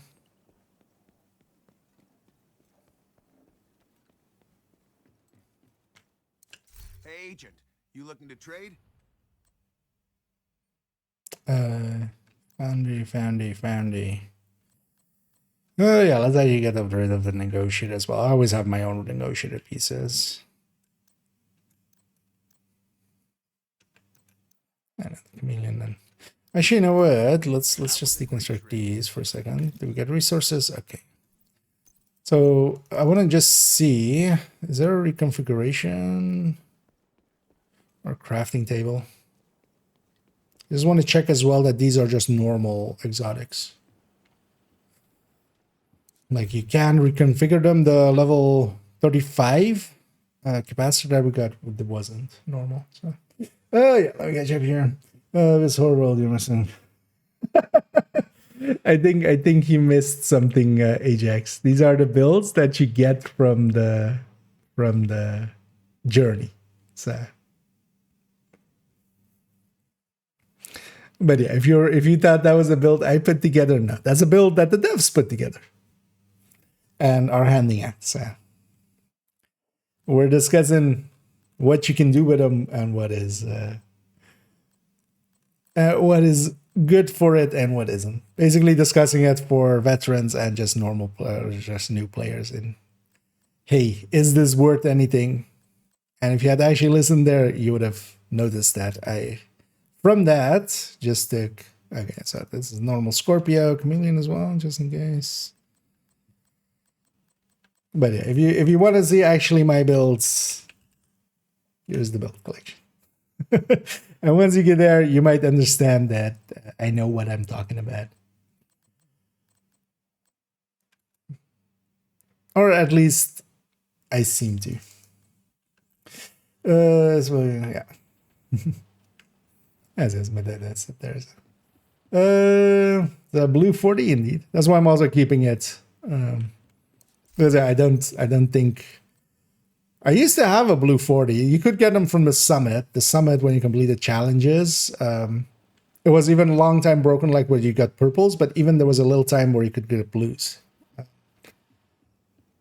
I remember getting actually some blue, but I didn't hang on to it. We'll hang on to this one. Green 40. That would be impressive because, yeah, generally not at 40, nothing below purple. Like, unless something is bugging out heavily, nothing below 40 loads. Or no loot drops that isn't like purple or above. The huntsman, the perfect killer, and this one. No, the perfect killer is on caretaker. The huntsman is perfect frenzy. Also, yeah, this is the last day of the triple XP. So for those that haven't gotten the caretaker yet, it is kind of worth getting at least one. Because also maybe, you know, balance changes and stuff. Maybe the G36 becomes better. Maybe killer becomes better or something. It might be worth even more. Yeah. Yeah, let's continue. I actually now realize, yeah, that's kind of funny that someone came in and then they see that build. At least, hey, good on you. You know what I will give? Good on you for calling it that. Because, yeah, that would be a shitty build. And, yeah, there are people that run that. That would, like, just run that and not. So, yeah.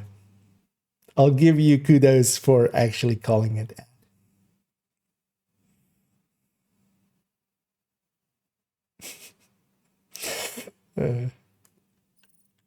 But yeah, it would be funny if somebody like clips this because my face is in it as well, or just like screenshots it and just goes like, IKEA is like, he's gone senile. Yeah. Although what I would just say is, yeah, it wasn't Nokia. It wasn't IKEA.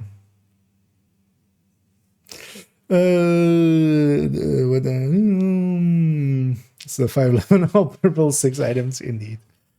No better builds exist. Let's see, Canada, yeah. I mean, you'll likely see that build in Canada because somebody will open this cache and then just equip it and then just, you know.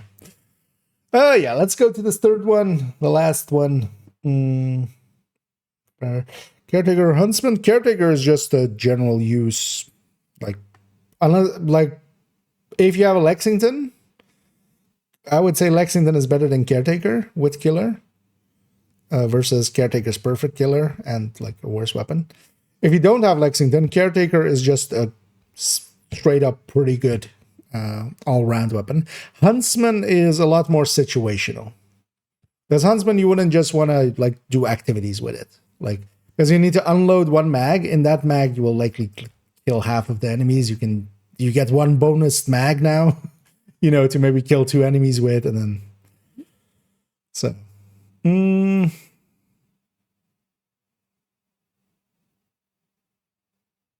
But definitely make sure to get the Caretaker, because Huntsman is going to be evergreen, right? Because Huntsman, you can whenever do the Brooklyn Hunters, although, well, you need to buy Brooklyn. But you can whenever do the Brooklyn Hunters and get Huntsman. Caretaker... You really want to get it because it's only really available these 2 weeks, and today is the last day of the triple XP for shepherding, and it's coming from that shepherding project. So yeah, especially if you don't have a Lexington, like, be sure to get a Caretaker at least. Does the Shepherd XP work? Got 99 levels. Now it's slow. So what's the best thing for Shepherd levels now? I'm dual boxing. So one of the things is, one thing I started noticing yesterday and today while I was doing it kind of dual boxing. Basically, whatever mission I was doing, because I did a bunch of different missions, just because it was doing like project ones and then like the ones from Journey. It was always halfway through the boss room. There is something about halfway through the boss room, but then of course, that's in missions. So I'm guessing there is like a trigger point thing, like when because it's also not the completion of it, right? It's not at the completion point. It's likely giving a big chunk either whenever, because also with activities and stuff, then like maybe when you kill the last enemy, but even before you open the box, you get like, that's the trigger point for Shepherd XP. And then likely in the boss fights, it's when like half the, one of the waves, when that triggers, it's just by the devs, there's a flag there that says like, now you get a ton of, because consistently, didn't even matter what mission it was. Some missions are, of course, way longer, but or way more enemies in between. And it was consistently like in the middle of the boss fight. So, yeah. But yeah, the thing is also with Shepherd XP, most of the time we haven't cared. So we don't know.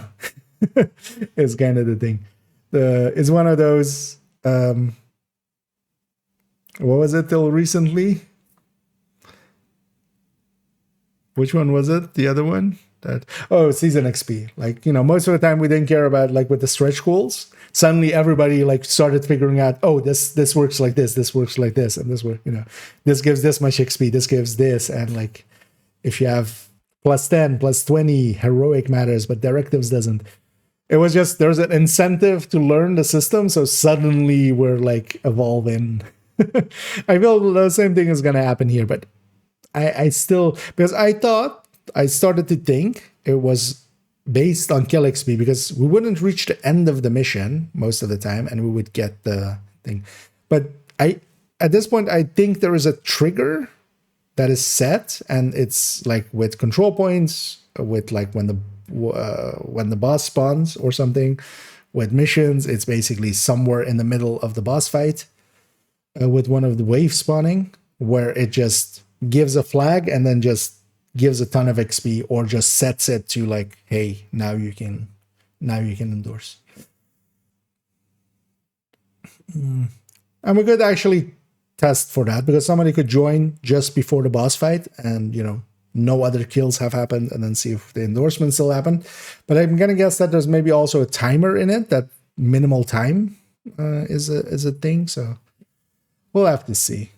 We might actually play around with it next week. I don't want to do it this week. I don't want to kind of incentivize more like super grinding there. But we might play around with it next week. Perfect Killer should have been on FAMAS. Would have been too good. Like Perfect Killer on FAMAS would have been like really a top pick. It is actually kind of balanced on the G36.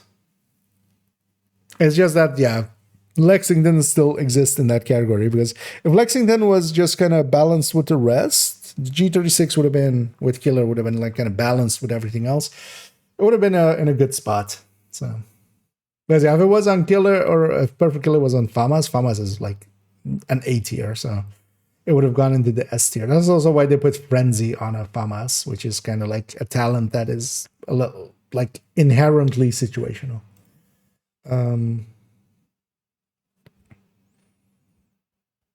But also, yeah, once you have the 99 levels and the triple XP is gone, it's just, you know, so much slower, and you're just grinding at that point.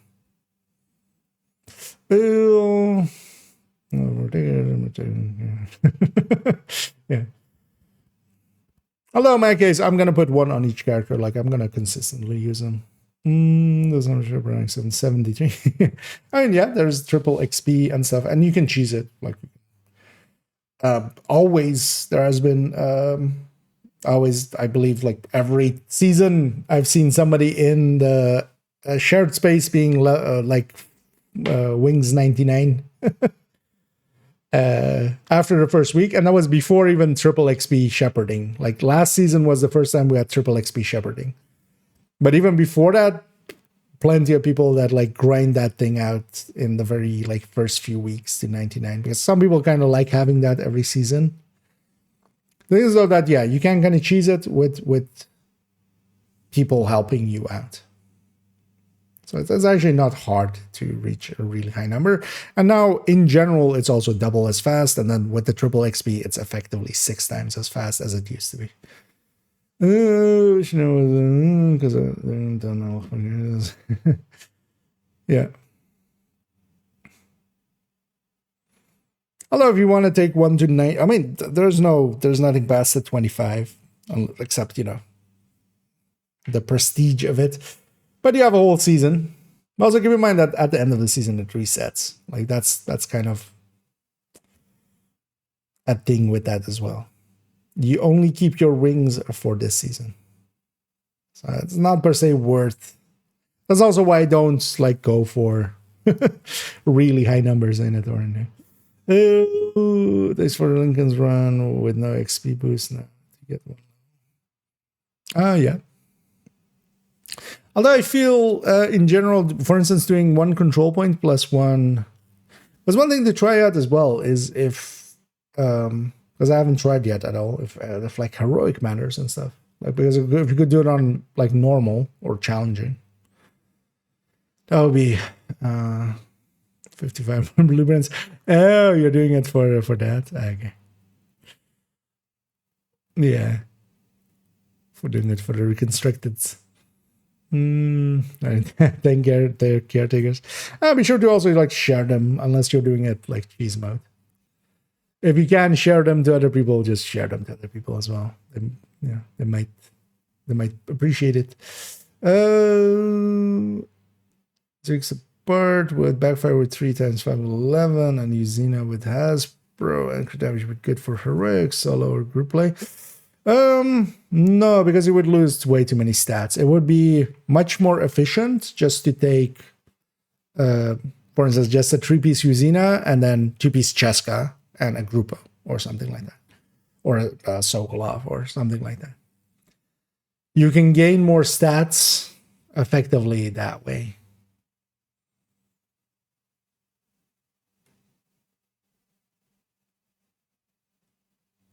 But also the thing is high end versus striker, right? Like my backfire setup is still, if I'm going backfire and I want to go backfire, I'm putting it either just normally on striker, on just a normal striker. If I'm going with a dedicated build, I'm taking that dedicated striker, which has like 90 bleed, like 90 hazard protection, and then 1 bleed mod for 100 on bleed. Oh, sure must be. Yeah.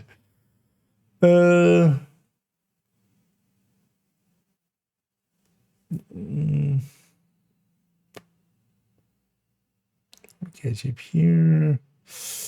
Armor depot for the catalyst, 139. Yeah. Also, Montana, if you aren't aware, make sure to also get the world named. They also have a chance of dropping it. So every half hour they can respawn.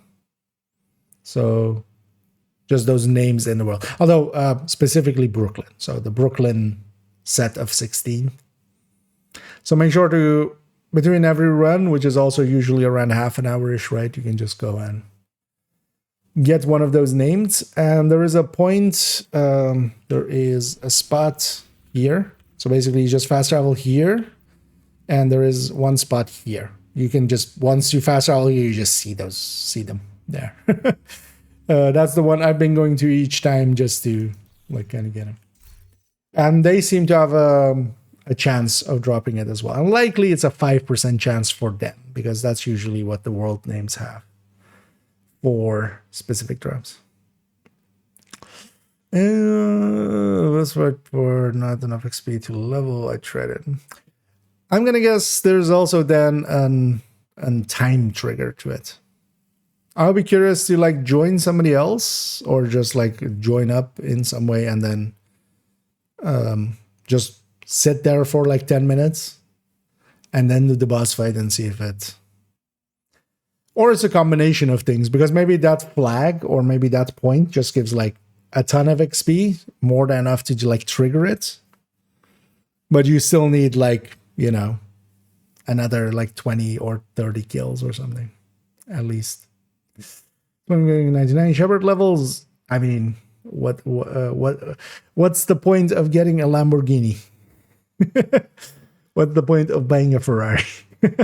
Right?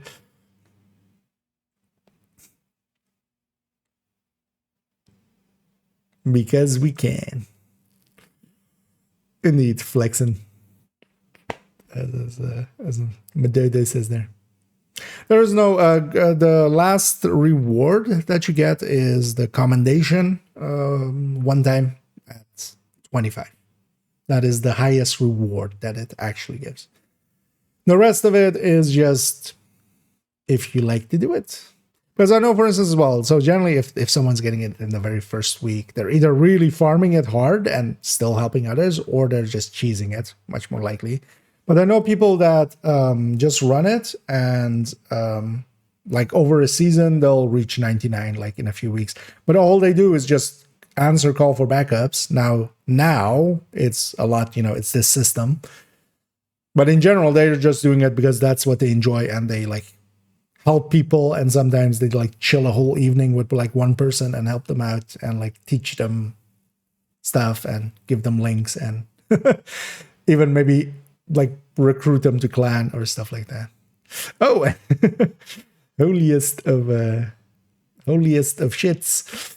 And yeah, thank you so much there, anonymous gifter. Although yeah, that's just actually anonymous gifter, unless that's a is that no, right? That's not somebody's name, right? That's just actually somebody not wanting to be known. But thank you so much for gifting 10 subs out there, and as always, I'm speechless, and thank you very much. And we'll be sure to waste all that on frivolous cosmetics and stuff like that. And yeah, I think everybody that got one there will be appreciated quite a lot. Thank you so much. Yeah, sort of to Kennedy colleges. Yeah, it wouldn't be a bad idea. Although keep in mind that now a lot of people want to do the Shepherd event just because of the thing, right? Just because of the caretaker thing. And the project. So I think without the project, if next season there isn't a similar project, nobody will care. Or well, not nobody, but a lot of people won't care. Not as many as now care. Obliterate Sagers. Nope. We won't stop you. We'll even encourage you, CEO. Make it 30. Make it rain. just exotic components. Just send them out there.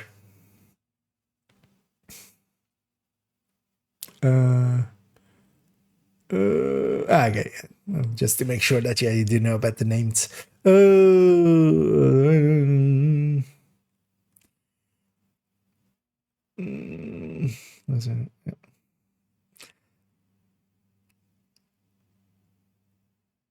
And either blur. Yeah, let's finish up this video. Actually, because I'm just sitting here being a chatty bitch. Let's go become an presenter bitch. Yeah, last cache. Let's open up this one, discuss it, and what I should do already is figure out, just for smoothness sake, where is this hardwired on this character? It's here, 2.08. Because I'll just kind of we'll push people to that. Yeah, let's record this real quick, opening it up. And lastly, but let's find out of leastly, we have the Seasonal Journey Cache Electronics. This one comes from Seasonal Journey 6, which is, yeah, kind of the yellow, the skill builds kind of side of things. Yeah, let's open the cache. Let's actually see if it shows this one. Okay, so unlike the last one where it didn't want to show it, this one, it does show. So yeah, we got a waveform, we got a purple wyvern piece, 4 pieces of hardwired with the chest and the backpack, and a surge. The waveform definitely is, well, it's at least an exotic. The surge definitely is not worth it. But yeah, let's actually equip this up here and discuss it.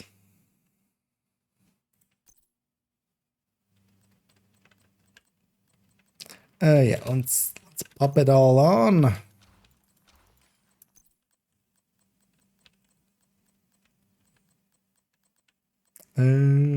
I hope they do this every season. I kind of like this as an idea.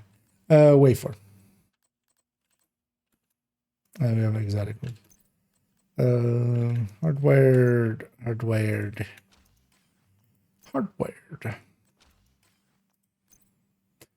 Waveform. You know what? I'm even gonna, let's do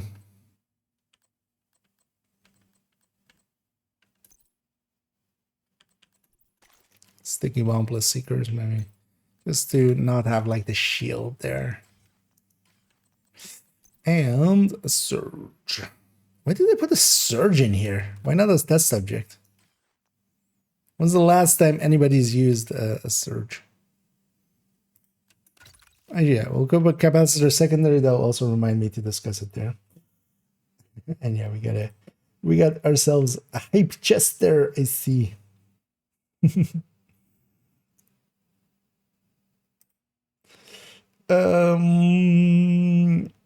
Before the new season drop, I got that 3K NSA credits so I could buy the upcoming blueprints to be up to date again. But thanks to Shepherd projects, I still have all my cards. Nice. I like leaving maybe a few caches over. Because yeah, we're still missing a few items, so I hope they add those into the caches. We do away with exotic amounts and bring back skill gap by making content harder to do.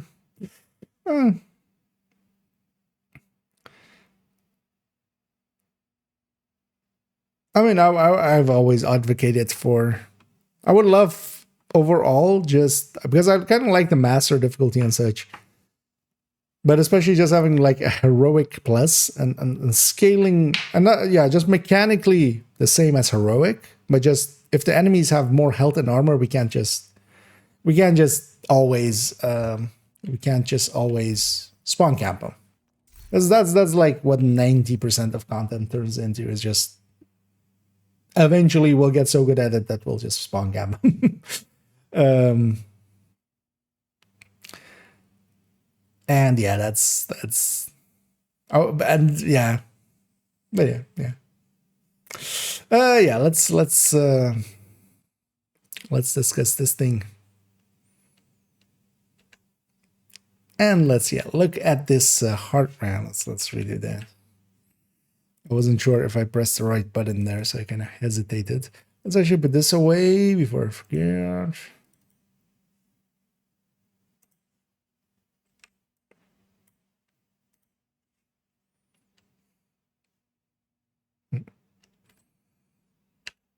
And now that we have it all equipped, as I've gone through and just put them in there, we see that it is a hardwired set here with 4 pieces with the chest and backpack again. And yeah, indeed, purple mask with skill haste, explosive resistance, and a waveform. Now, this, of course, can definitely be used just as a skill build, just out of the box. Though I would go a different route with this. Now, what hardwired is, just to explain that first, is on the 2 pieces we get some skill haste, on the 3 piece we get some skill damage and repair skill. And one of the things with hardwired is as well, originally it was one of the very few gear sets for skills, honestly the only one. And because of that as well, it had components that you could use it for healing. It has some repair skill and it has some skill damage. And what its special talent is that whenever you use or cancel a skill, your other skill's cooldown is automatically reduced by 30 seconds while increasing total skill damage and repair by 10% for 20 seconds. And also, this feedback loop can occur once every 10 seconds. What this effectively means, before we kind of look at the chest and the backpack, we change it up a little bit, is that every 10 seconds, if you use one skill, you're removing 30 seconds of cooldown from the other skill. Now, with most skills, they will be below 30 seconds to begin with, especially here, for instance, where I have the watch filled in.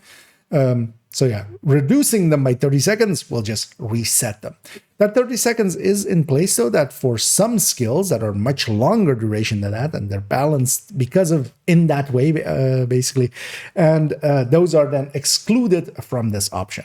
So when we use one skill, we basically, and the talent is off cooldown, which is a 10-second cooldown at its base, we basically reset the other skill. So you can use one skill, get the other skill back as long as it's off cooldown. What the chest does is actually increase that 10%. And we also, when we do that, we get a 10% bonus at the space here for 20 seconds. Here we get with the chest, we take that 10% to 25% skill damage bonus. Total skill damage bonus being, not additive to the skill damage that we have here, but in its own separate total skill damage pool, kind of in the same way that total weapon damage is. But then the backpack is actually the really good part of hardwired, where we take that 10 seconds to 5 seconds. Now, every 5 seconds, whenever we use this skill, that skill comes off cooldown, as long as it's under 30 seconds. And what this mostly gets used for is a seeker spam setup. Let's get out there and go to the builds collection. I'm just going to go here and just pull up this.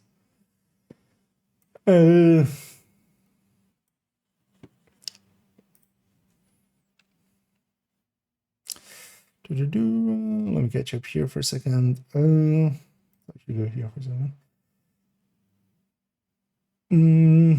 Did I play Division 1 heavily? Not when it was like current and such, especially not in its first year. I kind of really played it a lot in like its second and third year. Mostly in like 1.5 years into it. So I never was there, or well, I was there, but not barely, not like I did just enough much time to play. I was younger and a workaholic and like working quite a bit. I did play quite a bit of it. I was like by 1.2, I was already like max level and such, so pretty early on. But yeah, I wasn't playing it like really that much, so a lot is lost on me except for 1.8 and onward, because I kind of joined like after the updates and everything. That's when I really got into it. So, and yeah, actually even so next week, right, the 9th, yeah, so from the 9th there is a global event going on in Division 1, and we're gonna go be spending some time in Division 1 definitely on stream. So because I've been going back for every global event. I'm currently testing Harvest, setup, backpack, glove, knees, bench strength, chain killer, claws out because I like big numbers compared to give contract foxes, 5% increase, 5% second shot, 15%. So the wait, so which one's the increase? So the IA 3-piece is, you mean? Yeah. Although I think if you swap the claws with the detox,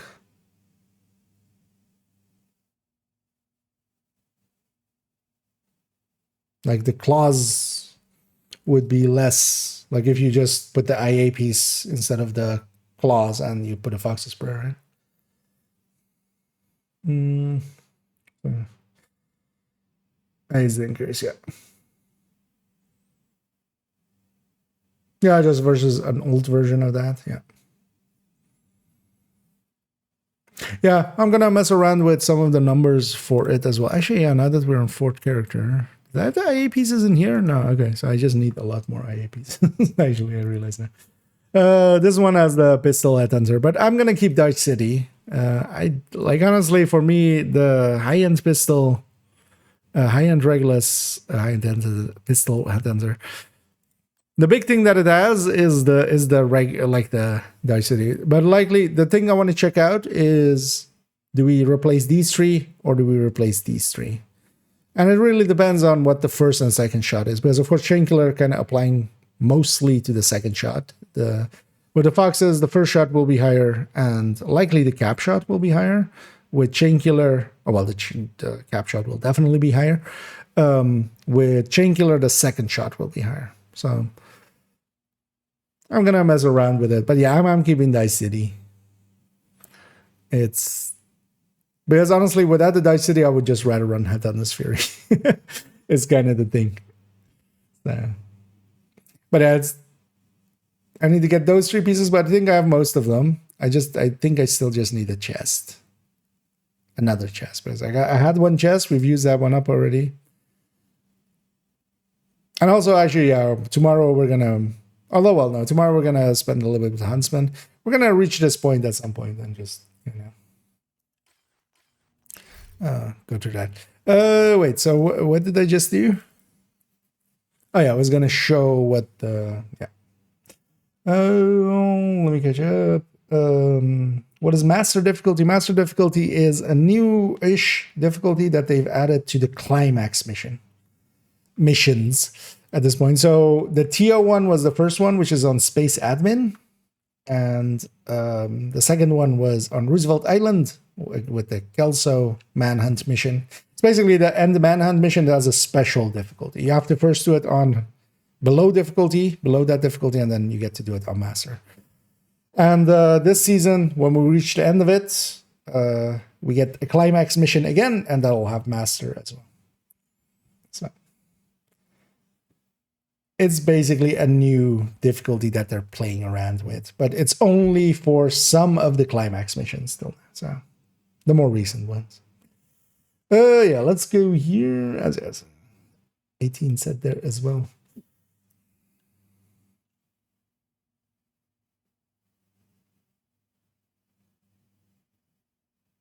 Because if we go to the version that I have in the build collection, this is 2.08 in the build collection, and this has been there for forever, which is a Seeker spam build.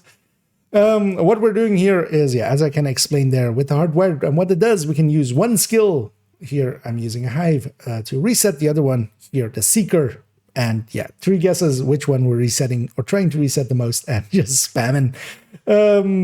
The Seeker spam build is very nice, especially now. The changes to Hardwired a few seasons ago kind of flew under the radar, I still feel, because this is actually a very potent build. Now, Seekers still are, they're hit and miss, quite literally. They miss a lot. But in the right circumstances, especially in a group setting, that's also not per se even the worst thing, because they will push enemies in group settings. They will push enemies out of cover, because if they stay in cover, they get hit. If they jump out, well, now they're easy targets for your allies. Together with that, last season, this was really good with the overcharge. When you have overcharged Seekers, then you have a much bigger radius on them, and they are more, they have a higher tendency to hit. The thing is, especially on heroic difficulty, enemies are very wily, and they will try to not get hit by Seekers. But in this way, you're sending out so many Seekers that, yeah, they kind of, yeah, they get hit by some of them. Some of them will hit. You're just increasing the numbers by so much that something will hit, effectively. And the way that we go for this then, yeah, as we see here that I have it set up, we're taking 4 pieces with the backpack, but without the chest. The chest is a decent increase, but the consistency of, for instance, here, glass cannon is much better. Then the BTSU glove in here is used together with the Hive, because I find the Hive actually a really good tool as well. We have a lot of skill damage in here. A Stinger Hive that we are using here will actually do a lot of damage. But as we saw as well, we have some repair skill a little bit on the gear set. Now, that isn't enough per se to go that route, but one thing we can do, and that's kind of, for instance, what we showed in the build showcase with this as well, is we could swap out these skill hastes, because we don't need them per se, to repair skill. Then we can take a healing hive, and then we can have a healing hive that we use for our friendlies, and a seeker that we use for our enemies. Because every time that we put out the seeker, basically this is kind of a build that becomes about rotation, if you're familiar with that from MMOs, because we throw out the seeker, we basically wait for it to disperse, we put out our hive, triggering the hardwire trigger, of course, we get our seeker back, a new seeker goes out, which, yeah, now as well has the 10% total skill damage from that. That goes out. Once that goes out, now, usually now with the 5 seconds, we can actually trigger it again, but what we could do, and in the past with the 10 seconds we would do, is trigger, for instance, a supercharge. So the BTSU glove, when we overcharge with it, when we deconstruct our hive, we actually, if we are at 6 skill tiers at that time, we give an overcharge to all of our allies, and that's very powerful, resetting all of their hives, if you're with a bunch of red builds. But even if someone's running, for instance, let's say a pulse, that pulse now can be used in an overcharged form and will apply a damage debuff to the enemy for 15%. If they're running foam, they have a very large radius foam that can get a bunch of enemies stuck, and they would then also be easier to hit for you, for the seeker, of course. Or even invulnerable shields. Being overcharged is a really strong tool, and this thing overcharging a whole rate, for instance, can be very strong. That's why we, for instance, there use BTSUs quite often. But even, for instance, in Countdown, it goes across both subgroups. So yeah, it is very strong for that, but it's of course not in here. We don't have a BTSU in the pieces that we got there. But this is how this build works. If we also then kind of look at the weapons, we kind of see that I don't have a surge in here. I do have a capacitor, and let's actually take it back to the game. I'm going to cut it there and go to a new segment. Let's just roll into it right away. Because yeah, that would be the upgrade path here for this build, I would say, is to get it set up in that same way. Now, one piece that we could discuss here right away is this Surge. The Surge does have some synergy with skill builds. Headshots grant plus 25 skill damage for 15 seconds. You might have not seen much of Spike, especially for instance, more veteran players. The reason we don't use it is because the capacitor exists and also InSync exists. InSync kind of came in and has become much better, just numbers-wise. It's bigger than Spike. It is easier to trigger. That headshot is actually not that easy to hit. We just don't use this. I would have actually considered they should have put a test subject here. I feel that's a much better fit for it with perfect InSync, or well, even if you're feeling very generous, you might put a harmony in it, which is a DZ item. But yeah, just putting a Surge in here. This one is like the weakest part of this. Definitely don't use that one. What you could get, for instance, yeah, if you have a capacitor lying around, grab that. If you don't have a capacitor lying around, you might be somewhat of a newer player. The capacitor is a reward from doing 5 summit challenges. That can be done even by a new player in half an hour at most, 10 minutes. If you're experienced, you can likely do it in 5. You basically have to do 5 challenges there. If you go into the menus when you're in Summit, there is a challenges tab. In the challenges tab, you can do challenges that are either doing, for instance, 3 floors in 15 minutes, or getting 15 head or 30 headshots, I think, destroying some weak points. Pretty simple things. There's also some complex things, like, you know, you have to get a headshot kill and then a shotgun kill in like 5 seconds several times in a row. There's complex things, but there's simple things, like as we discussed, getting just some headshots, doing 3 floors in 15 minutes, or just doing 6 floors in total with a few directives. All of those things are pretty simple, and you can very quickly get a capacitor. That would be the go-to piece to get for this if you want to use it. And then, yeah, as we kind of saw, well, this is not the worst picks. The wave form as well, with the way that we generally tend to use hardwired for, the waveform doesn't fit in here at all. The waveform, if you're not familiar with it, is an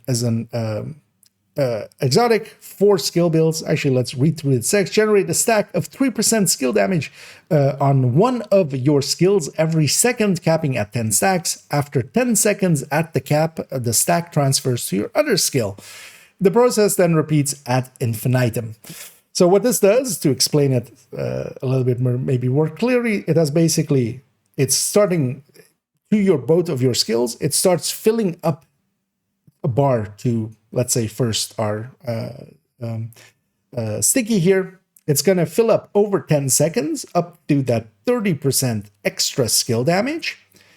It'll stay there for 10 seconds, and then it'll, over 10 seconds as well, start to swap over and go to the seeker, and then fill up there, give you the full amount there for 10 seconds, and then go back and forth and forth. That is what it does. Now, with the hardwired, what we want to do is use skills that have cooldowns, and we're just going to toss them out there, get a hit in, try to get the cooldown back, get them out again. That doesn't actually synergize well with the waveform. The waveform in general is not one that I pick much. You will not see one on the build collection because I just don't end up using them, because it is, I would rather have the consistency of just the bonus just there always, and it's not, for instance, on the sticky when I'm using my seeker, or especially on third drone builds, it's not on the drone when it's destroyed maybe, and you just have the turret now without a bonus, and it feels a lot weaker than just having a wyvern piece there. The other piece, a wyvern piece, perfectly fine, although yeah, purple here. The upgrade path for this, I would definitely say, while you don't need per se that BTSU, because that might be a harder piece to get rid of the chest, get rid of the waveform, so swap those maybe around, so that you have a high-end chest, and generally either go with kinetic momentum or glass. Now, kinetic momentum also doesn't synergize too much here, but you could at least keep some uptime on it. Other things you could go with is Overwatch. That works pretty well, where you just in cover and also giving out a group buff. And then things like this, at least especially if you're using things that aren't turret and drone. And I wouldn't say hardware is really great for turret and drone. Turret and drone can make for a really good general use build. So if you're running a turret drone build, you're just putting out that turret and a drone. They do consistent damage. They have high uptime. They just, shoot at the enemies and kill them. A build like this is much more set up for continuously using some of the skills. And this, for instance, would be more of a build that you would run in a group because you don't have the ability yourself to, for instance, really deal well with heavy targets. So especially heavies, just the tanks of the enemy, things like the warhounds and such, or especially as well named. This especially hits a lot of enemies at once. It isn't so much about the single target damage. So you would use this in group. So yeah, you could kind of set it up with that. And then, for instance, yeah, go Overwatch or Glass with it. Overall, yeah, Hardwired is definitely a build worth having. It isn't one of the top builds. But yeah, you have some pieces here at least to make a start. You would, yeah, recalibrate here towards having skill damages everywhere. You don't per se need the haste, not even in the mod form. But also, for instance, for these skills, things like skill duration, which would be the other option, because or just some repair skills. If you take repair skills with, for instance, yeah, Healing Hive, that can be an option. But yeah, the skill duration also doesn't help much. So the mod slots, you're kind of, you don't have too much there, so you might as well just put haste there. And yeah, go get a capacitor, get rid of the chest, because I would say the chest is not per se worth using. Although, as we discussed here, yeah, maybe if you don't have anything else, for the time being, maybe you can just make it work. You could just run this with turret and drone, but yeah, it wouldn't be the effective build for it. And yeah, let's get there.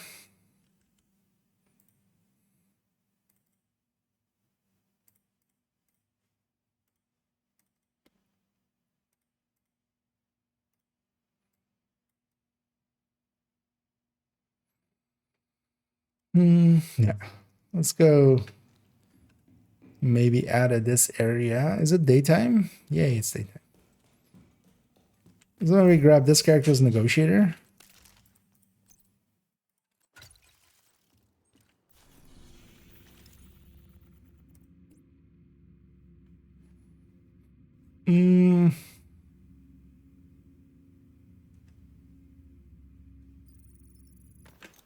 Does this have a high area here? Yeah, let's go find the spot to do an outro in. Also, let me catch up. Using the regular shield instead of a hive. It's much more convenient to use. I don't agree with using the hive at all for hardware. While you can get a higher uptime on the seekers, you can, once you are used to it, you can get just as big of an uptime on the hive, or using the hive and just triggering it every 5 seconds. The thing to me, when you're using the shield, you're completely, like, the one slot is completely useless, where it could be a Stinger Hive that can also then be a BTSU. At the very least, it could be a Healing Hive. Like, I just never understood the setup for hardwire with shield. Like, to me, it's gimping a build that already is not like that powerful. To me, it would be like running a purple weapon or something on a red build. Like, I don't see why you would. Because once you get the timings down, you can be just as good with a hive. Oh, God damn it. Keeps jumping there. I'm just trying to turn a little, yeah. Like that. There we go. Is it getting nighttime? Oh, it's getting nighttime.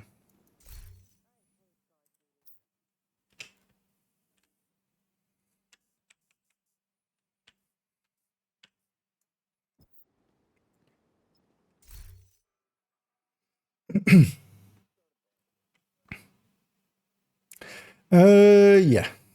Let's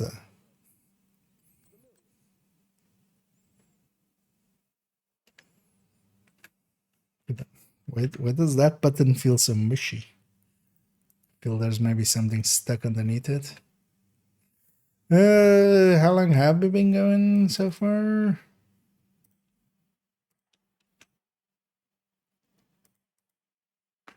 41 minutes. Oh no, actually more. 55 minutes. Oh, yeah. A little longer than I wanted it to be, but that's fine.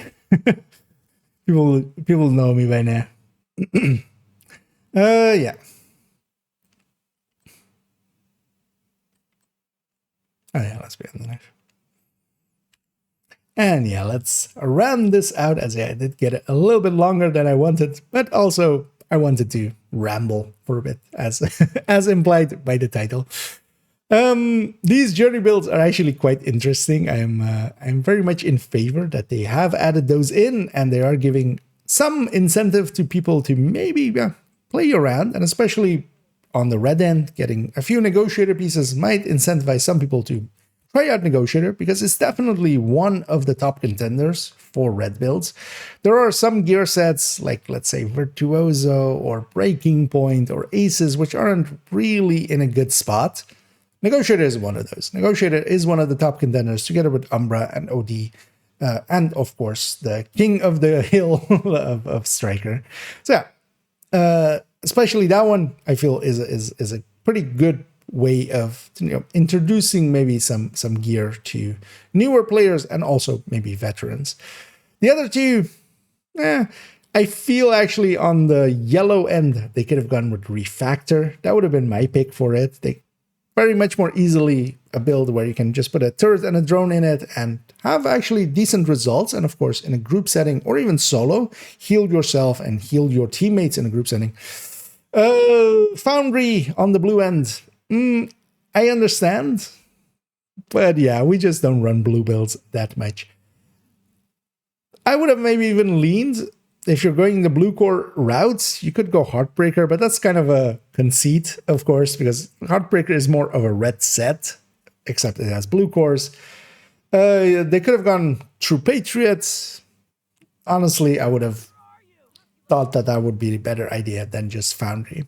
Foundry just doesn't doesn't end up getting used as much, even though that you couldn't make something competent with it.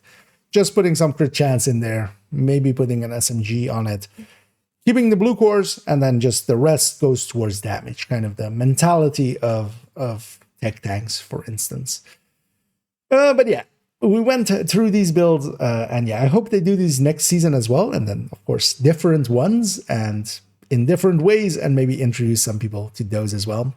And with this as well, I hope I've given you some insights into these gear sets if they're completely new to you, but also maybe some ideas if you want to play around with them. Maybe you haven't ever tried out Negotiator, and now that you have some pieces, you might go like, what can I do with this? Well, for instance, this. Same for Hardwired, as the Seeker Spam build, I would say, is not a top contender, not something I would always pull out, not in the same degree as, for instance, Eclipse or even Refactor for some settings. But definitely a build that you can play around with, have a few nice evenings with, and enjoy your time with it. And yeah, the Negotiator, of course, very much so as well. So yeah, let's end up this rambly video by just rounding it out. For future videos, we're going to go into Huntsman, of course. That is the next video. We're going to go over its numbers, and together with that as well, Frenzy got a little bit of a change, so we can discuss all those. Then I will also likely do a video of my thoughts on the Brooklyn DLC, as yeah, we have had some time here to spend in beautiful Brooklyn, and yeah, it is truly a marvelous place, and I've enjoyed my time here already, I can tell you. But yeah, we'll go over some of my thoughts on it. So I hope you join me for those, but for now, as always, have a good night. And yeah, let's round it out with that. A little rambly towards the end as well. I kind of lost it in the middle, but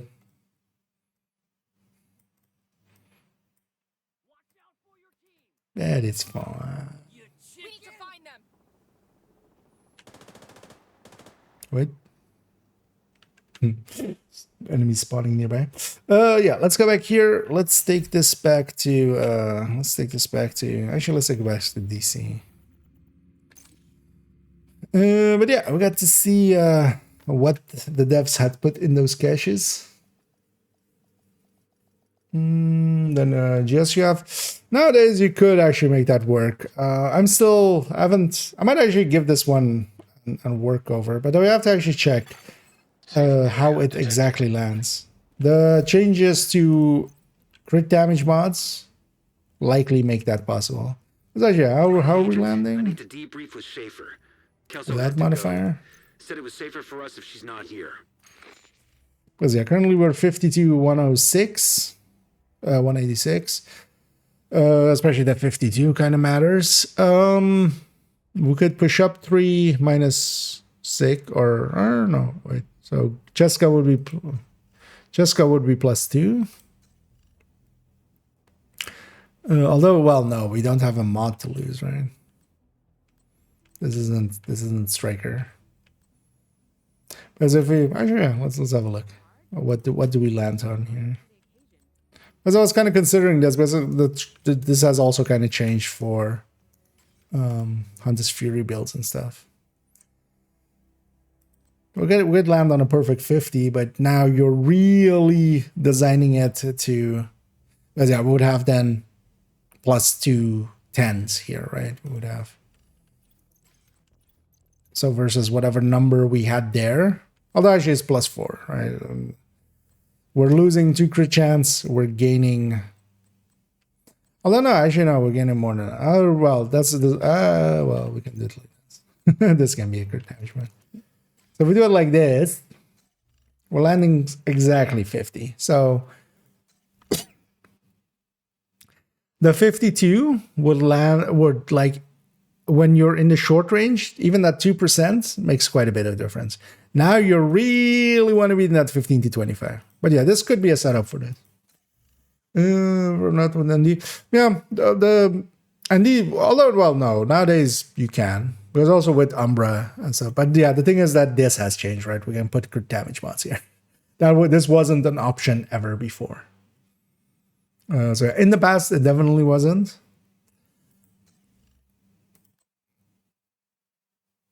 But now, because I basically need just 1 crit chance mod on the weapon. Thing is though that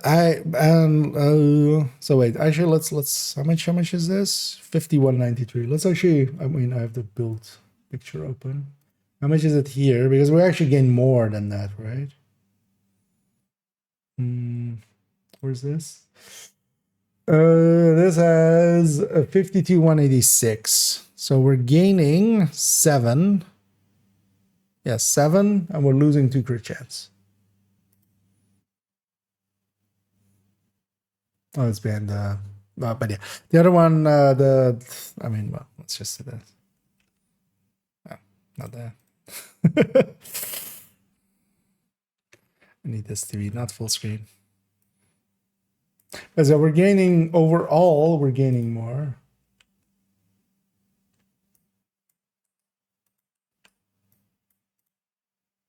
As actually we go Cheska, we have that. So we're gaining 7 instead of 4, which will put the Cheska ahead. But also, yeah, we're kind of landing on a different. Landing on a different crit. Yeah. Might change your crit chance on balance goals. Not particularly, because you still want to set up your build as you normally would. Although, yeah, that makes up for when Coyote isn't there. So actually, yeah, you would definitely go Cheska then. Because the Cheska is at 5193. The downside of that is as well, I like keeping my weapons 3 crit chance mods, at least ARs. Then I can just swap them, between builds. So that might be a consideration as well. They likely wouldn't differ too much there. That's also why that hasn't. While that is a concept we could do, it's not a concept like that matters enough. Yeah, let's go back to character tree and continue on their story. Did I have anything else in my inventory? Yeah, we have the artwork pieces and the chameleon and the Scorpio and the Surge. Yeah, let's get those tossed out. Let's make sure we get exotic components. Yeah. The waveform on a hardwired is a weird choice. Like, it's a build that generally is just resetting like both. You don't want both skills up. So it would be like timing them maybe to like trigger. Yeah, it's fine. But all three of those builds were kind of fun to go through. Anyway, I still love that. What was it? Although likely they just got a second of it. But yeah, somebody came in at some point and I was doing, especially the, was on the worst one, which was kind of the Foundry one. But they saw that build and they went just like, that build is horrible. You're misleading people hard as fuck right now. Which, yeah, I found extremely fun. But also good on them for calling me. Like, yeah, that was a horrible build. But yeah, they likely didn't catch that. I was also kind of making fun of it. Like, I wasn't Kelso had to go. helping or like going like, this is the good build. Safe area entered. We were critiquing the builds, but actually, yeah, good on them to like go like, hey, here are my thoughts.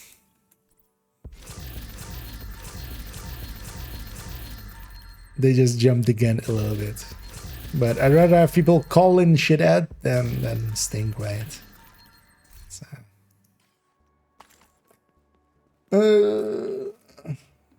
Looking to sell? I'm looking to buy. Because also, yeah, the season modifier is crit chance. Because yeah, it does fill up, of course, to 60 and then goes even over. But especially with the coyote goes in first. So it will make up a little bit when we are in the wrong coyote ranges. So yeah, you might even lean more towards that Cheska.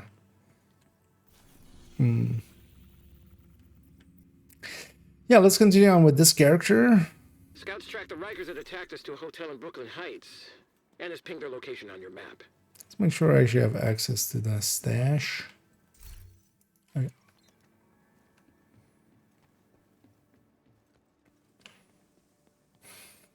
And let's go do the Riker side of things. Although, yeah, I'm not going to make it too late this evening. Started a little earlier as well. And I definitely did not sleep enough last night to tonight. I ended up not really feeling sleepy. So I got up actually and kind of messed around. Actually, Bandit caught me as well, I think, right? I was doing some dual boxing. And Bandit got dragged in at some point, I think. But I got third account there. Because otherwise I had to do that today. And I wanted to kind of do this today instead. I got third account. It's caretaker.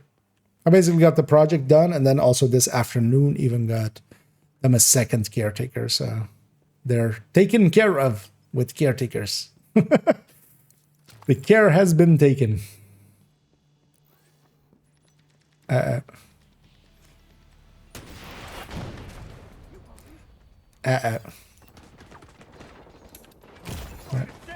Don't do it. I have so much to live for. Immediate medical assistance needed. Actually, don't do it. If only I had a nimble holster, right? Then I could make it. I would be invincible. The truth of it is, especially for this, for instance, I am invincible while I'm cover to covering. Cover to cover already gives you a hefty damage reduction, and like, although the damage reduction is specifically in enemies miss you, so sometimes it can be helpful to kind of. With active education, yeah, pretty fun. Yeah, actually, I want to play around with negotiate. I played around with it quite a bit in PTS with negotiator. Especially made the negotiator tech tank a lot more effective. Because a negotiator, of course, spreading on crit. If you're critting 100%, you're spreading everything. I'm still late, yeah. I just couldn't sleep, so. But yeah, I was kind of messing around with dual boxing, and I was doing a few missions. I was kind of doing some of the missions of like the weekly.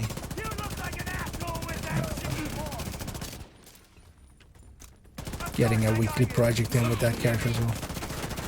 But yeah, I was just shepherding with one, and the other one was AFK.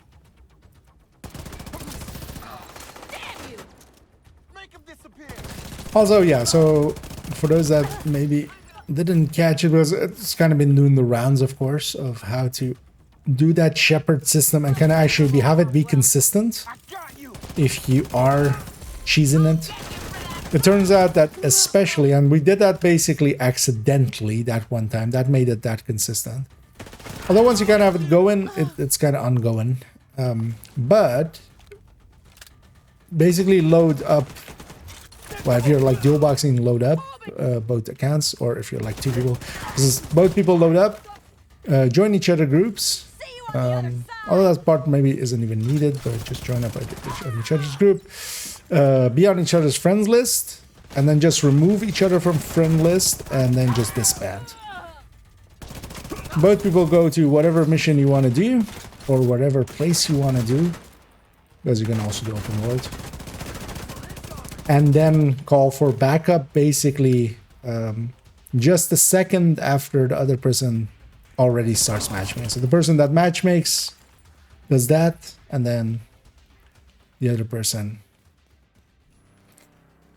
calls for backup. And one thing you can do as well to make it easier to see who is joining you is being in the social menu. So if you call for backup from the social menu, you can instantly see who joined you, so that you can, you know, if you need to redo it, or you do get somebody else, then you can like easily see it. You don't have to go all the way out of the menus. So you can do another call for backup and kind of try to. But yeah, you do need to be on voice or something. If you're doing it with another person, you kind of need to time it. I mean, you could do it like with maybe whispers and stuff. But especially in that session, adding each other and then removing each other while kind of, you know, it being still fresh. That seems to trigger it in a way where the game is still thinking you guys are friends, or like the shepherding system is treating it like that. And what it, of course, what it just like does is try to put either friends or clanmates into your Hostiles detected. lobby if it can first. But yeah, you're not friends, but you are friends, kind of. So that is the way you make it one consistent. And then as well, once you kind of have loaded up together, if you just disband and then just a few seconds later, like, once the endorsement is done, you just disband, kind of join back, and then if you just don't take too much time in between, you'll get each other like from that point onward just consistently. Sometimes the first time is still a little messy, but once you're kind of grouped up, then every next time, especially if you time it well together, it goes. So yeah, let me catch up on chat as I kind of just got into story mode. Can only take so much care. I'll take all the cares, especially if there's exotic components involved. Yeah.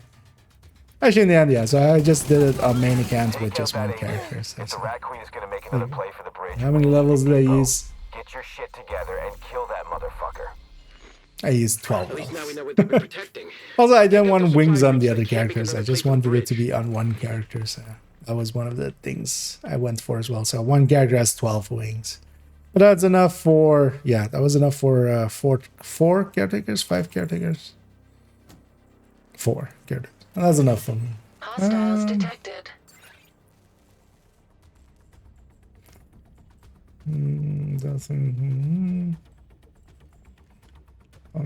No. So with that method, yeah, I was also on that, like that part where I was just doing that mission just because it was one part of the weekly.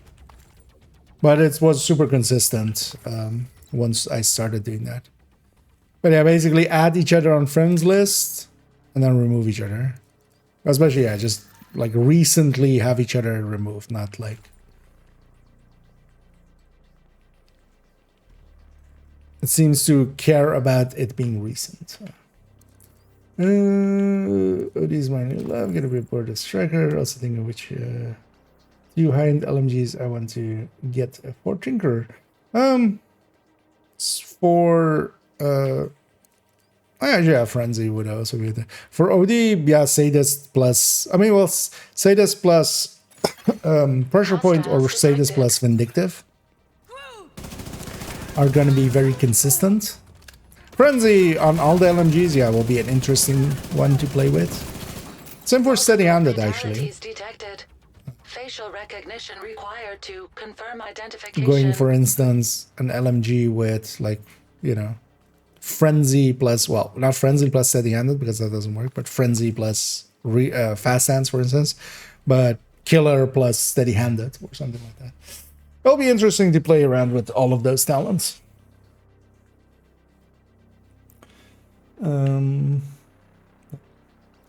Was that Pressure Point or Vindictive as the secondary? Sadist, of course, first. Oh yeah, this was that. I don't remember now. Hostiles detected. Oh, I should have grabbed the Huntsman. Did I? I was gonna grab the Huntsman for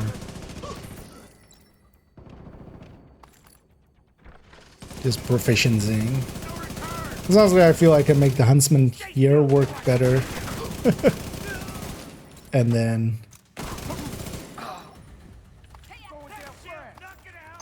the Caretaker, I'll get proficient. Like it's like getting the Lexington proficient.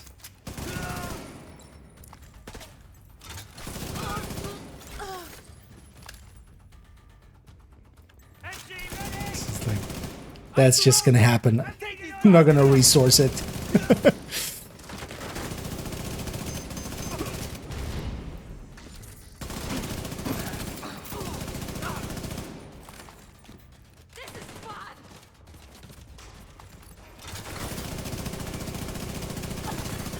Identification confirmed. All deceased personnel were assigned to the pier. The pier. Friendly survivors located. How friendly are these guys? Agent, thank you for coming. Right, they thanked me. Queen's So crew friendly. took us from the pier and stole our IDs. Yeah, well, maybe sure. The second weapon doesn't matter. I'll send a recovery team to get them back to What the it bridge. is. You need to get to the Oh, subway I station. might. I didn't check with PTS, but if you can do purple weapons there, or even maybe like, well, no, you can do blue because it doesn't have talents. But if you could, because yeah, the talent is also just with Tinker. It isn't like Alpha Bridge, like both weapons giving it to each other. It's only whatever's in slot 1. Although actually, let me do it like this because it's inverse. Slot 1, right? That's getting the talent from slot 2. That's the only like direction that goes in. So whatever is in the second slot, you just, if you're running the Tinker, you just don't want to be using it. Now you might equip 2 weapons that maybe, you know, you can swap them quite quickly because you can of course just go in here and just do this, right? So you could do it for that, but in general, you just care about what is that slot. Although, yeah, you could, for instance, yeah, if you go with a Negev and a GR9 or something, or MG5 and a Negev, or MG5 and MT49, then you can easily swap in between them. But yeah, you still need to go into inventory and actually this slot, which is going to be annoying for a lot of people. I know a lot of people that use, yeah, what would be like that slot, the second slot for their main. Just that's the place that they like hitting. Although it's also not abnormal because in a lot of games, 1 is pistols and then 2 and 3 is the main and secondary, right? Hostiles detected. I feel COD is like 1 is AR or 1 is like main and like 1 and 2 is main, and then 3 is pistols as well. But a lot of games are 1 is pistol, and then 2, 3 is the main guns.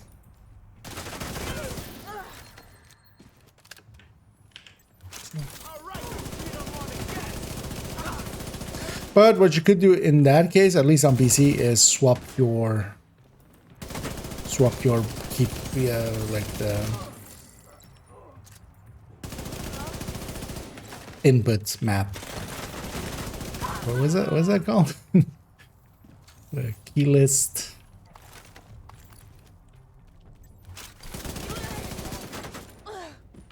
Rebind keys. That's what I. Although all of those other things means the same thing, but.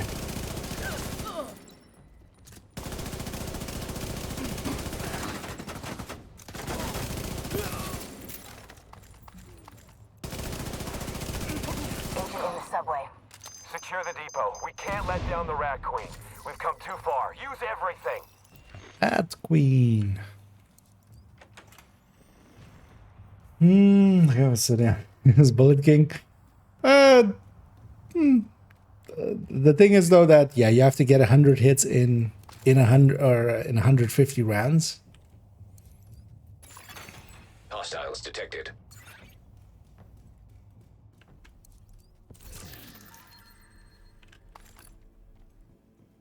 And also, actually, yeah, you wouldn't gain that much. Because nowadays as well, the Bullet King has the same, like, you know, you can have the same third stat, you can have the same 15 crit chance. But then the Negav with that would also have the accuracy and such. Because one of the downsides of the Negav is one of the worst handling. Yeah. It's kind of the biggest issue for kind of the Carnage as well. It starts with one of the worst accuracies of LMGs. But the LMGs generally, as you start firing, they become more and more accurate, so it kind of makes up for it. But then, yeah, steady-handed would help as well for just taking on that.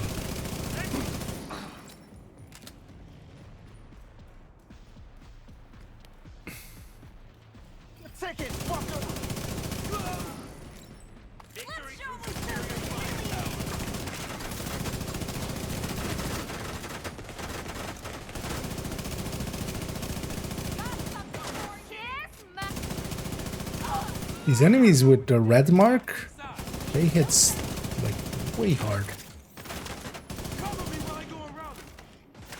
Because it should be kind of the same as frenzied enemies, right? That was the same, like 15 or whatever %.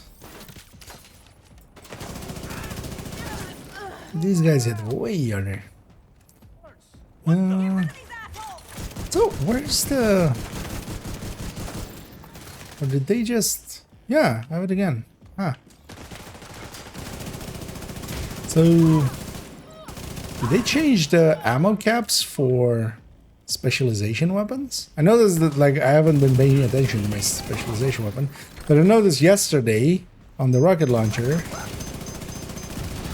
that or on the multi-missile launcher, I can have 16, or no, 12 in 6 in the thing and 12 in, like, here as well. I have 6 and 8. Agent. You took out the supply line and recovered the survivors. Did they mess with that number? And hopefully we can figure out what the hell is Are going the other specializations changed? Leader.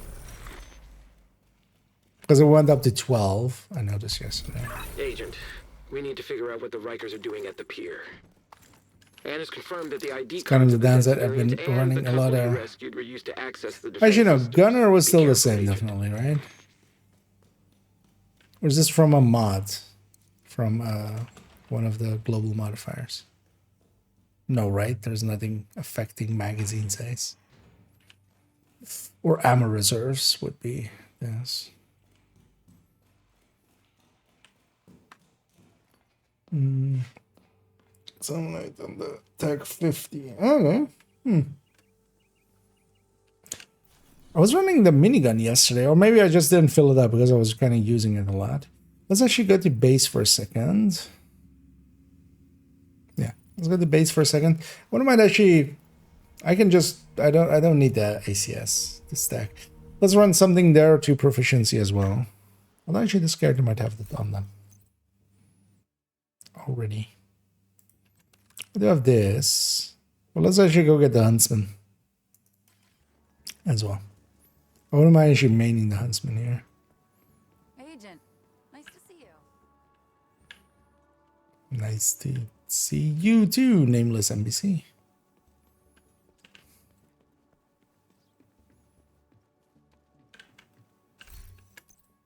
Hope you get a name one day. I know those are expensive. H. That's, oh, no, wait one.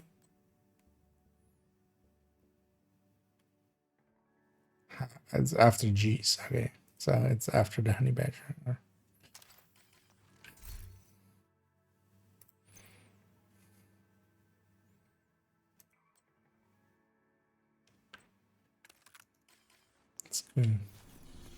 Run that. Let's go get the safe house along the way. We'll take a kind of detour. Oh yeah, Walmart brand Temu.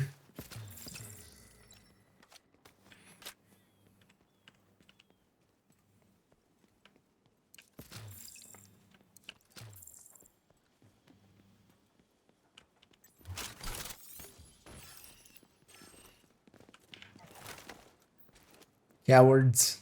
Seriously? Fucking slow down. Cowards. Gonna despawn or? Oh.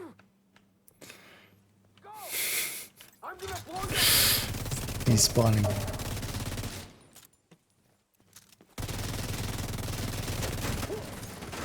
Let's see how much I remember to actually reach the end of the mag.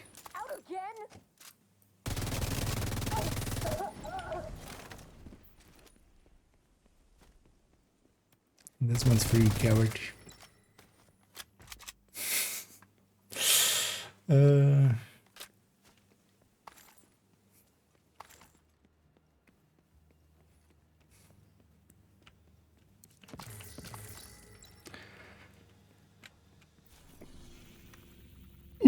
Yeah, definitely feeling the lack of sleep. If you've done the hunters, are those parts and stuff still in your world map? I'm guessing no, right? Is there one? I think there was one like here, right? Oh yeah, actually, yeah. So here would be one. Is this?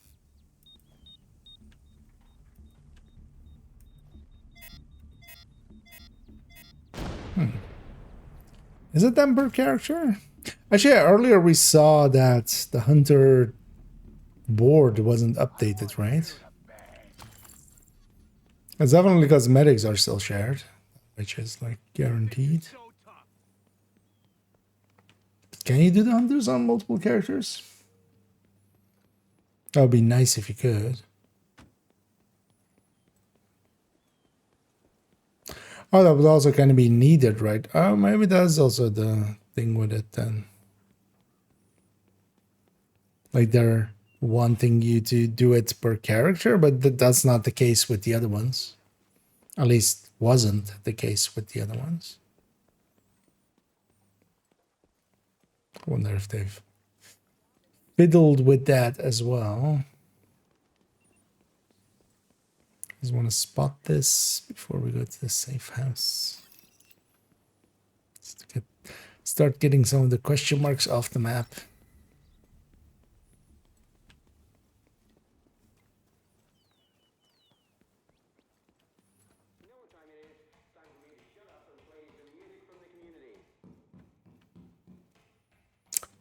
Is there Rick Velassi in this, actually? I don't remember hearing him anywhere.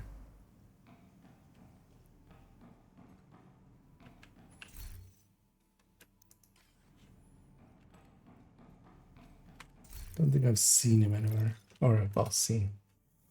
Oh, it's midnight. Yeah, you're same likely we're Civilians in the same thing. And I haven't even gotten any of the caches here in DC or in Brooklyn, but I've already 32 out of 5 SHE tech caches. This character, I think, hasn't opened the New York caches in each of the safe houses either. Because, like, who cares about 2 items?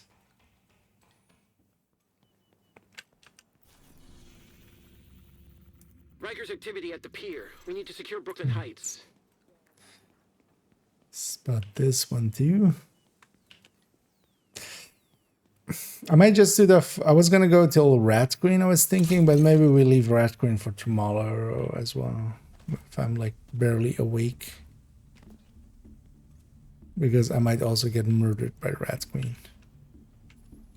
A lot. Not that she's per se that hard on. Yeah, let's do the pier. Because that's also just, yeah, the leaves for this character.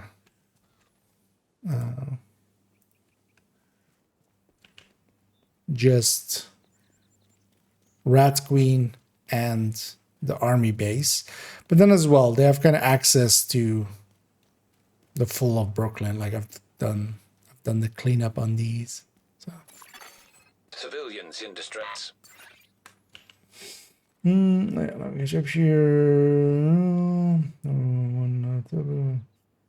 Also, and contractors is slightly less damage on all hands for a second. Try. Also, needs on contractors.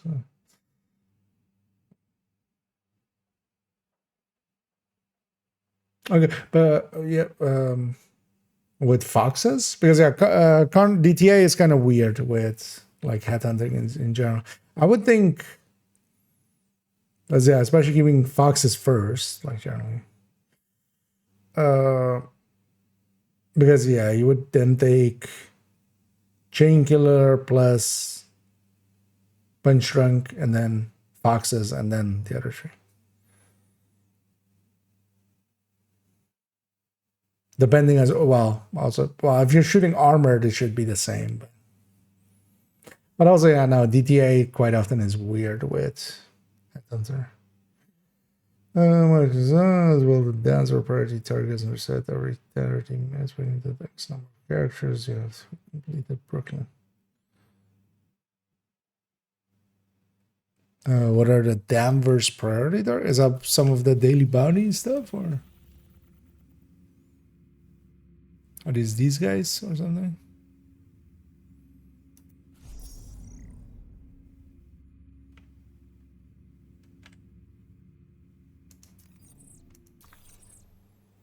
Or is that in a specific spot?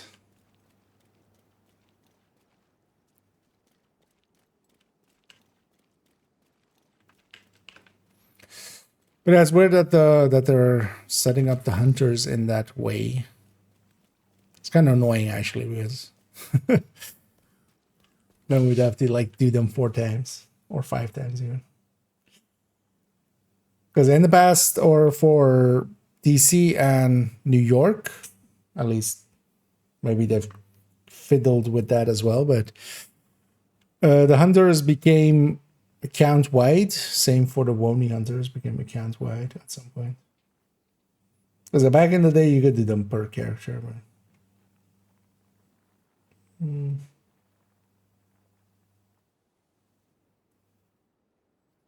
collectibles are shared. Now is that new? Yeah, that was with. When was that? Was that the start of last season? Somewhere in last season. And yeah, it is very nice. There's also a downside when like going multiple times through the same content, like here. I will have to like hear the comms multiple times as I pick them up. And same for like I was doing a hardcore from 1 to 40 leveling, And it would have been nice if through the base game I could have just picked everything up again. Yeah, listen to them again. The Rat Queen trusted me with the pier. I will not let her down or give up our new toys. Well, so much for a stealthy entrance.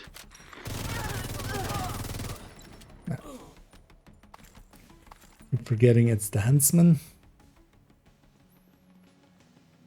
And that I should not spam reload.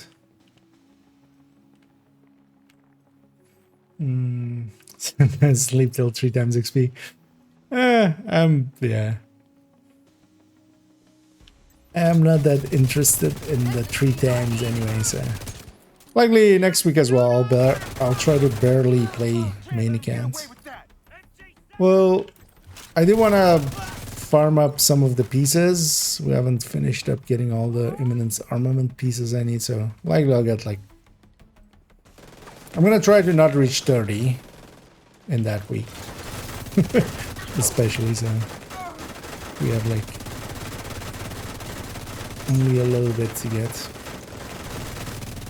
What I will do next week though is I care less about third or second account.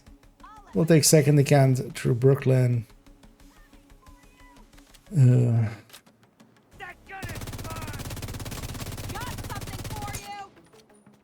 But also on the back end of the week, depending on just how, because I've been kind of binging Division.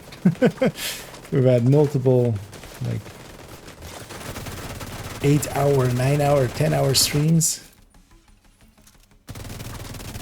I will likely towards the back end of next week jump into, because the week after we're going to jump into Division 1, so I'm not going to jump into Division 1, but I might jump into Warframe, I think. Maybe just a little bit.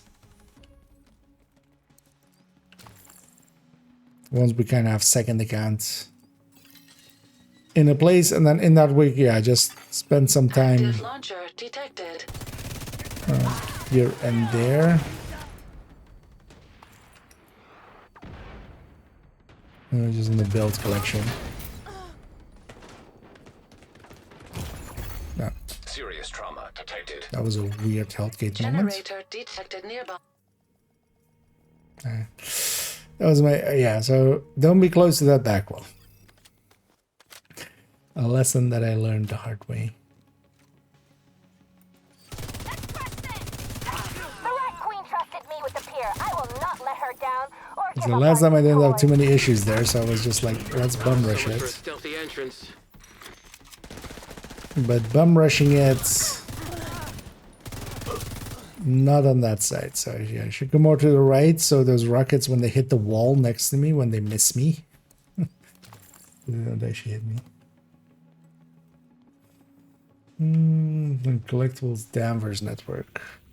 Oh, is it just cards, you mean? Database. Oh, just the snitch cards, basically. Yeah. These guys have been. Although we haven't been like I've not been hunting them too much. It's just a few cards anyway, so.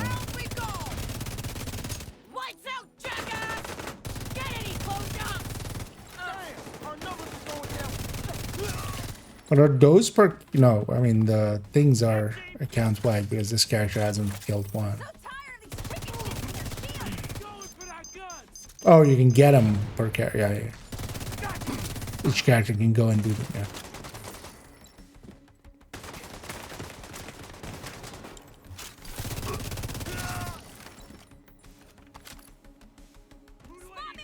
Oh yeah, I'm not enough of a hurry to go over them. Those are one of those things like snitch cards as well, always just with enough playtime on a character, they just are guaranteed to be done. So. Warframe? I've been playing a little bit of Warframe here and there. It's been kind of the game I've been here and there playing in the background with Division 1 as well, although this week not so much Division 1. Because in Division 1 I've been doing dailies a lot. just for the division tech. But actually, yeah, this week not so much. Because Division 2, they've been taking up my time.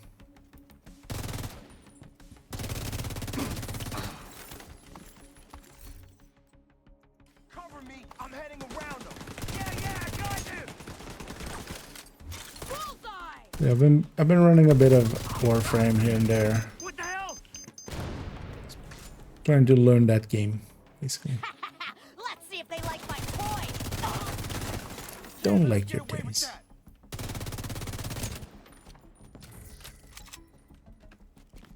Here's your ticket, fucker.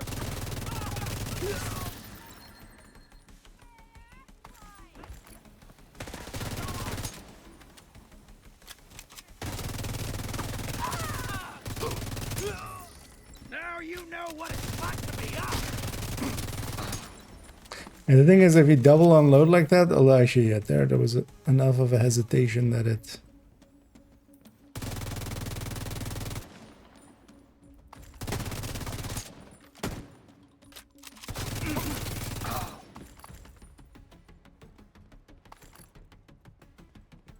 Yeah, this being on a FAMAS as well, just eats ammo. I guess I'm going to unlock the final echo. Yeah, I just use Xander for that. I already have the final echo. Not myself though, but yeah, I do have it as the collectible of it.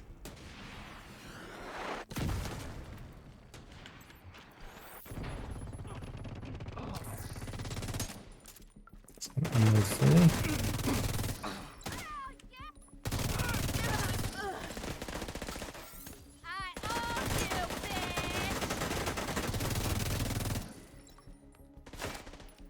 Agent, please. We need to get control of the pier. Sending in the Marauder. So where does it go? Agent, please. Wait. I'm waiting for you to send the Marauder. I already know. Send your shit.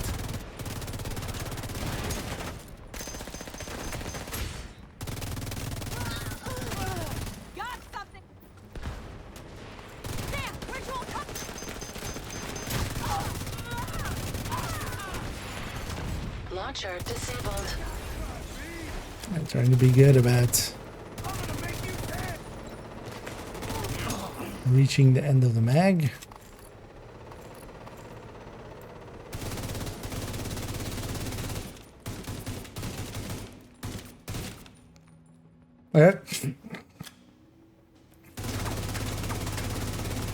Unload the mag and then I like look away and automatically hit reload. Guys, we're going to get... No, well, you can also get it in someone else's world. Although, well, I that doesn't mean that I have it unlocked in my world then, but at least the collectible, and you can get like the commendation and stuff then. Summer Call 821. Yeah, I've already seen it. Electric hazard detected. Active launcher detected. What? Was past it. And what I found is the best tactic here is just to bum rush through and get through it before the Marauder gets destroyed. Agent, I need to bring the Marauder back. But also, yeah, what's still killing the Marauder then? Plot hole. I disabled the turret.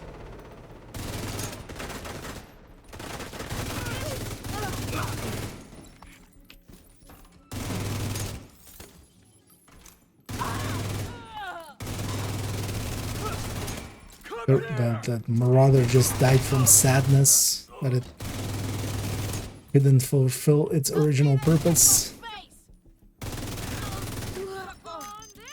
Because if you kind of stick there, then you have to deal with the turrets, so kind of bum rushing it out here. A little risky, but actually ends up being the right play.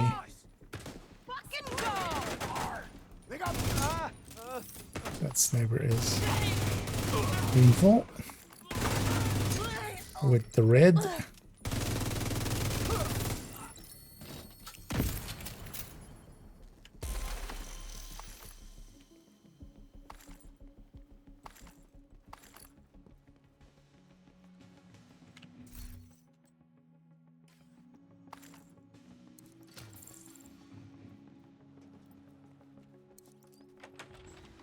For me to get into Division 2, it's a lot of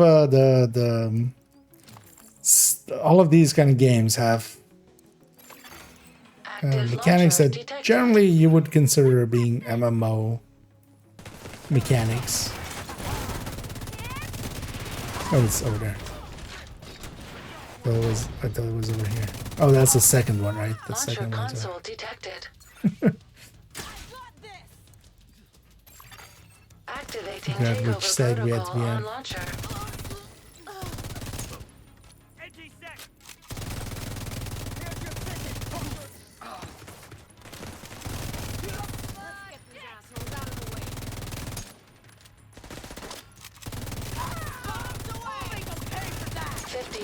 Complete.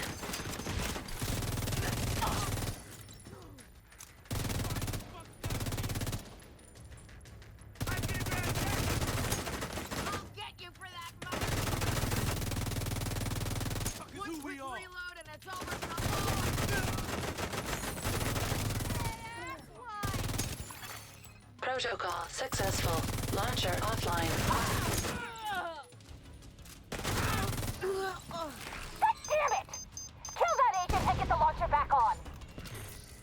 Agent, watch out! They activated another launcher. It's hooked up to a separate console. You need to find it and hack it. It's it.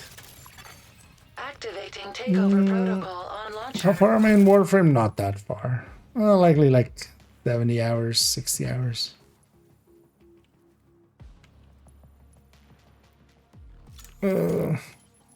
Mastery rank like 12 or something. It's definitely not my game. But I would just want to have experienced it just so I kind of know what it is. Because I've kind of spent, not per se recently, but at times, and on stream as well, just time with Destiny, time with First Ascendant. I really wanted to mess with Warframe 2. Protocol successful. Launcher offline.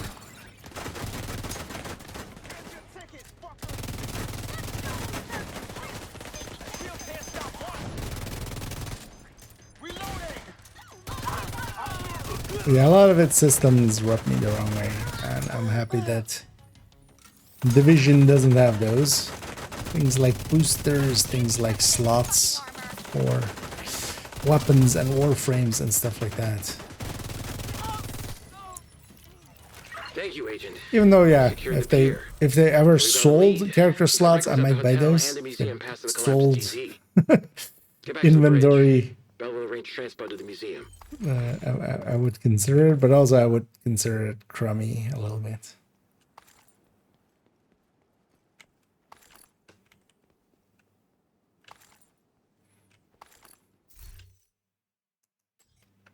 It was 13 minutes with the wipe.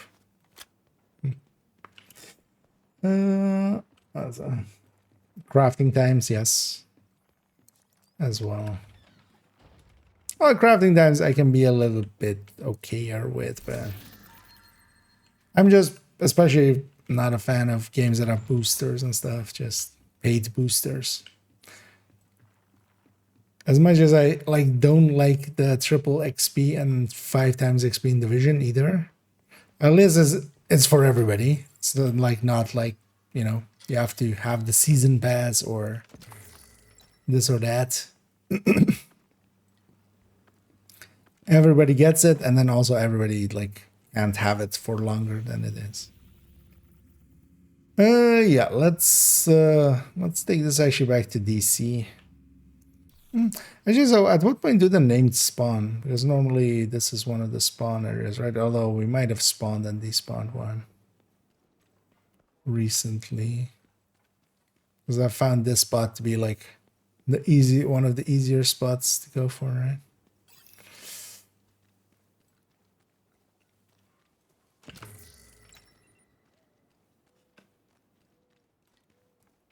Because I might actually round it out early. I kind of feel my energy leaving me. But also we started a little early.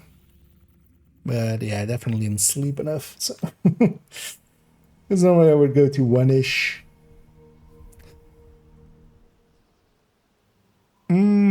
Or you know what?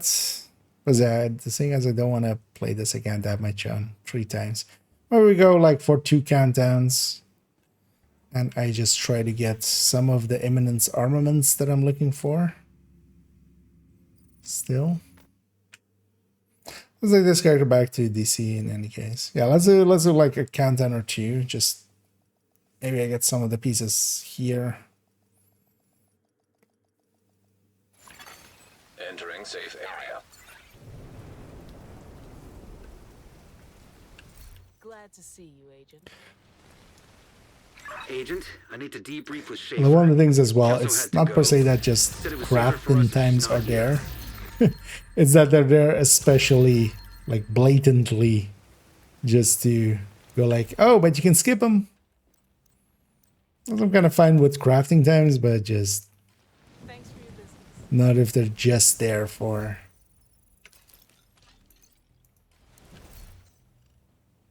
if they're skippable in some way. So that's the pistol collection.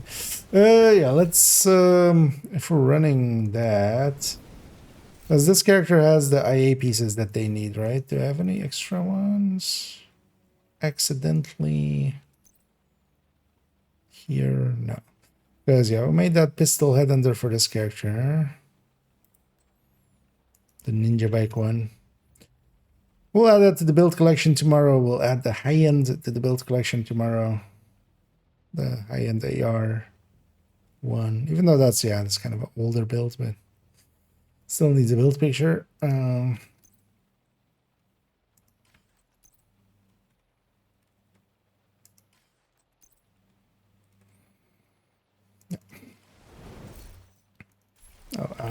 let's put all these ARs back.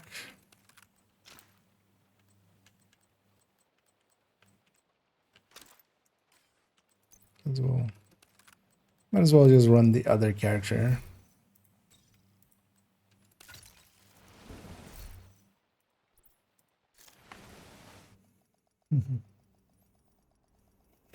Indeed.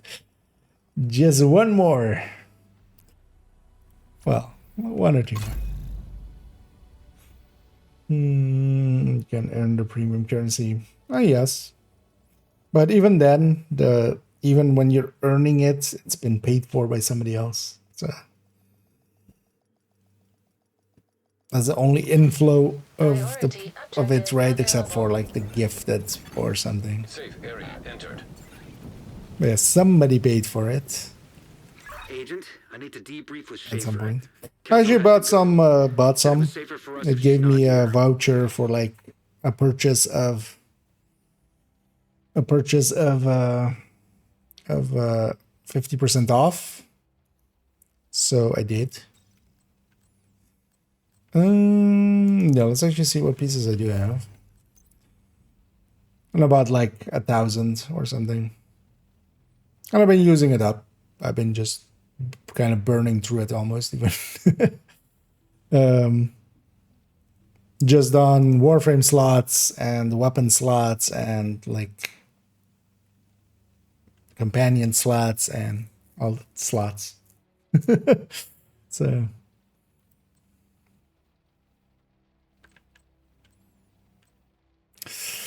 yeah, I want to keep this one, but yeah, we don't have a weapon handling headshot chest.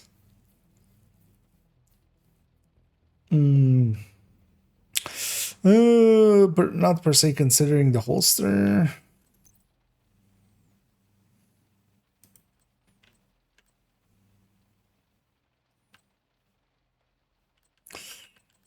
I think these backpacks can go. I'm keeping that crit chance, crit damage chest. I might actually just run it a little bit on Striker. Just to see how much more aggro I get. Just to see how much of a difference it makes. So we have a headshot weapon handling backpack, but it's expensive. Although, honestly, we're not going to get it much cheaper than that. Because I also have this crit chance, crit damage one there for trying with that, because I want to get the 2 beasts and then just run it with Striker and just see how much the enemies hate me.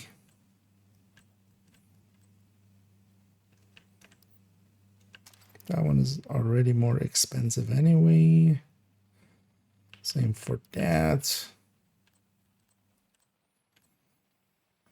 Let's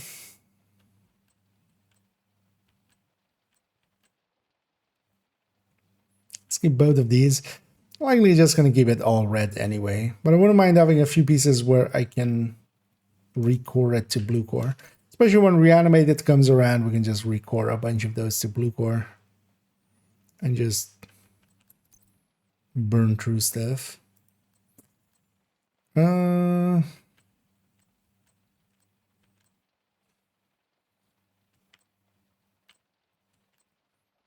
This one's cheaper if we recore it, which is the thing we're gonna do. So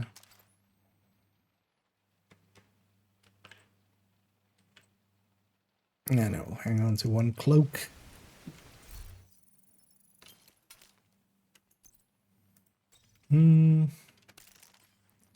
Let's actually grab Striker. Or maybe we go with, what else we have here?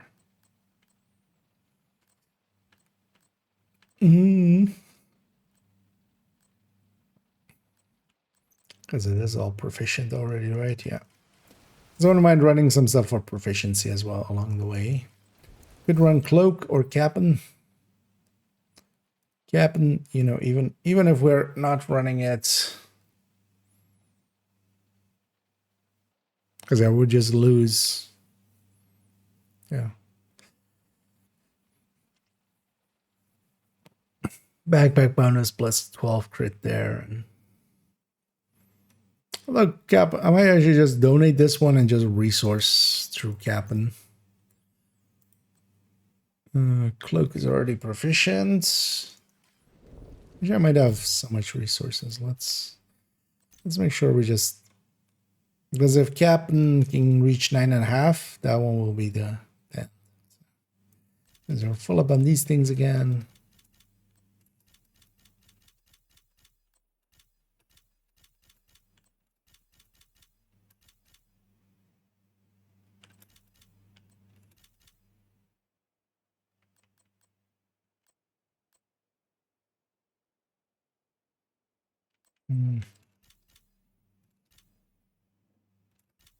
If it's that much, I can just take this one, which is at 50% of a level, and donate that one to proficiency it. And I'm not going to spend any resources on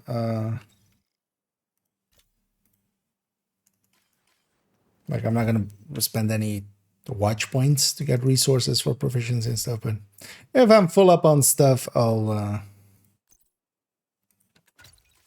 dump a little into it. Actually, this chest could go back.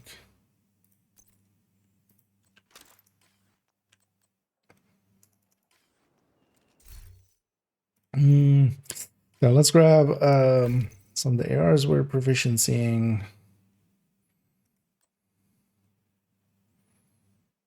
So, Caretaker.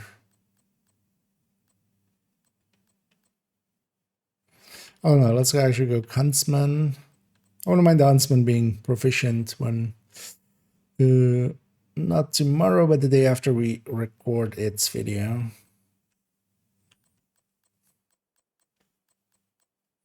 EFG. EFGH. Is it alphabetical sorting? Actually, secondary, I'm gonna run lead, because lead is the one I like least want to run.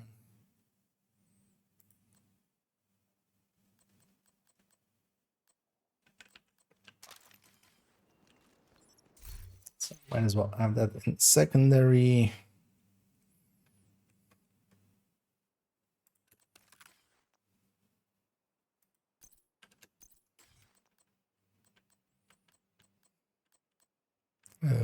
Yeah. The smart cover having come in, everything has been shifted by one. This is where normally Pulse would be in my my list. It's actually kind of cool. We have now a full row of kind of DLC ones, and then it's gonna take some getting used to. I'm so used to just going in here and then Pulse is like here, but it isn't. Cam is like here, but it isn't. Yeah. Also, how my crit chance, crit damage wise, not enough.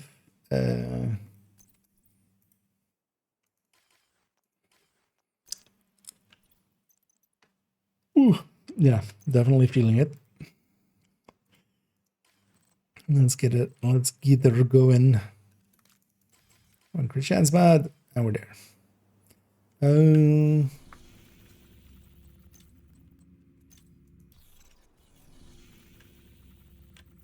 Matchmaking. You have received an invite to another agent's Imminence, group. armaments, imminence. You are now in a group.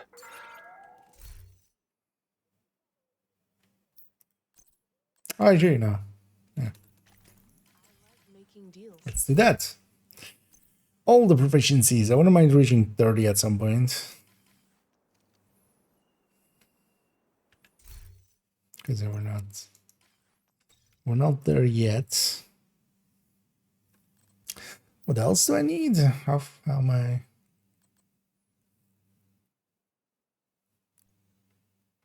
Still have 8 items.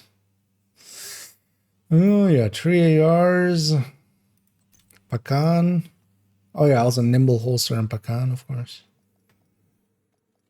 They did some change. Richter set 1. Do you mean just changes to it? The third stat got changed this time around. Agent, I need to debrief with Schaefer. Kelso had to go. Said it was safer for us if she's not here. Thanks for letting us know, Manny. I was really wondering what you were doing and where Kelso was.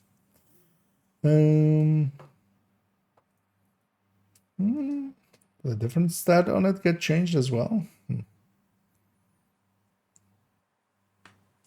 I mean, you can likely check against the gear spreadsheet. The True Sons have triggered a lockdown at the plant.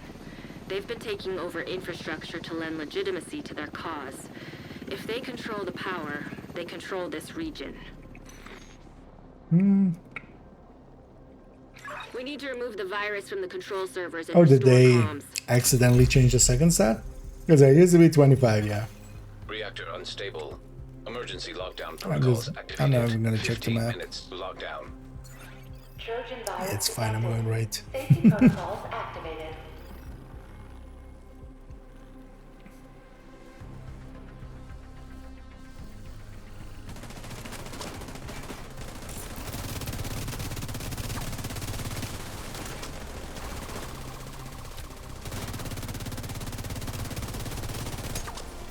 I was hacking the jar. I was like, wait, is he hacking my shit?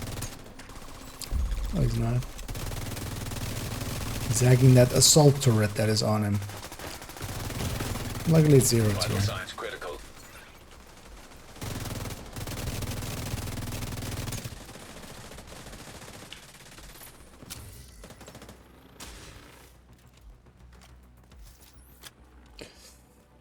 On a disrupt, what actually happens with the skill, with the thingy? Oh, 2 people are completely new. They're getting the full crimson, which is the thing you get for the first hunter kill here.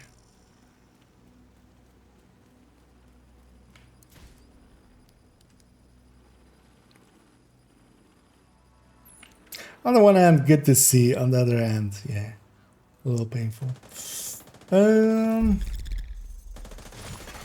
Because I haven't looked at. I saw in the patch notes that the third stat was going to 50, or well, what was it? What did it say exactly? I can go look in a second.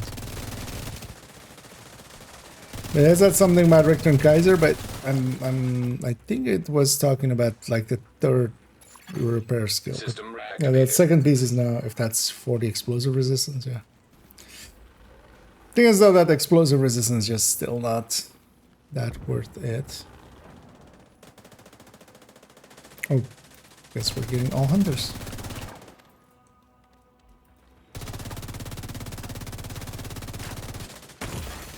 Serious trauma detected.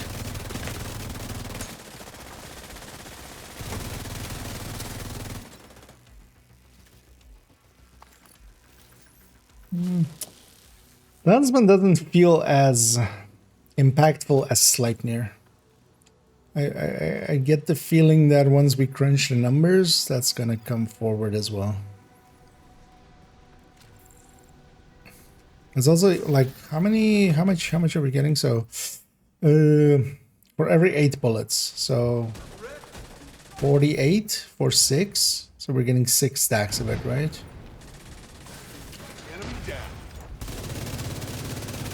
We're getting 6 of 3, so 80 rate of fire, right?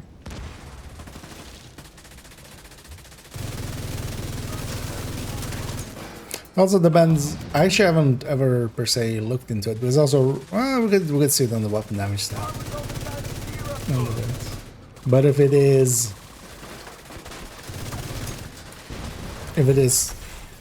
per 8, or if it's like Optimist, where like the talent says it is per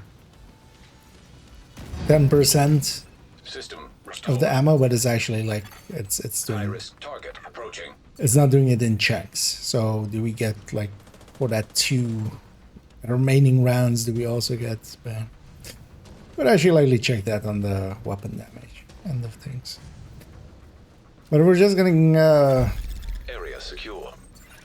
We're just getting 18% rate of fire. Like, that's still big, but also kind of checks out because the other weapon damage would be, because that would likely on the striker be like 16-17% because yeah. We are going into a pool that already has some filled in.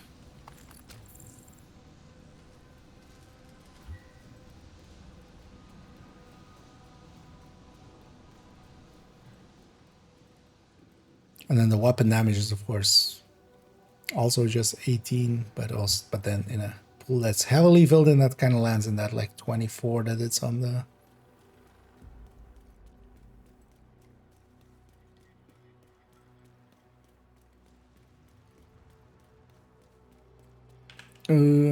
Wait, where? Why? What's happening?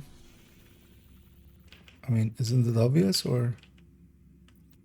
Okay, just do containment, why not? Instead of hostiles in laboratory. Although, well.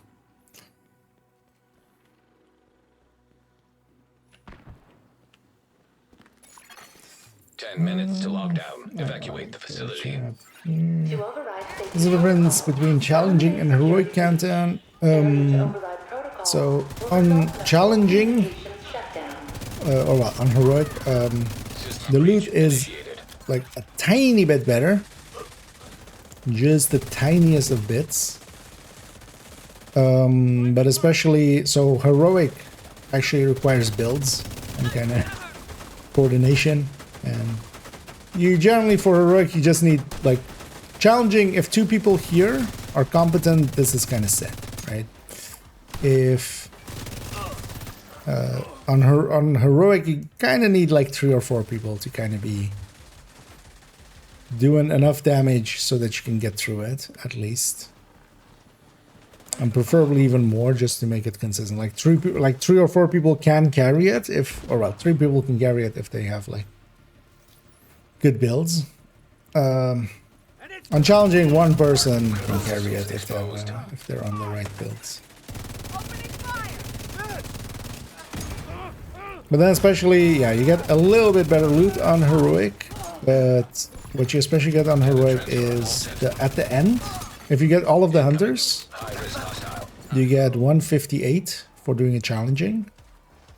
If you do all the hunters and then 2 minors, and then the main. That's 158. Countdown requisitions, the countdown coins. On heroic, it's 208. So if you can do it on heroic consistently and kind of not fail, which isn't too hard if you're with the right teams, you can consistently just get heroics then. You basically, every countdown, you're getting 50. Because it's around the same time anyway, because a lot of countdown is just running around. So the time that it takes to clear the thing might be like a minute longer or 2 minutes longer in total. But even that, not really per se. It's likely like 2 or 3 minutes maybe.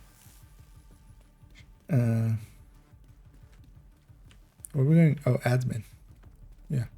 Where am I going? Where am I going this way?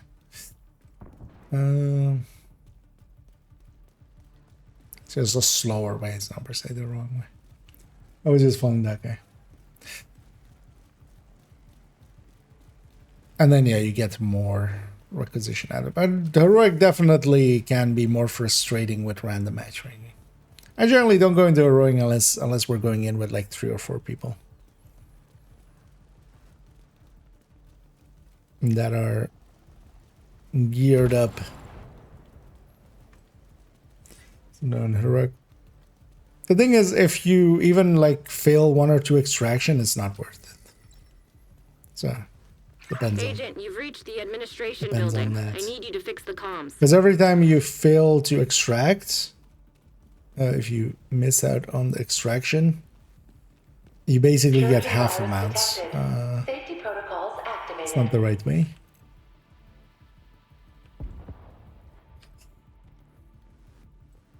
I know it's your favorite job. And then, need yeah. you to search the control room and find the server. And then it's better to go challenging and get the 152 instead of, even if you get all the hunters, doing heroic and not getting the 208 but getting the 104. Warning. System breach. Initiating safety protocols.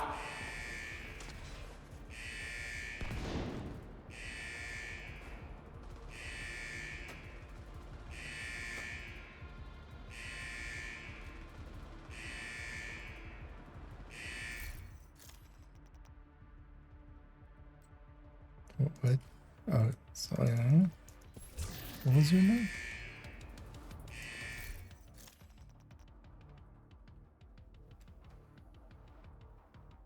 Oh, it's the Nice job. 41. You're a pro. Now, just need you to find another server. Makes a little bit more sense. Warning. System breach. Initiating safety protocols. Incoming. High risk hostile.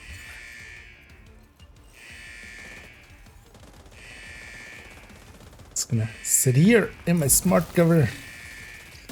Smart. Evacuate the facility. 5 minutes to lockdown. Communication systems shutdown initiating. Override safety protocols to cancel. Hostile. Grinder 5 flag. The heroic, especially extraction, like if just in challenging, if like the team is kind of strung out and just going in one by one and such, it's still survivable. But on heroic, yeah, I can go like it can go wrong in seconds. Whoever said tech support was boring. One more server and you can reboot the system. Warning. System breach. Initiating safety protocols. As if people are basically feeding the hunters. High risk target approaching. As so often happens.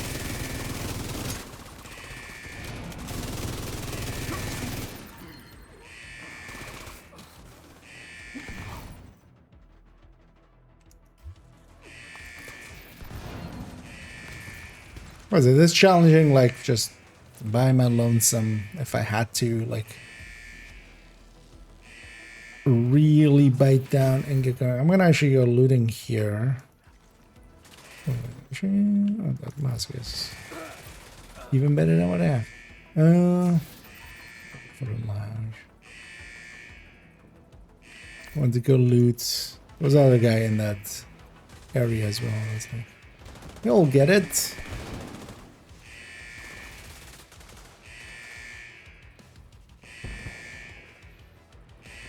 Also, likely I'm one of the harder hitters here. I should be on murder duty.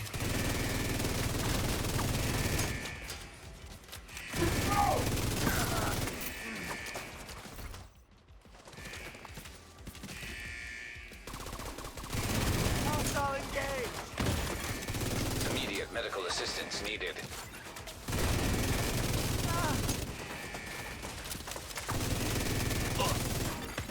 System rebooted. Communications restored.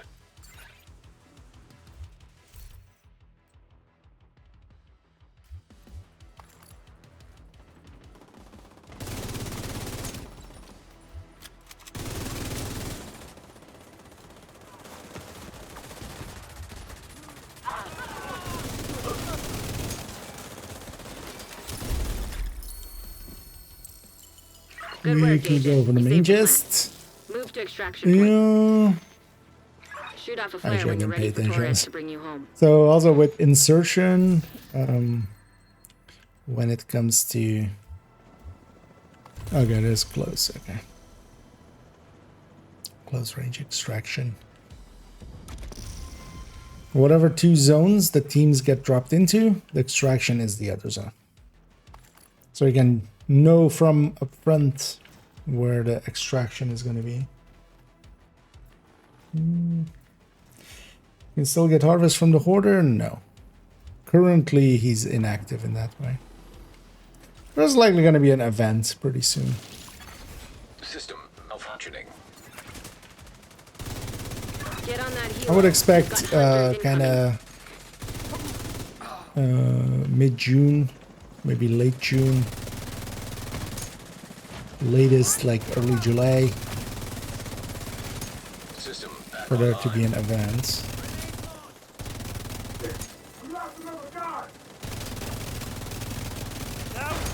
Agent down. System curtailed.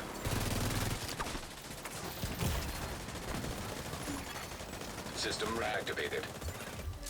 Agent down. Get out of there. Gonna go around. Get around, get around, I get around. Malfunctioning. Because yeah, that healing box is doing way too much, and I really didn't have a shot there. An agent has disconnected. Did somebody else Another agent disconnect? is now group Oh, leader. stop dying. System Why you all restored. dying?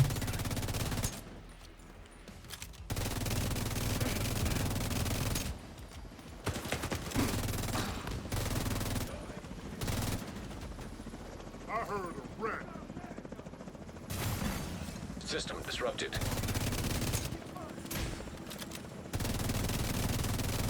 Putting down a decoy. Contact here. More of these assholes. I'm going out. Ammo go took a hit. Serious trauma detected. Like, An agent needs assistance. System reactivated. because yeah, if this team was on heroic, this was already like, Immediate medical assistance needed. oh, why am I getting shot in my back? System malfunctioning.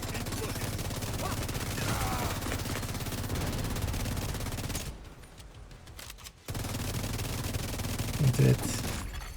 He's gonna finish. Agent down. Get out of there.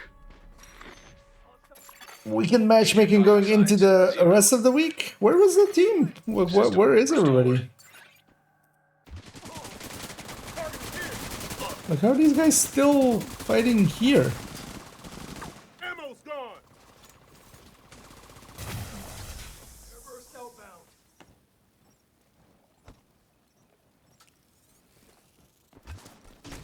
Torres is waiting for your signal. Shoot off a flare when you're ready to come home. We see you. Kilo inbound on your location. Yeah, we can't inspect here, right?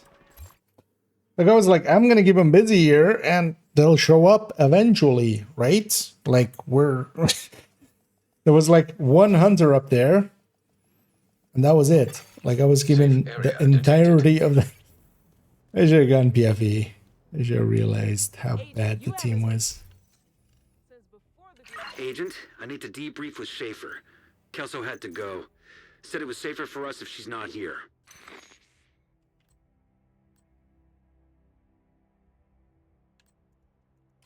Thanks for the business. But yeah, that was...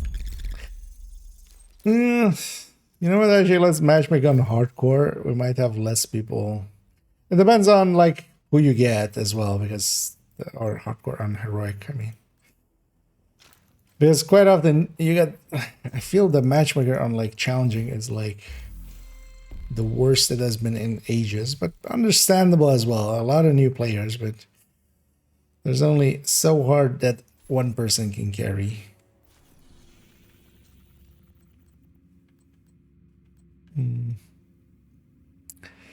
But yeah, I should have gone PFE. I could have guaranteed my own extraction at the very least. Yeah, let's go work. We'll inspect a little bit, but open for like on average better Invite to plans. another agent's group. Receive. You have joined a group. But yeah, no, for instance.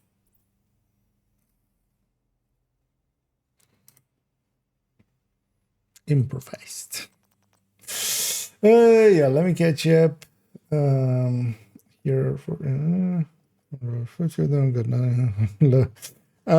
yeah, that Patrick Wolf has likely led you astray on basically every like. I would generally just take what he says and do the opposite. But yeah, he's not active at the moment. Does he have a video up now? Recent? That The True Sons have triggered a lockdown at the plant. They've been taking over infrastructure to lend legitimacy to their cause. If they then he's control the getting F for power, no they particular control reason. this Particular. region. We need to remove the safeguards and restart the reactor. Play heroic countdown. It depends on the teams that you get. Heroic countdowns, you need damage. You need the damage of the team. Like I can't solo carry. That's if we reach extraction and there isn't enough damage there, it's just over. And yeah, when somebody already like that first person we inspected, they had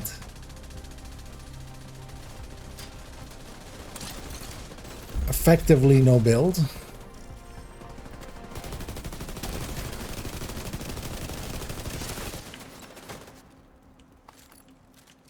So it was at least challenging. Like there, that was like a horrendous thing. Like I kept a whole wave busy for close to 2 minutes.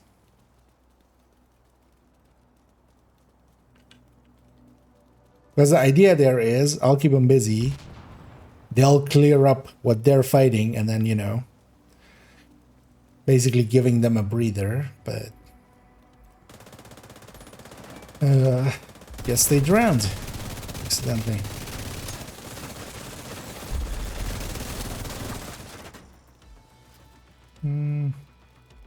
There's some damage here.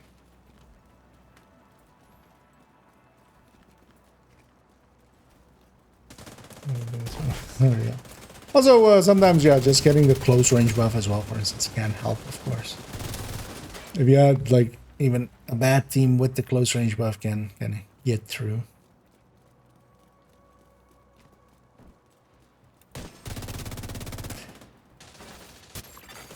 System curtailed. But in heroic, you're kind of... But sometimes as well, one of the things in...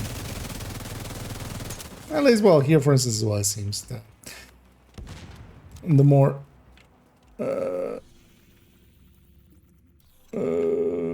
turbine admin, yeah. System reactivated. The more experienced players sometimes, like, quite often, especially off of prime time, kind of, which kind of it is now for me. It's late in my region on a Monday. A lot of people are, more of the veterans are kind of going heroic. But you might still see like a big group of newbies.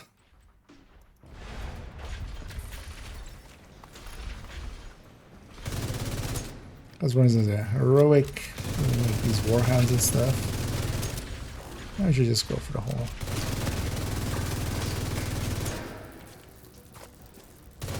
Camera.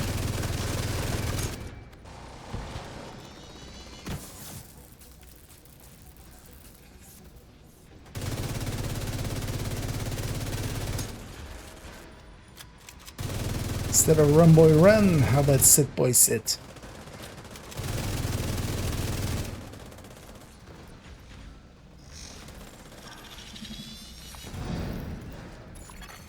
Incoming.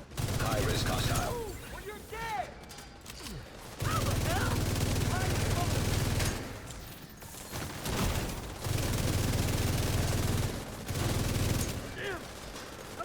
Nice. Vital signs critical. Oh yeah, flame. Area Nice. secure.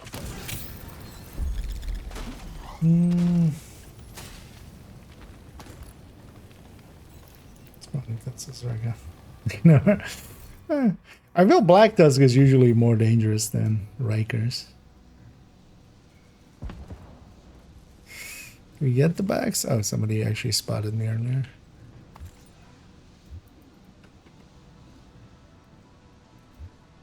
I think I got the box. Yeah, that was all three of them. Yeah. Wait, are we going? We're not going containment, right? Because heroic VIP is kind of bad.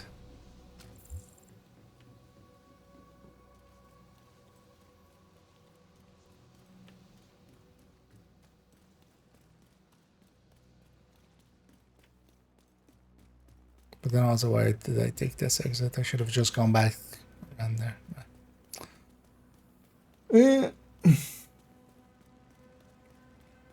During the other session, yeah. It's just there's more, yeah, health and armor, so. Stuff that is harder. 10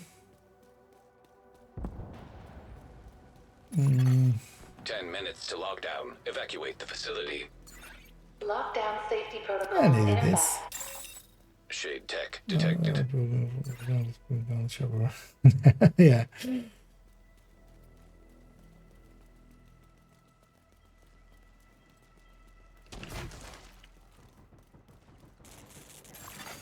Hostile sniper turret detected. Hostile incinerator turret detected.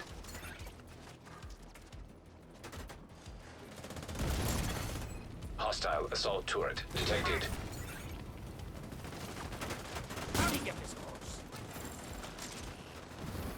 This guy knows what he's doing. He's the only guy. I think I was the guy that spotted me. Hostile striker drone detected.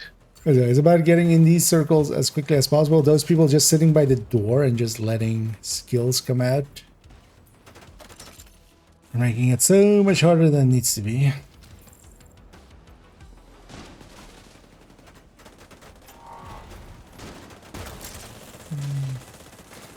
Let's go now.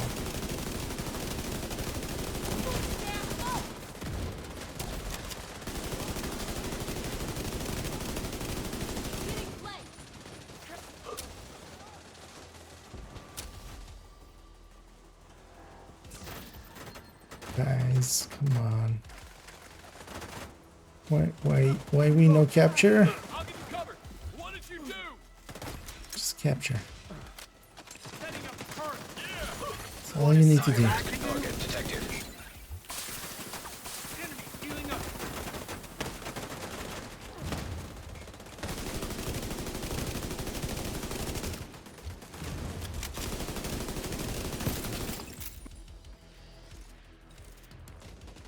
It's not that hard. Let's go get the box.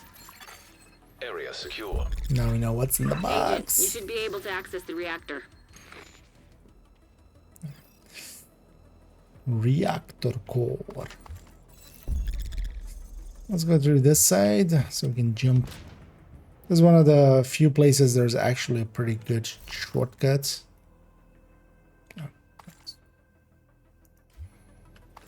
That's pretty good. What is it? You can jump down here instead of going that side. You just go here. And yeah, for reactor, we can go through here as well. That cuts down quite a bit of running.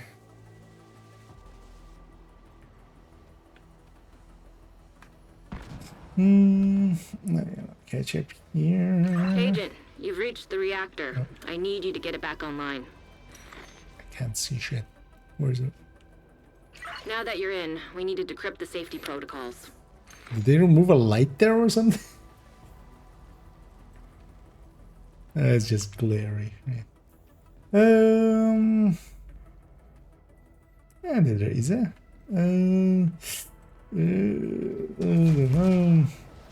So I had to go indeed.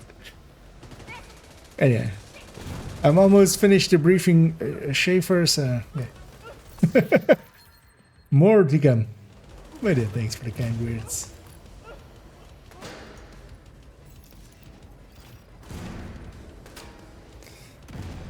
I'm gonna go set up by the button.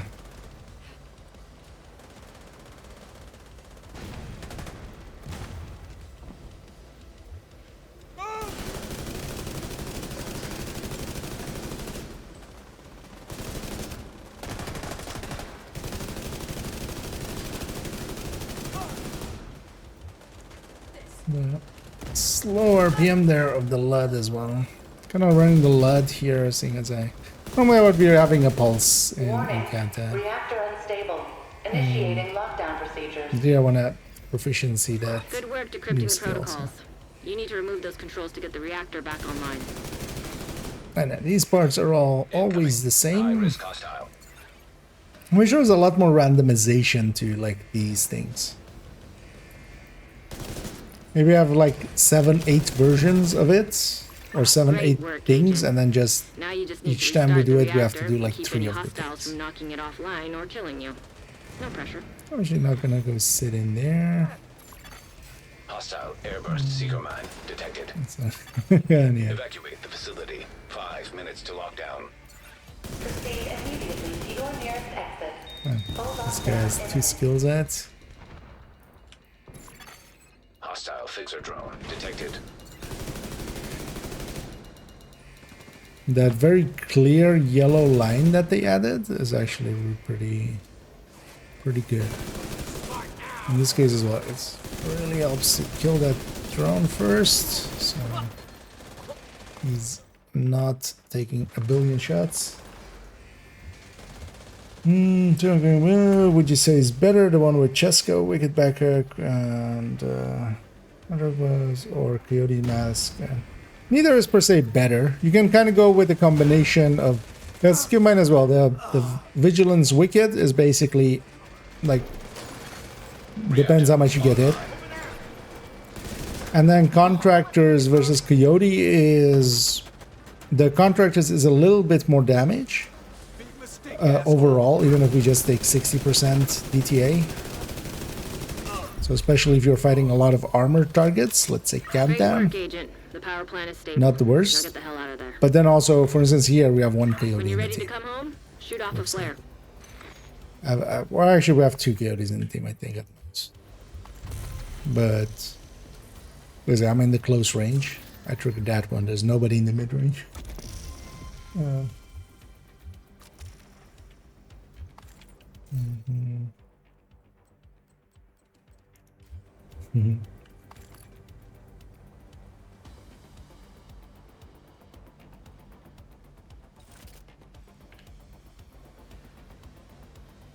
can hear it in my sleep, indeed.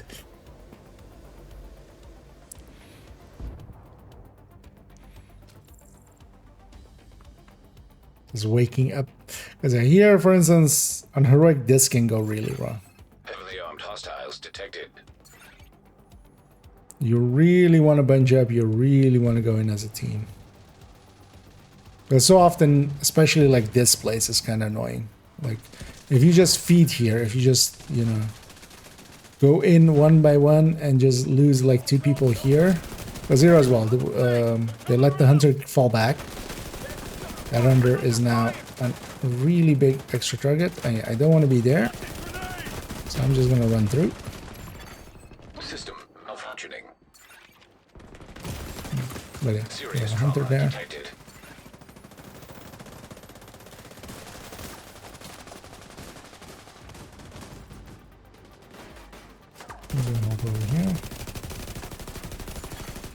System restored.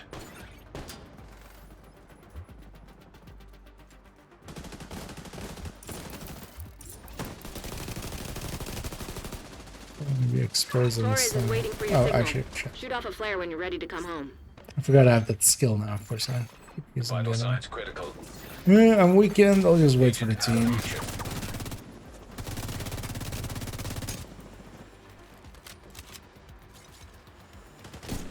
Engaging hostile. I might as well. They're not dead yet. Agent deceased. There's one. You got double down that thing. He was also one of the real damage dealers, so...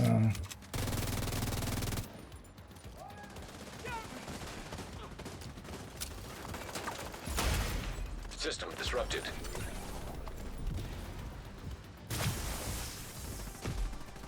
Sneaky bastard. System back online. I'm stuck here.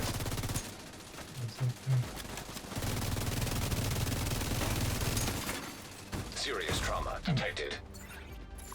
Oh, is disrupted. Down. Yeah, let's catch up here. What I think of the caretaker R is pretty good. It's especially if you don't have a Lexington, it's one of the top picks. Oh, my Ava's on cooldown actually.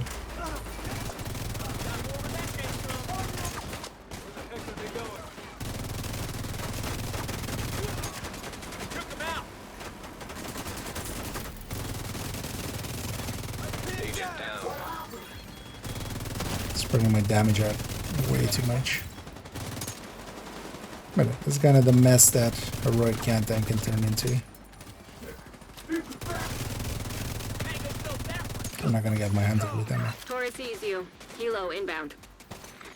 They're coming up the flank. They're pushing forward. Let's go around the loot. Might as well get something out of this one. We didn't get anything really out of the last one.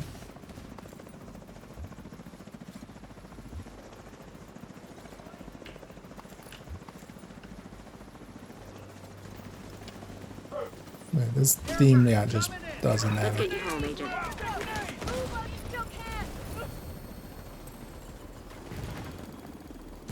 Like, this guy's still alive here. Bye.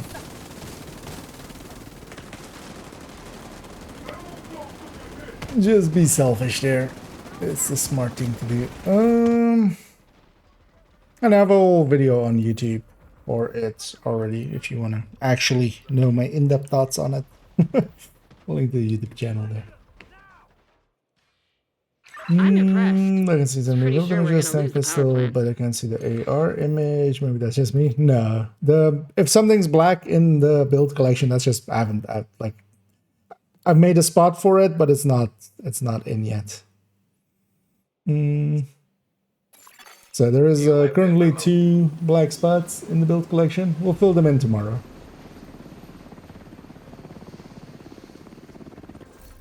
So. So basically, it's a living thing. I did get 208 out of it. I got all of the Hunter Dog tags, so hey, at least we got that. But yeah. Are there some more content now? I'm gonna round it out there.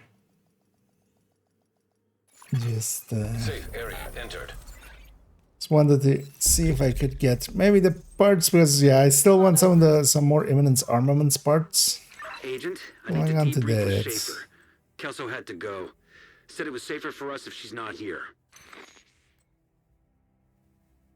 Hang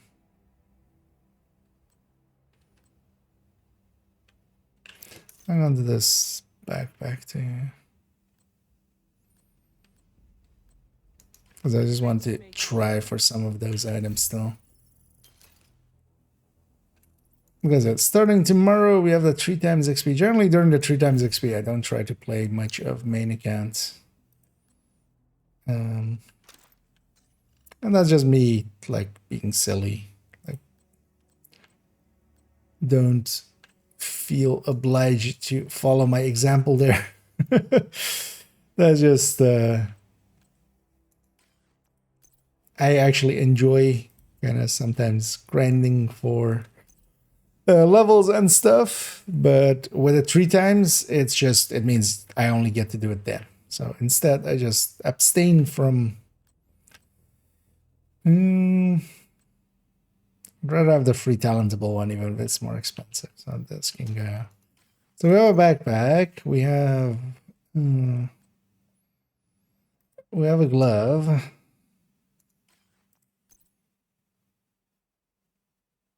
We have a knee pad. So at least we could try out the chain killer version, and then we just need a chest still. I might actually craft for the chest and see how many of those parts I have. And just craft a few. Let's pop these 2 and then clean it up. I guess you want some of these last ones. Better without talent.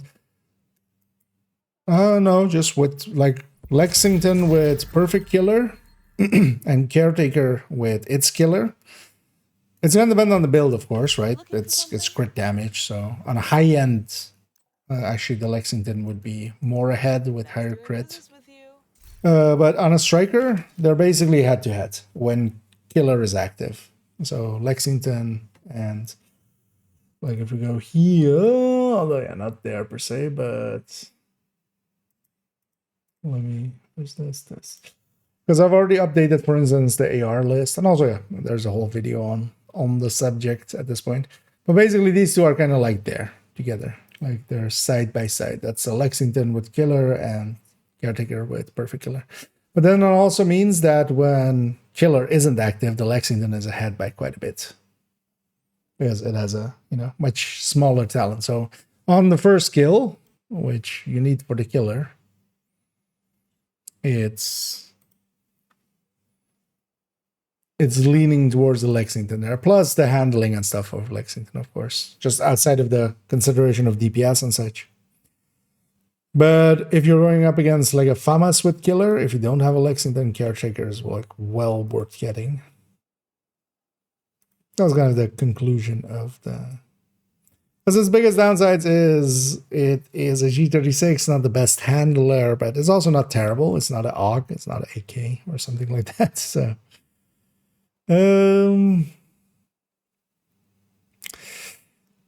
no, measured Lexington would be pretty far behind. So.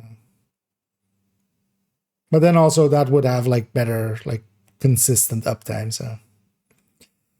So the streamline, I guess you could use a shield or from cover. I mean, you can't use a shield. So secondary one. Okay, yeah. So yeah, indeed, you can run something else as secondary and then trigger a shield. Yeah. That's actually, if you're running streamline, I feel, especially for obliterate, yeah, I would just do it like this, exactly. Just, I use this when I'm not on cooldown or anything, and then I swap to something else when I want to use one of the skills. Because honestly as well, a killer weapon plus this precision, smart cover, in a lot of situations will be way ahead.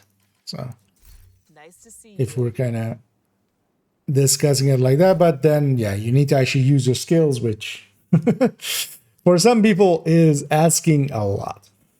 But yeah, let's round it out there. We'll come back to Division tomorrow. Tomorrow afternoon, I'm gonna go and stitch together all of everything we recorded earlier, which is gonna be then the journey builds kind of thing that we looked there, the builds that we got from the journey caches, and kind of discussing them, and just I hope those turn out to be interesting as well for a lot of people.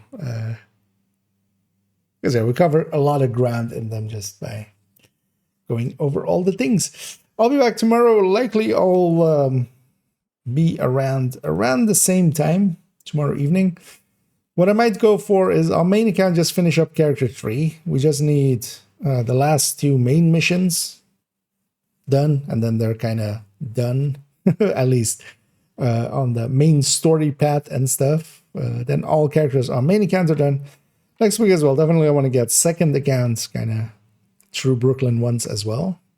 Maybe we'll go and get the hunters on them and such, get huntsmen, and play around with that. And likely at some point in the week, we will definitely go poke around a Warframe and such. And then the week after that, we'll poke around a lot in Division 1. But even if I'm like, yeah, jumping into Warframe or such, I'll start each stream kind of working on the build collection. This coming week as well is the big idea is I've already kind of done some of the prep work for Huntsman video and some of the prep work for the modifier video. We'll finish the prep works on them, and then it's, yeah, we just jump into upgrading the build collection. And as with all seasons, I'm gonna go build by build and just have a look and go like, what do I do with them? In the background, on the Twitch end, we're of course going to go raid someone, as we always do. We'll go with, yeah, let's go with Lil Huge, who's doing, what's he doing? He's at the range, likely doing some testing. So yeah, we'll send everybody on the Twitch end off to Lil Huge, friend of the channels, and I'll be back tomorrow, likely not too early. I want to get some good rest, and also, yeah, tomorrow I'll have to do some work stuff and such, so it might even be that I jump on at what would normally be my regular time of like 9 in the evening. So I might go back for a few days to just regular time. Although, you know, Wednesday, I can be a little bit earlier again as well. So yeah, let's see if I missed any last ones here. And hey there, Tommy, but also goodbye there, Tommy, as we're rounding out here. But thanks everybody for joining me. Enjoy the journey builds video tomorrow towards the evening, at least my evening. And I'll be back in the evening later on after it. And as always, have a good night.